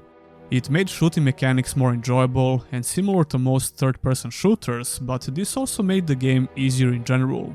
As you progress through the game, you'll start finding more weapons and gadgets. You can craft the ammo by visiting certain NPCs as long as you collected enough materials while exploring. The first-person perspective is not as useful as I thought it would be, so I didn't miss it that much in the remake. I would still prefer to have it though, but it's not a massive issue. The shooting mechanics obviously work a lot better in third person, and the sequel embraced this perspective completely. That will be it when it comes to 1.1 and the remake. Now let's take a look at the brand new sequel. Outcast A New Beginning is one of the most underrated action-adventure games that I recently played.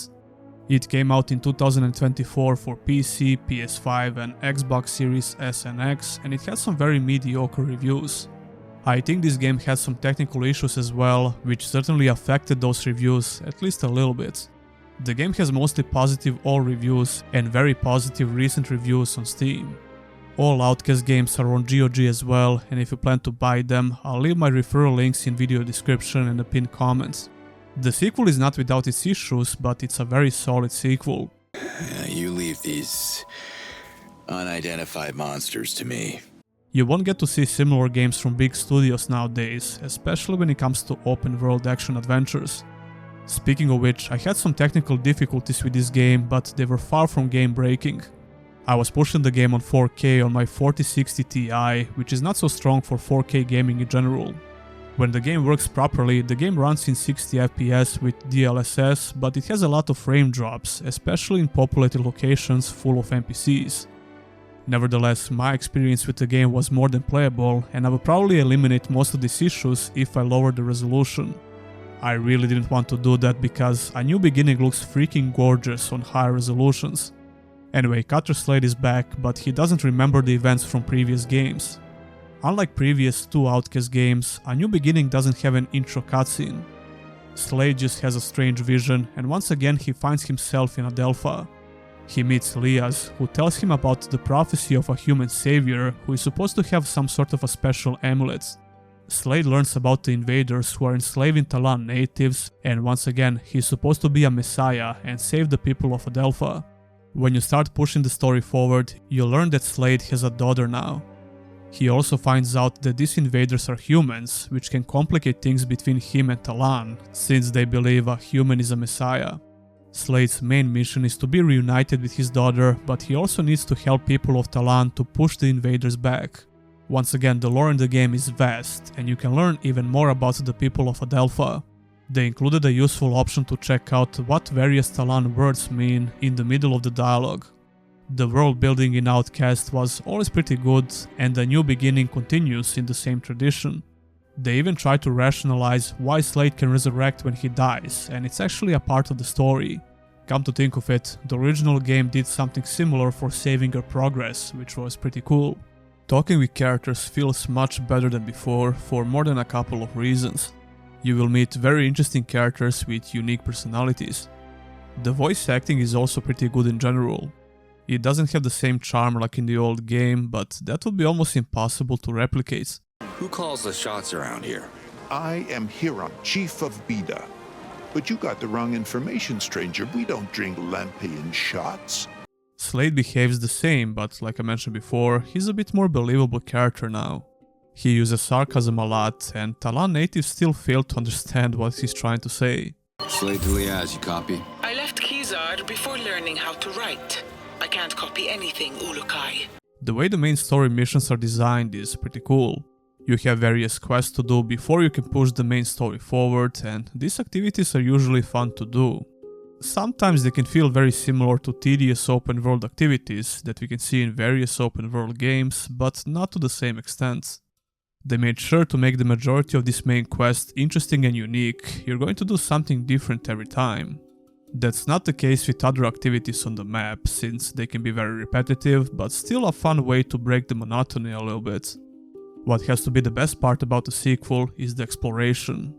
Outcast A New Beginning has some brand new features for exploring the world of Adelpha, which drastically improve the experience.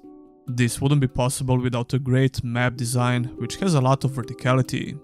Come to think of it, that's the main thing that previous Outcast games lacked. The open world in 1.1 and the remake felt really flat, but it was still interesting to explore. A New Beginning has very vertical map design to complement some new exploration features like the jetpack. Slade's jetpack has a couple of gliding abilities, which takes the exploration to another level, literally. You don't need a lot of materials to unlock these features, which then unlocks the full potential of the exploration. When you unlock the boost for gliding, you don't even need to use the fast travel points anymore. Speaking of which, the portals are back from previous games, and they are useful in the beginning.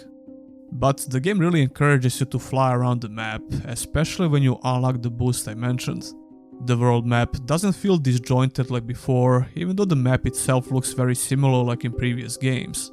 It's one big open world, which also allows you to explore whatever you want, whenever you want. Different regions have different chain quests and they can feel very dynamic. You can complete a quest in one area and move on to the next one. Then when you come back to the previous zone, a special event will trigger from the quest you completed before. To sum up the exploration, I think this game is worth playing for the exploration itself. It's way better than a lot of open world games that came out in recent years, so even if you're not a huge fan of open worlds, I still recommend trying it. The shooting mechanics and combat in general are much better this time around. A New Beginning feels like a proper third-person shooter with some very nice features for customizing your weapons. This time around you only get 2 weapon slots, but both of them are highly customizable. The main items you're going to find throughout your journey are the weapon modifiers. These modifiers can drastically change how your guns work, and they were not afraid to have crazy combinations. You can tell they didn't care that much about balancing, but having some crazy effects like turning every projectile into a bomb can also backfire a little bit. Not that much on the game itself, but on the performance of your PC, it can get crazy. As you progress, you unlock more slots for modifiers on both weapons. But in order to use these modifiers while firing your guns, you need to have a green and red Helidium that you can collect throughout the map. If it happens that you run out of Helidium, your guns will fire regular bullets, which are much weaker. It's a pretty cool idea for ammo in the game. Shooting mechanics feel way better than before, but some of the features from previous games are missing. There is no first-person perspective anymore, which shouldn't be surprising because even the remake didn't have it. That doesn't matter a lot since the game introduces some great combat features. You can use the shield to block attacks or even unlock the ability to parry, which sends out a counter projectile.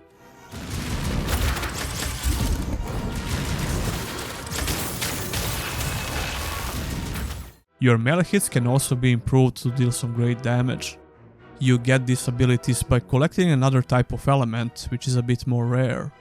These 2 skill trees are a great addition to the gameplay, even though they are not extremely deep.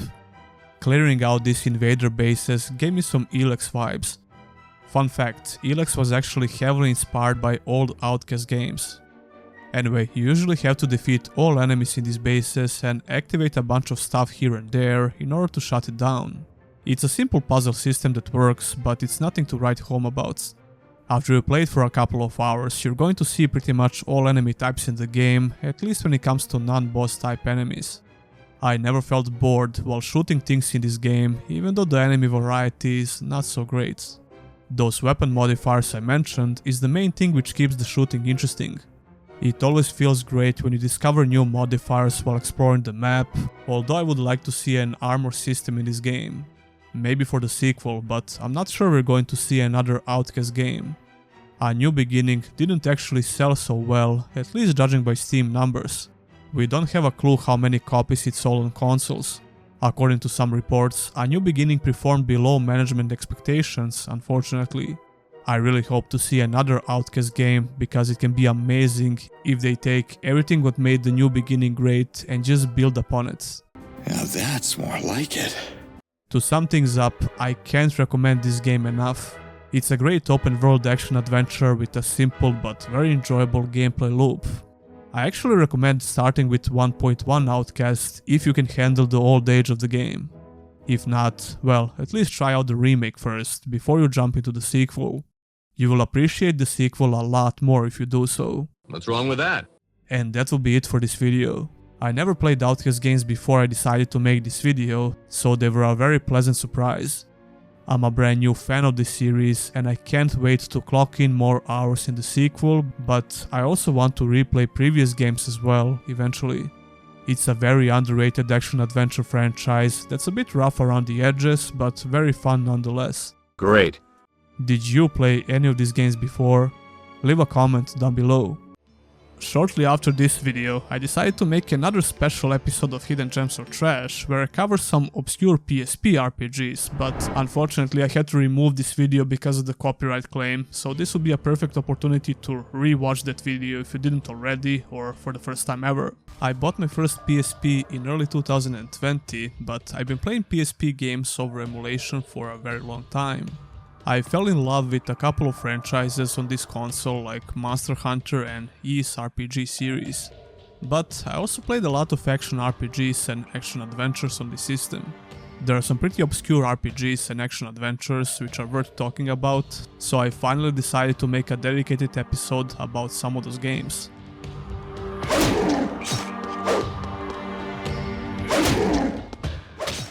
So here are 5 obscure PSP RPGs that I played recently. Hope you enjoy.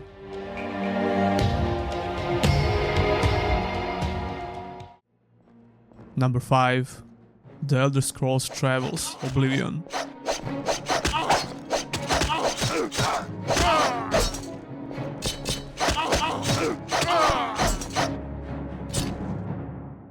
The Elder Scrolls Travels: Oblivion was supposed to come out on PSP around a year after Oblivion, but Climax Studios, the outsourced developers of the game, ran into difficulties. However, there is a demo for Oblivion on PSP, and it's a lot more interesting than I expected. A lot of PSP ports of well-known console games were not that impressive, to say the least. They would lack a lot of features from the original game, which would seriously hurt the whole gameplay experience. Even though the PSP was very impressive back in the day, it still has some technical limitations, especially when it comes to huge open world games. So naturally, that's what I expected from this Oblivion demo, but I was wrong. Kinda. This demo is very impressive and it left me wanting a lot more. I was really sad when I finished it because I think this could have been a great Elder Scrolls spin-off game. It certainly passes the vibe check if you ask me, because it feels very similar to real Oblivion. It was obviously not going to be an open world game like Oblivion, which was one of the biggest reasons what made that game so great back in the day. However, Oblivion also had a ton of smaller instanced areas, which were separated by a loading screen, which would be the main focus of this PSP demo. The demo features more than 6 different zones, where you can do the main quest and some fighting. There are more zones to explore, like Oblivion Gates, which look almost identical to console and PC version, but zones like this are completely empty. It kinda made me sad because you can see the real potential of this demo in zones like this. Like I said, the instance nature of Oblivion's smaller zones would actually work very well on the PSP. They would need to sacrifice some more things along the way, but it seemed doable for the most part. The combat has a lot of balancing issues, since you can just strafe and kill everything with no challenge at all. If I remember correctly, you have to use L1 for target lock, which would then allow you to strafe around the targets. All you need to do is position yourself behind the target and spam the attack button relentlessly. You can even hit multiple NPCs at the same time and kill them with ease. You can't freely move the camera up and down, it only works horizontally. Only when you hold the R1 button you can enter the free aim mode, but you have to be stationary when you look around, which is not that useful in combat. It works okay out of the combat, and looting things takes some time to get used to because of this, but it's fine. The magic works similar like in real Oblivion. You have a dedicated button to cast one spell, and you will need to select that desired spell either from the menu or the quick slots. Same goes for selecting your desired weapons. I found the blocking useless in combat because of the reasons I mentioned above. You can just spam melee attacks just like in real Oblivion, but killing things is much easier because of the AI. The AI is extremely simplistic and obviously way worse than in real Oblivion. The PSP demo retains the fast-paced hack and slash combat style from the original game, which is good and bad at the same time.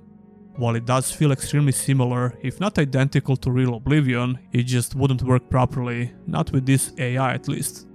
If I would need to make a wild guess here, the PSP just didn't have enough processing power for a complex AI system needed to support Oblivion's gameplay. When you put it like that, it sounds like Oblivion had some revolutionary combat system, which was not the case. The AI in console and PC version is just way more complex in and out of combat, which is very hard to replicate on the underpowered handheld device. I have no idea what I'm talking about, and Bethesda is not making my job easier here because they never said the real reason for cancelling this port. The controls are weird at first, but they work okay in general when you get used to it. I think the ranged gameplay with the bow felt very awkward because of the control scheme. They even managed to nail the jumping mechanic, which feels almost identical to Oblivion. The leveling up system is back, and the PSP version has 18 out of 21 skills from Oblivion. That's more than enough for a similar experience, but it all goes back to those balancing issues we talked about. The story was supposed to be totally different as well, but you would also start the game in the dungeon. Sadly, you would never reach that moment when you finally get out of the dungeon into open worlds, which is something that I'll never forget when I first played Oblivion. It's very easy to take this for granted nowadays, but it was such a great experience back in the day. Instead of the open world, Oblivion on PSP was supposed to have 10 large levels along with some hub areas, like this one for example. I was really surprised how good some of these levels look. I obviously played the demo through emulation, so I increased the resolution as much as possible so you guys have the best viewing experience. The sound effect for walking around was probably just a placeholder, but it was fucking annoying.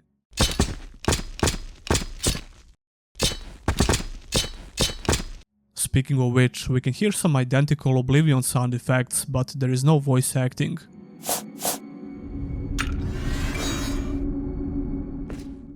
The full game was supposed to be fully voice acted by the same voice actors from Oblivion.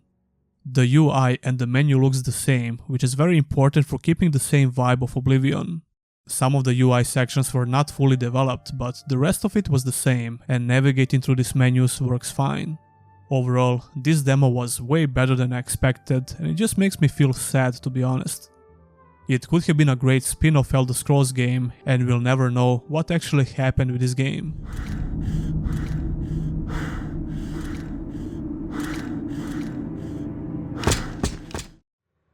Number 4.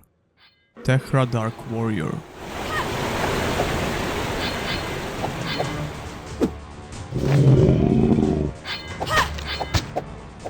Tehra Dark Warrior is actually a PSP minigame. If you never heard about that term, it was used to describe some very small PSP games which were usually very simplistic. But not all PSP minigames were like this, and Tehra Dark Warrior is one of those exceptions. This is more of an action-adventure game with some very light RPG progression. To tell you the truth, I wanted to quit this game after about 40 minutes because I didn't really like it that much. But I knew the game is very short in general, so I decided to stick around and complete the playthrough. My opinion did change because I started liking the game a lot more, but I still have a love-hate relationship with it. It's a very simple action-adventure with solid but pretty stiff combat system. It starts off very easy, which gives you the feeling that you're playing a hack and slash game. But it has some very high difficulty spikes after about a few levels, so you're forced to use all combat mechanics in order to progress. Those would include some simple combos, blocking, dodging, and using a couple of different spells. There are only a handful of melee upgrades to get, but they are pretty much essential. You need a parry ability if you even want to have a chance against some of these enemies. The dodge seems to have some iframes, and it's very useful against some enemies. However, I think the most useful melee ability is definitely the parry, because it works against bosses as well. You will put most enemies on the ground when you parry, and you can even stun lock some of them if you perform the longest combo in time. Even though the game is pretty short, it starts feeling very repetitive, very fast, mostly because of the lack of unique enemy types. You're forced to fight several enemy types throughout the entire game, and some of them are just very annoying. I did like the strongest enemies that were introduced later in the game, like these big knights, but they only have 1 or 2 attacks. These red skeletons have to be the worst enemy type in the game, and I hate fighting them. They hit very fast, and your only option is to parry every attack. You can't even properly do damage while they're on the ground, so you have to parry and parry and parry. It's very annoying. I'm sure some spells will deal decent damage to them, but I focused only on the strong attack spell and the fire spell to a lesser degree, which actually heals them upon hit. What the fuck? The level design is very simple, and you actually need to collect something in different corners of the map and return to the center to unlock a door or a portal to progress. The most annoying objectives are where you need to destroy a bunch of things on the level in order to get rid of the shield of the enemy or something similar. It's just very tedious and boring because you need to avoid enemies while trying to deal damage to these things. In these situations it's not even worth killing them because they just get destroyed when you destroy the totems. Some bosses also have the same philosophy. The game will bombard you with regular NPCs and the boss will also chase you while you try to destroy the stones. Once you actually get to fight the damn boss, he literally only has one attack, which is easily dodgeable. Other boss fights just require you to parry and avoid normal NPCs as much as possible. I'm making it sound like the game has a ton of bosses, which is not true, and most of them have one or two mechanics at most. Tekra has a mana bar, which allows her to cast some spells that you can get with the coins you collect. This mana bar also allows you to transform into an orc, I guess. Tekra is supposed to be a hybrid. She's a human and orc who was created to keep the peace between two races. But after orcs broke the truce, Tekra was summoned again to investigate the disturbances. That will be the main story of the game, and it's pretty weak. It's not even worth mentioning, to be honest. You'll get some context after every chapter with some text on the screen, and that's about it. It's a simple little action adventure that also came out on iPhone. I'm glad I decided to complete it because, like I said, I ended up liking it a lot more, but not enough to recommend it, to be honest.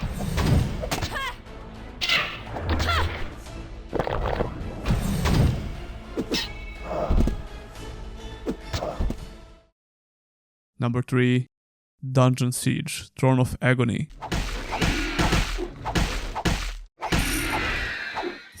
In 2007, we got to see a spin-off game in Dungeon Siege series that came out exclusively on PSP. Nowadays, you can easily emulate this game if you don't have the original hardware, which I did for the purposes of this video. However, I also played it on PSP around 5 years ago when I finally got this awesome handheld console that I always wanted. I played Throne of Agony quite a bit back then, and I was pleasantly surprised how good this game actually is. It's a very simple ARPG, but it's also unique, in a way. The story picks up where Dungeon Siege 2 left off, after the second cataclysm altered the world of Arana. The new threat appears out of nowhere, again, and you get to choose between 3 heroes to try and stop it. I went with Morgrim the Warlord, and you also get to choose a pet to join your party, which is pretty useful. It took a while to get used to the very zoomed in camera, especially after playing Dungeon Siege 2. I assumed they had to do this because PSP hardware could only take so much, and for a PSP game, Throne of Agony looks decent. It's certainly not the best looking PSP game out there, even in the ARPG genre, but it's decent. More importantly, the gameplay is surprisingly pretty good as well, for what it is.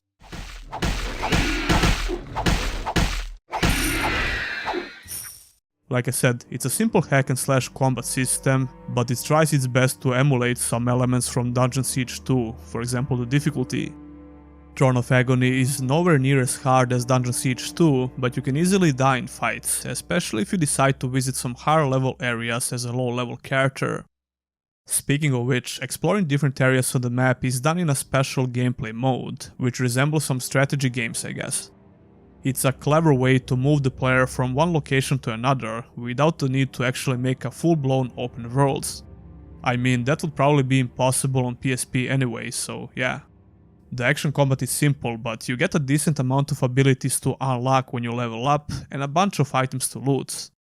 You need to stack up healing potions like in every Dungeon Siege game, but it's much easier in this game. When you die in combat, you can also restart the level or go back to the city. The thing about restarting the level, it actually doesn't restart it, ironically. You only respawn at the beginning of the map and the enemies you killed are still dead, so you just continue where you left off. One thing that's really interesting about the warrior is that you can try to press the button as fast as possible and he hits faster when you do this for some reason. It's kinda cool actually.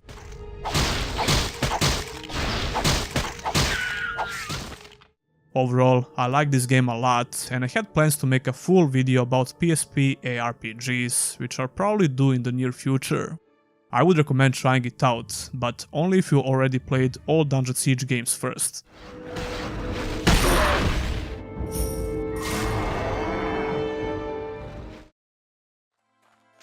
Number 2. Untold Legends, The Brotherhood of the Blade.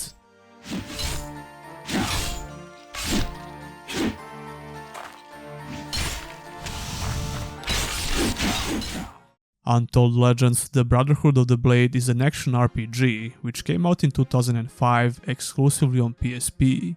I was hit with a strong deja vu because I could swear I played this game before. Well, that's because I played Champions of Norath 1 and 2 not so long ago. I made a video about all Baldur's Gate spin-off games where I covered Champions of Norath, and Brotherhood of the Blade is very similar. It plays similar, it looks similar, and it has a similar vibe to these games. I would say I loved Champions of Norath 1 and 2 a lot more than this game though. That doesn't mean the Brotherhood of the Blade is a bad action RPG, not at all actually. First of all, you start by selecting your class and there is a simple character customization system. You can choose to be an alchemist, a druid, knight or a berserker. I went with the knight, but I kinda regret that decision because he's an extremely simple melee character with not so fun skills. I'm not sure about other classes, but this was my experience with the knights. That doesn't mean the skills are ineffective, not at all actually. He has a very strong single target ability which will shred regular enemies and the bosses as well. I focused on two-handed weapons at first, but you can get some strong dual wielding skills later on when you progress. There is a skill tree with a decent amount of new passive and active abilities to get when you level up. You also get regular RPG stats to increase, and I focused on strength and dexterity, which is recommended for this class. I think dexterity is maybe even more important, since it increases the strength of your abilities, which you're going to use a lot. The combat has a strong hack and slash vibe, and it's pretty mindless most of the time. However, you will definitely need to pay attention to what gear you use, stack up healing potions, and maybe even do some grinding. The combat is solid for this type of a game, and I would say it feels better than Throne of Agony for example. However, it certainly feels worse than Champions of Norath, but then again, that game never came out on PSP, it was a PlayStation 2 game. So it's not a fair comparison I guess, but it feels so similar in more than a couple of ways. Since I mentioned Throne of Agony, I think this game has the same problem with the zoomed in camera perspective. It's way too zoomed in, up to the point where it feels pointless playing as a ranged character because you can't see shit. You can control the camera and move it around, but that's not exactly fixing this issue. The sequel for this game will fix the issue with the camera, but that's a topic for another video. You can use the bow with the knight as well, which I did, but it's pretty hard to kite enemies. Although to be fair, one of my bows had an interesting pushback effect which can trigger, so I assume the ranged class has more abilities like this. That doesn't make the camera perspective more enjoyable though. To go back to combat mechanics, I think the gameplay is fun for what it is, but it lacks impact on hits, and there are some very annoying problems with one-handed weapons. It feels like your attacks lag when you use one-handed weapons, which is weird because I didn't notice that problem with two-handed weapons. Combined with the lack of impact on hit, the combat can feel very weightless.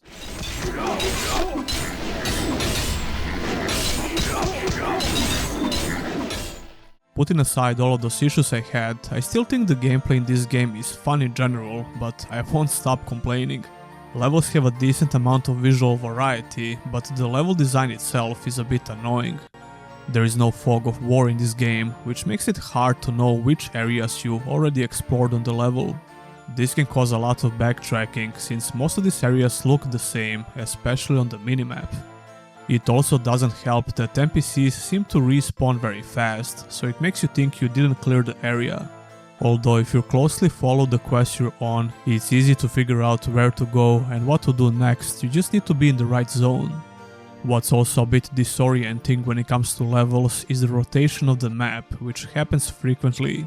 For example, if you enter an optional dungeon, the outside map will rotate when you come out, and I found that really annoying and unnecessary.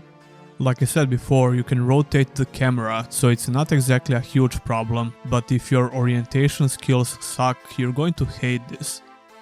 The game lacks transparency effect for objects, which means that some areas on the map are a bit annoying to explore. Objects will get in the way of the camera frequently, so you can't see anything in those situations, but it's not game breaking. Let's talk about some things I liked for a change. The itemization in the game is well done, and you have a ton of armor pieces and weapons to pick up. You can also buy them at your hub area, or add elemental effects with special items, just like in Champions of Norads. As you progress through the game, you're going to feel like you need to optimize your gear at least a little bit. So applying these items on your gear is almost essential, but it's more important to find better weapons and armor to use. As you would expect, there are exclusive items for different classes.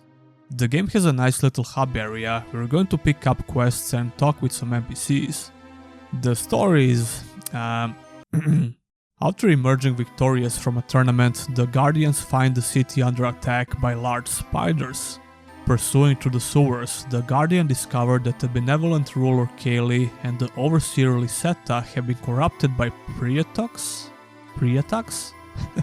And a dark disease that twists their minds. In short, kill everything that moves and report back to these NPCs.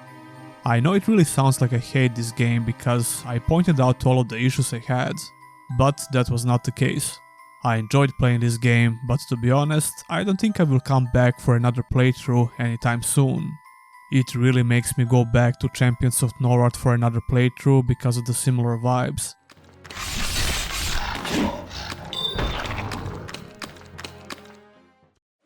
Number 1. Warriors of the Lost Empire.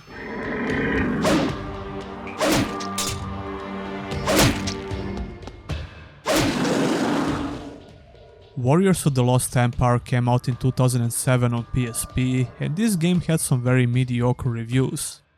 I read some of these reviews on Metacritic and they just failed to make any sense to me. Some media outlets mentioned the lackluster story, which is stupid because this game is all about the gameplay. Warriors of the Lost Empire is essentially a dungeon crawler game with a pretty good action combat system and a decent RPG progression. I loved my time with this game and I'll definitely come back to it and play it more in the future. It really took me by surprise because this game is really obscure and I had to dig deep to even find it. Those kinds of games usually don't have great gameplay, so my expectations were pretty low. Well, I can say without a doubt that this is my favorite game on the list, so let's talk about it. The story is almost non-existent and not really important. You start the game with a simple static cutscene with some text on the screen. This game is set in an alternative timeline. The Egyptian city of Antinopolis has been overrun with thieves, vagabonds, monsters, mythical beasts and the undead. You need to find the source of this outbreak and the city's founder, the Roman Emperor. You get to choose between 4 different characters, all with different abilities and playstyles. I will definitely play with other classes as well when I come back to the game. The Highlander get to use some interesting abilities that you have to unlock while leveling up. This process is automatic, you only need to reach a certain level and you get these new abilities. But let's talk about the controls and the general feel of the gameplay.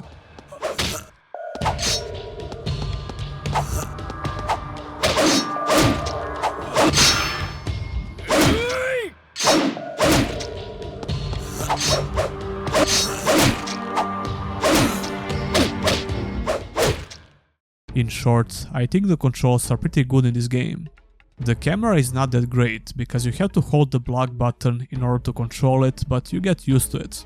You can change the camera perspective, but I like this over-the-shoulder third-person camera the most. The option for changing the camera controls don't make sense to me, because I failed to notice any difference, it seemed broken. Anyway, the animations in combat are a little bit stiff, but they complement this action playstyle quite well. You have a regular and a strong attack, and you can also hold these buttons for special attacks, which I did a lot. You have a lot of AoE attacks with the Highlander, which are very useful because you're mostly going to fight groups of enemies. The hitboxes are pretty good as well, so it's not hard to position yourself properly in combat. Blocking is very important. You can block almost everything the enemy can throw at you, except some very strong attacks from big enemies, which are usually very flashy, so it's hard to miss them. Blocking and turning the camera with the same button is certainly not an ideal control scheme, but you'll get used to it. I feel like I've been saying that a lot. It's shitty, but you get used to it. Just like real life. The combat is a little bit on the slower side for sure, but it's more methodical and it feels very impactful. Surprisingly impactful actually, and when you get the hang of the controls you're definitely going to enjoy it if you're a fan of action combat systems. Even the sound effects are pretty impactful for a PSP action RPG.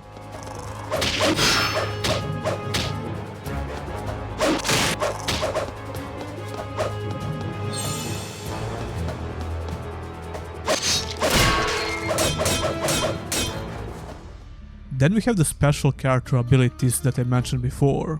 For example, this big AoE attack paralyzes all enemies it hits, which is obviously very useful. I also use the ability which has a similar effect on all enemies close to you, the charge ability and so on. These abilities use a resource similar to mana, but it regenerates automatically after some time. You need to stack up healing items before you start the mission, but you also find them on some NPCs as well. Enemy AI has some problems, especially when you move away from them a little bit, but in the combat itself they work okay. I like how different enemies have unique attacks that you have to worry about, and you can also take the advantage of the environments. There are a lot of traps on these levels which can hurt you and the enemy, and friendly fire is also a thing in this game. So yeah, I really think this combat system is great and very enjoyable. What's not so great is the level design, which is extremely basic. You just go through a lot of narrow corridors and different floors which almost look identical to the last floor you've been to.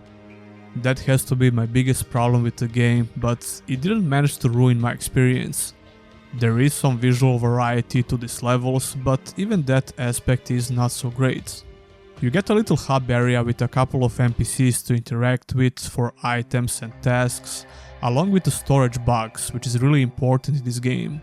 You literally can't do anything without this damn box, but I kinda like this mechanic because it reminds me of Monster Hunter games. You have to be at your box in order to change your gear, level up, craft and set up your items. The map will show you all available areas to clear and you have some wiggle room here. Although these tasks have different difficulty levels, so it's smart to go from the weakest to the strongest area. All of these locations are basically dungeons that have different enemies to kill with a boss fight at the end. Most boss fights are actually group fights with one or more stronger NPCs that have some unique abilities. The challenge ramps up quickly with these levels and the game felt pretty balanced for the most part.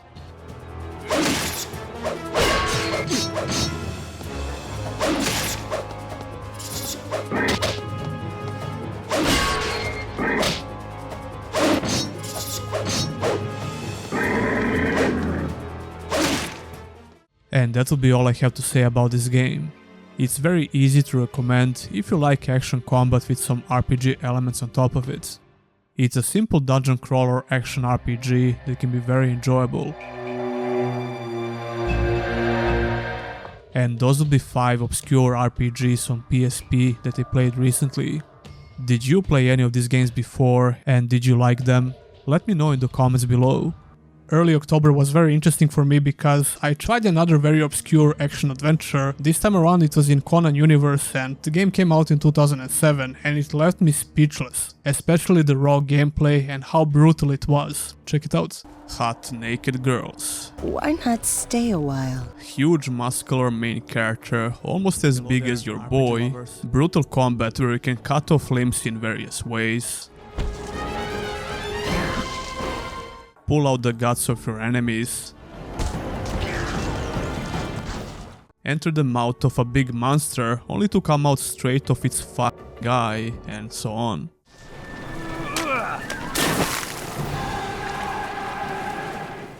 Conan was certainly one of the most brutal action adventures that you could play back in the day, and it's mostly forgotten nowadays, sadly. You dare speak to me this way? It's just not as good as God of War. That was one of the main critiques for the game, from the critics at least. Then the hell with you! Although it seems like critics and the user agreed on the average game score for Conan, which is quite rare nowadays. Conan was a very pleasant surprise for me. My expectations for these movie-based games is always very low, and you can't blame me for that. They can be mediocre at best and very, very bad at worst. Excellent work, Blade. It seems that you're in good shape after all. There are some exceptions, of course, like a couple of early Harry Potter and Lord of the Rings games, which I actually covered in other videos. But for every good or a decent movie-based game, you can find at least 5 bad ones, which sole purpose was to hype up the movie itself. I think these games usually don't have a lot of development time and a very strict deadline, so these studios had to perform miracles. I will have another video with some bad movie-based games, but this one is a little bit different. Conan is a hack-and-slash action adventure released in 2007 for PlayStation 3 and Xbox 360 by Nihilistic Software. I played this game with emulator, which is not perfect because it had some annoying visual glitches. If you can ignore that, you can make the game run in 60 FPS and high resolutions, and that was never possible on PlayStation 3 or Xbox 360, obviously. But my dumb ass forgot to tweak this little setting and make the game run in 60 FPS all the way until the very end of the game. Yeah, I wasn't that bothered with 30 FPS while I was playing, but when I tweaked that setting, I wanted to replay the whole game because it feels so much better. If you're going to play this game with emulation, just make sure to tick this setting to 120. Putting that aside, Conan offers a very satisfying action-adventure campaign with a brutal combat system and a very simple story. The whole main story revolves around Conan trying to recover his armor set piece by piece, which is done by visiting different locations and killing different bosses. You need to stop Black Death, which Conan released in the beginning of the game. There are only a handful of actual characters that have something to say, like Akana, who joins Conan early on and also helps him a little bit in later levels. She also helps him in other ways as well, you know. We have time to kill before we reach those shores, barbarian. Speaking of which, there are many naked women that needs to be rescued, and their mood switches real quick when you do it. Take me and crush me with your love. There is not really much to say about this story besides that, but you're going to have a lot of cutscenes where Conan interacts with Akana and bosses, which brings us to the visuals. The graphics in Conan have not aged very well, but it still has some very cool effects. The bosses and enemies in general still look very cool, as well as the visual effects for dismembering NPCs. The character models on the other hand have a bit more realistic style, which never ages that well. Conan has some similarities with Arnold from the movie, but not a lot to be honest. Then the hell with you!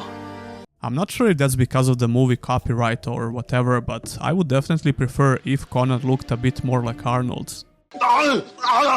He is voiced by Ron Perlman, a great actor that you probably watched in movies like Hellboy, Blade 2 and many other movies and TV shows. I think he did a decent job with voicing Conan in this game. I'll help you. But only because it's my bloody armor. I'll not have some wizard using it as his own. On the other side, the voice actress for Akana was not very good to be honest. She had a very mediocre performance.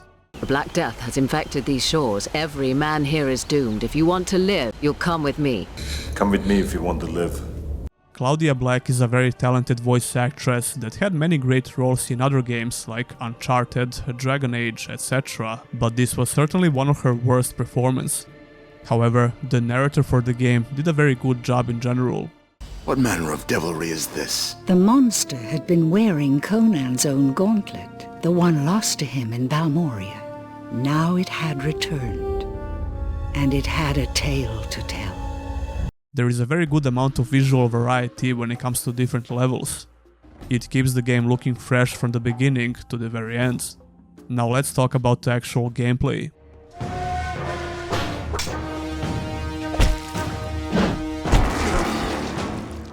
Conan has a very good hack and slash action combat where you can learn various combos with different weapon types. It's obvious that the most development effort went into making this combat system look and feel very brutal, as it should, because we're talking about freaking Conan the Barbarian.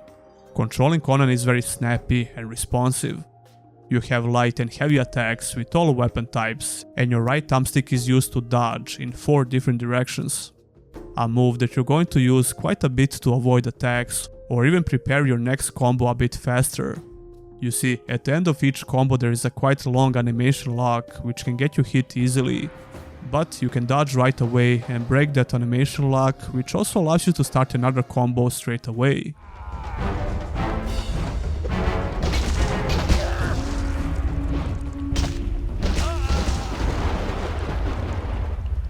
There's a nice little tip for you if you decide to try this game out. Another combat move that you get by default is the ability to parry attacks if your timing for block is on point. This enables you to execute enemies with very creative and silly animations depending on the weapon type. You can learn more ways to execute enemies within the combo system. Speaking of which, you start off with some simple button mashing combos which can be equally effective, if not even better than some specific longer combos that you can learn. However, the combos are certainly worth learning and using in combat because they can deal some very good damage. Even shorter combos that send smaller enemies flying or stunned are worth using, which becomes very useful in mid and late game. The way you learn these combos is by spending experience points. You get these red points by killing enemies, opening chests and rescuing naked ladies. There is an impressive amount of different combos to learn for all weapon types in the game. It's kinda crazy. You can play with one-handed sword, sword and board, dual wield or two-handed weapons. All of these fighting styles have unique combos to learn with unique animations and cool effects. You can cut enemies in half with two-handed weapons, cut off heads with stronger combos for dual wield, or just dismember NPCs through regular combat moves. Even the ragdolls are pretty good, and some combos allow you to throw enemies around and impale them on things. Most games from this time period would make such actions a bit more scripted, but it seems like Conan mostly uses actual ragdoll physics. It's very satisfying. We could have a whole segment about many different ways to cut enemies in half. It really makes the combat so much better and more impactful.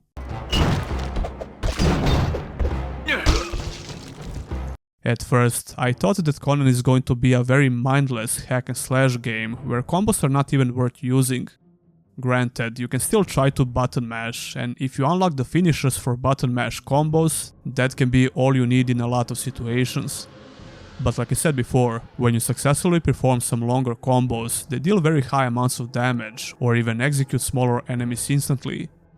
I found some longer combos useful even in boss fights, but your timing has to be pretty good, otherwise you're going to get interrupted. I was playing the game on hard, and I think this difficulty is well balanced for the most part. The AI can be brain dead sometimes, but when they work as intended, they can easily kill you if you're not careful. A lot of NPCs in crowded fights just stand there like morons, but I don't think the game lacks difficulty in general. I had more than a couple of difficulty spikes on specific levels, but it's not exactly an extremely hard game in general, even on hard difficulty. That being said, I think there is a very decent amount of different enemy types, even though it doesn't seem like that at first. Most regular NPCs start using almost the same combos that you have, and elite NPCs have unique powers that can do some serious damage to you. Some elite enemies like these gorillas have annoying attacks that can stun lock you, so you have to be careful. Same goes for some special attacks from regular enemies, but you can't really complain about this because you have so many different ways of dealing with enemies. In other words, everything goes well until it doesn't, so you have to reset, move back a little bit and start performing your combos. That's probably the simplest way of describing the combat mechanics in Conan. My blade thirsts!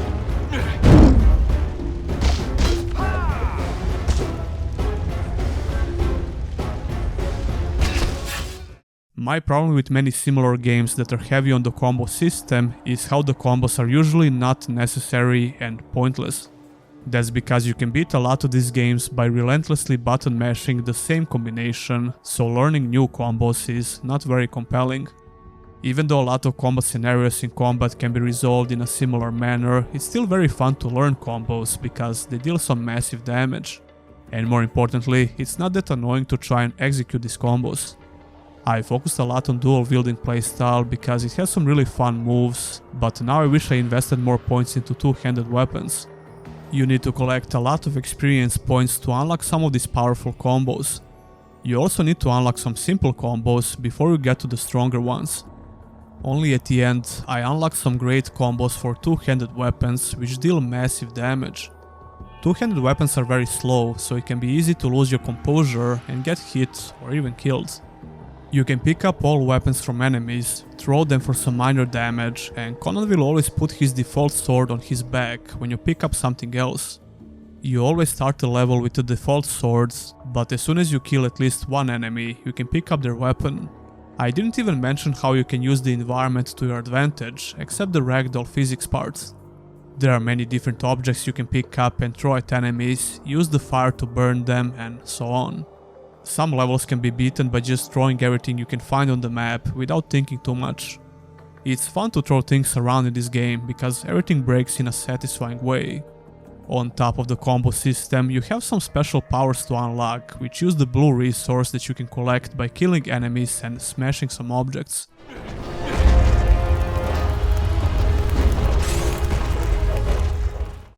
Every new power that you unlock requires more mana to be used, and they are very powerful in general.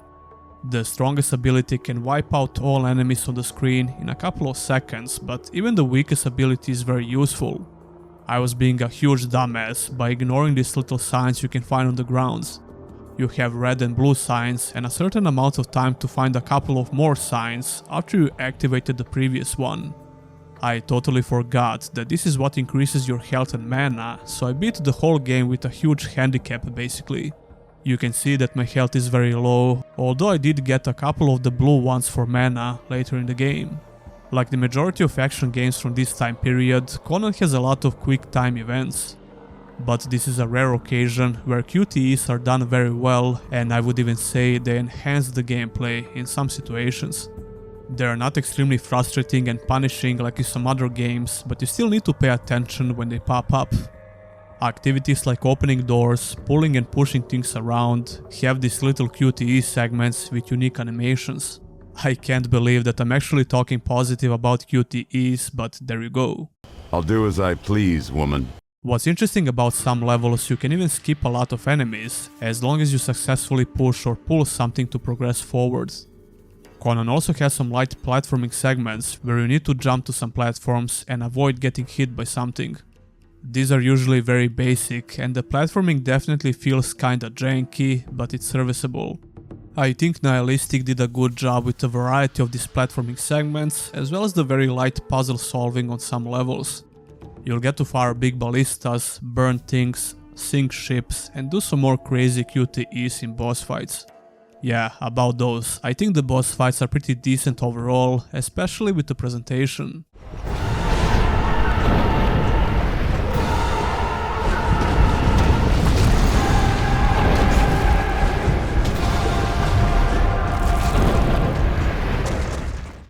Sure, it's not God of War, but the presentation is still very good in general. Even the fights themselves are not just gimmicky QTEs. I mean, each and every boss has a QTE segment, but they also have regular boss mechanics as well. You'll need to do some regular damage with your combos in order to kill them, and all of them have at least a couple of different phases. What's not so good about these phases is that some of them are just the exact copy of the first phase, but you only need to do another QTE event from the other side of the map, which will be perfectly fine if the boss doesn't constantly heal itself to the max every time this happens. It feels very cheap, but some bosses are better than others. I was very surprised to find out that even the default autosave feature in the game will save on different boss stages if you die. But I will still make regular save states in the emulator just in case. A couple of boss fights are pretty long because they have up to 3 different phases, although some of them are very underwhelming. I did die more than a couple of times on every boss fight, but once you figure out what to do, they become pretty easy. Like I said before, the presentation makes these fights even better than they actually are.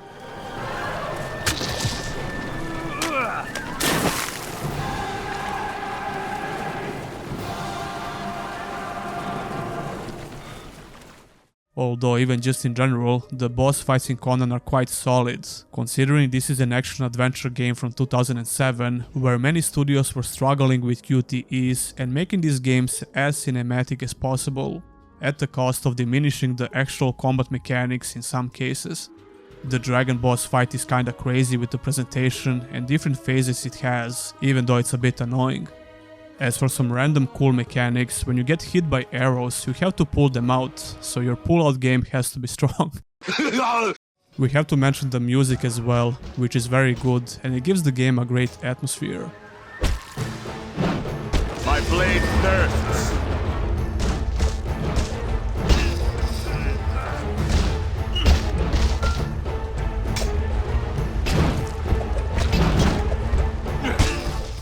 Overall, I would definitely consider Conan as a hidden gem from 2007, which deserves a remaster or remake. You're a brave man. That's probably never going to happen because Nihilistic closed down long time ago, but I'm pretty sure THQ Nordic owns this IP now.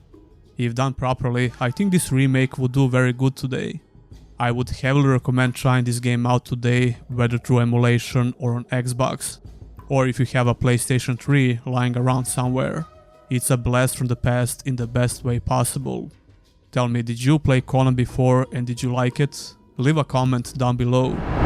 So that will conclude another year of obscure RPGs and action adventures on the channel. I will continue doing these videos in 2025 as well because you guys really like them and I also enjoy making them, so it's a win-win situation. And I just wanted to say thank you guys for all the support you've been giving me during 2024. I really can't be happier with all the support you've been giving me, and we're getting very close to 100k subscribers, which is very insane to me. Speaking of which, subscribe if you like this video and help me reach that huge milestone for the channel. If you wanna go a little bit further, you can always support me on Patreon or becoming a YouTube member, which will grant you some new emotes on the channel. I also started streaming a lot, so you will have some special chat benefits. So yeah, a lot of plans for 2025. I'm going to continue doing this series, of course, but we also have a lot of new RPGs that I'm also going to cover. I don't want to waste a lot of your time on the outro, so see ya in the next one.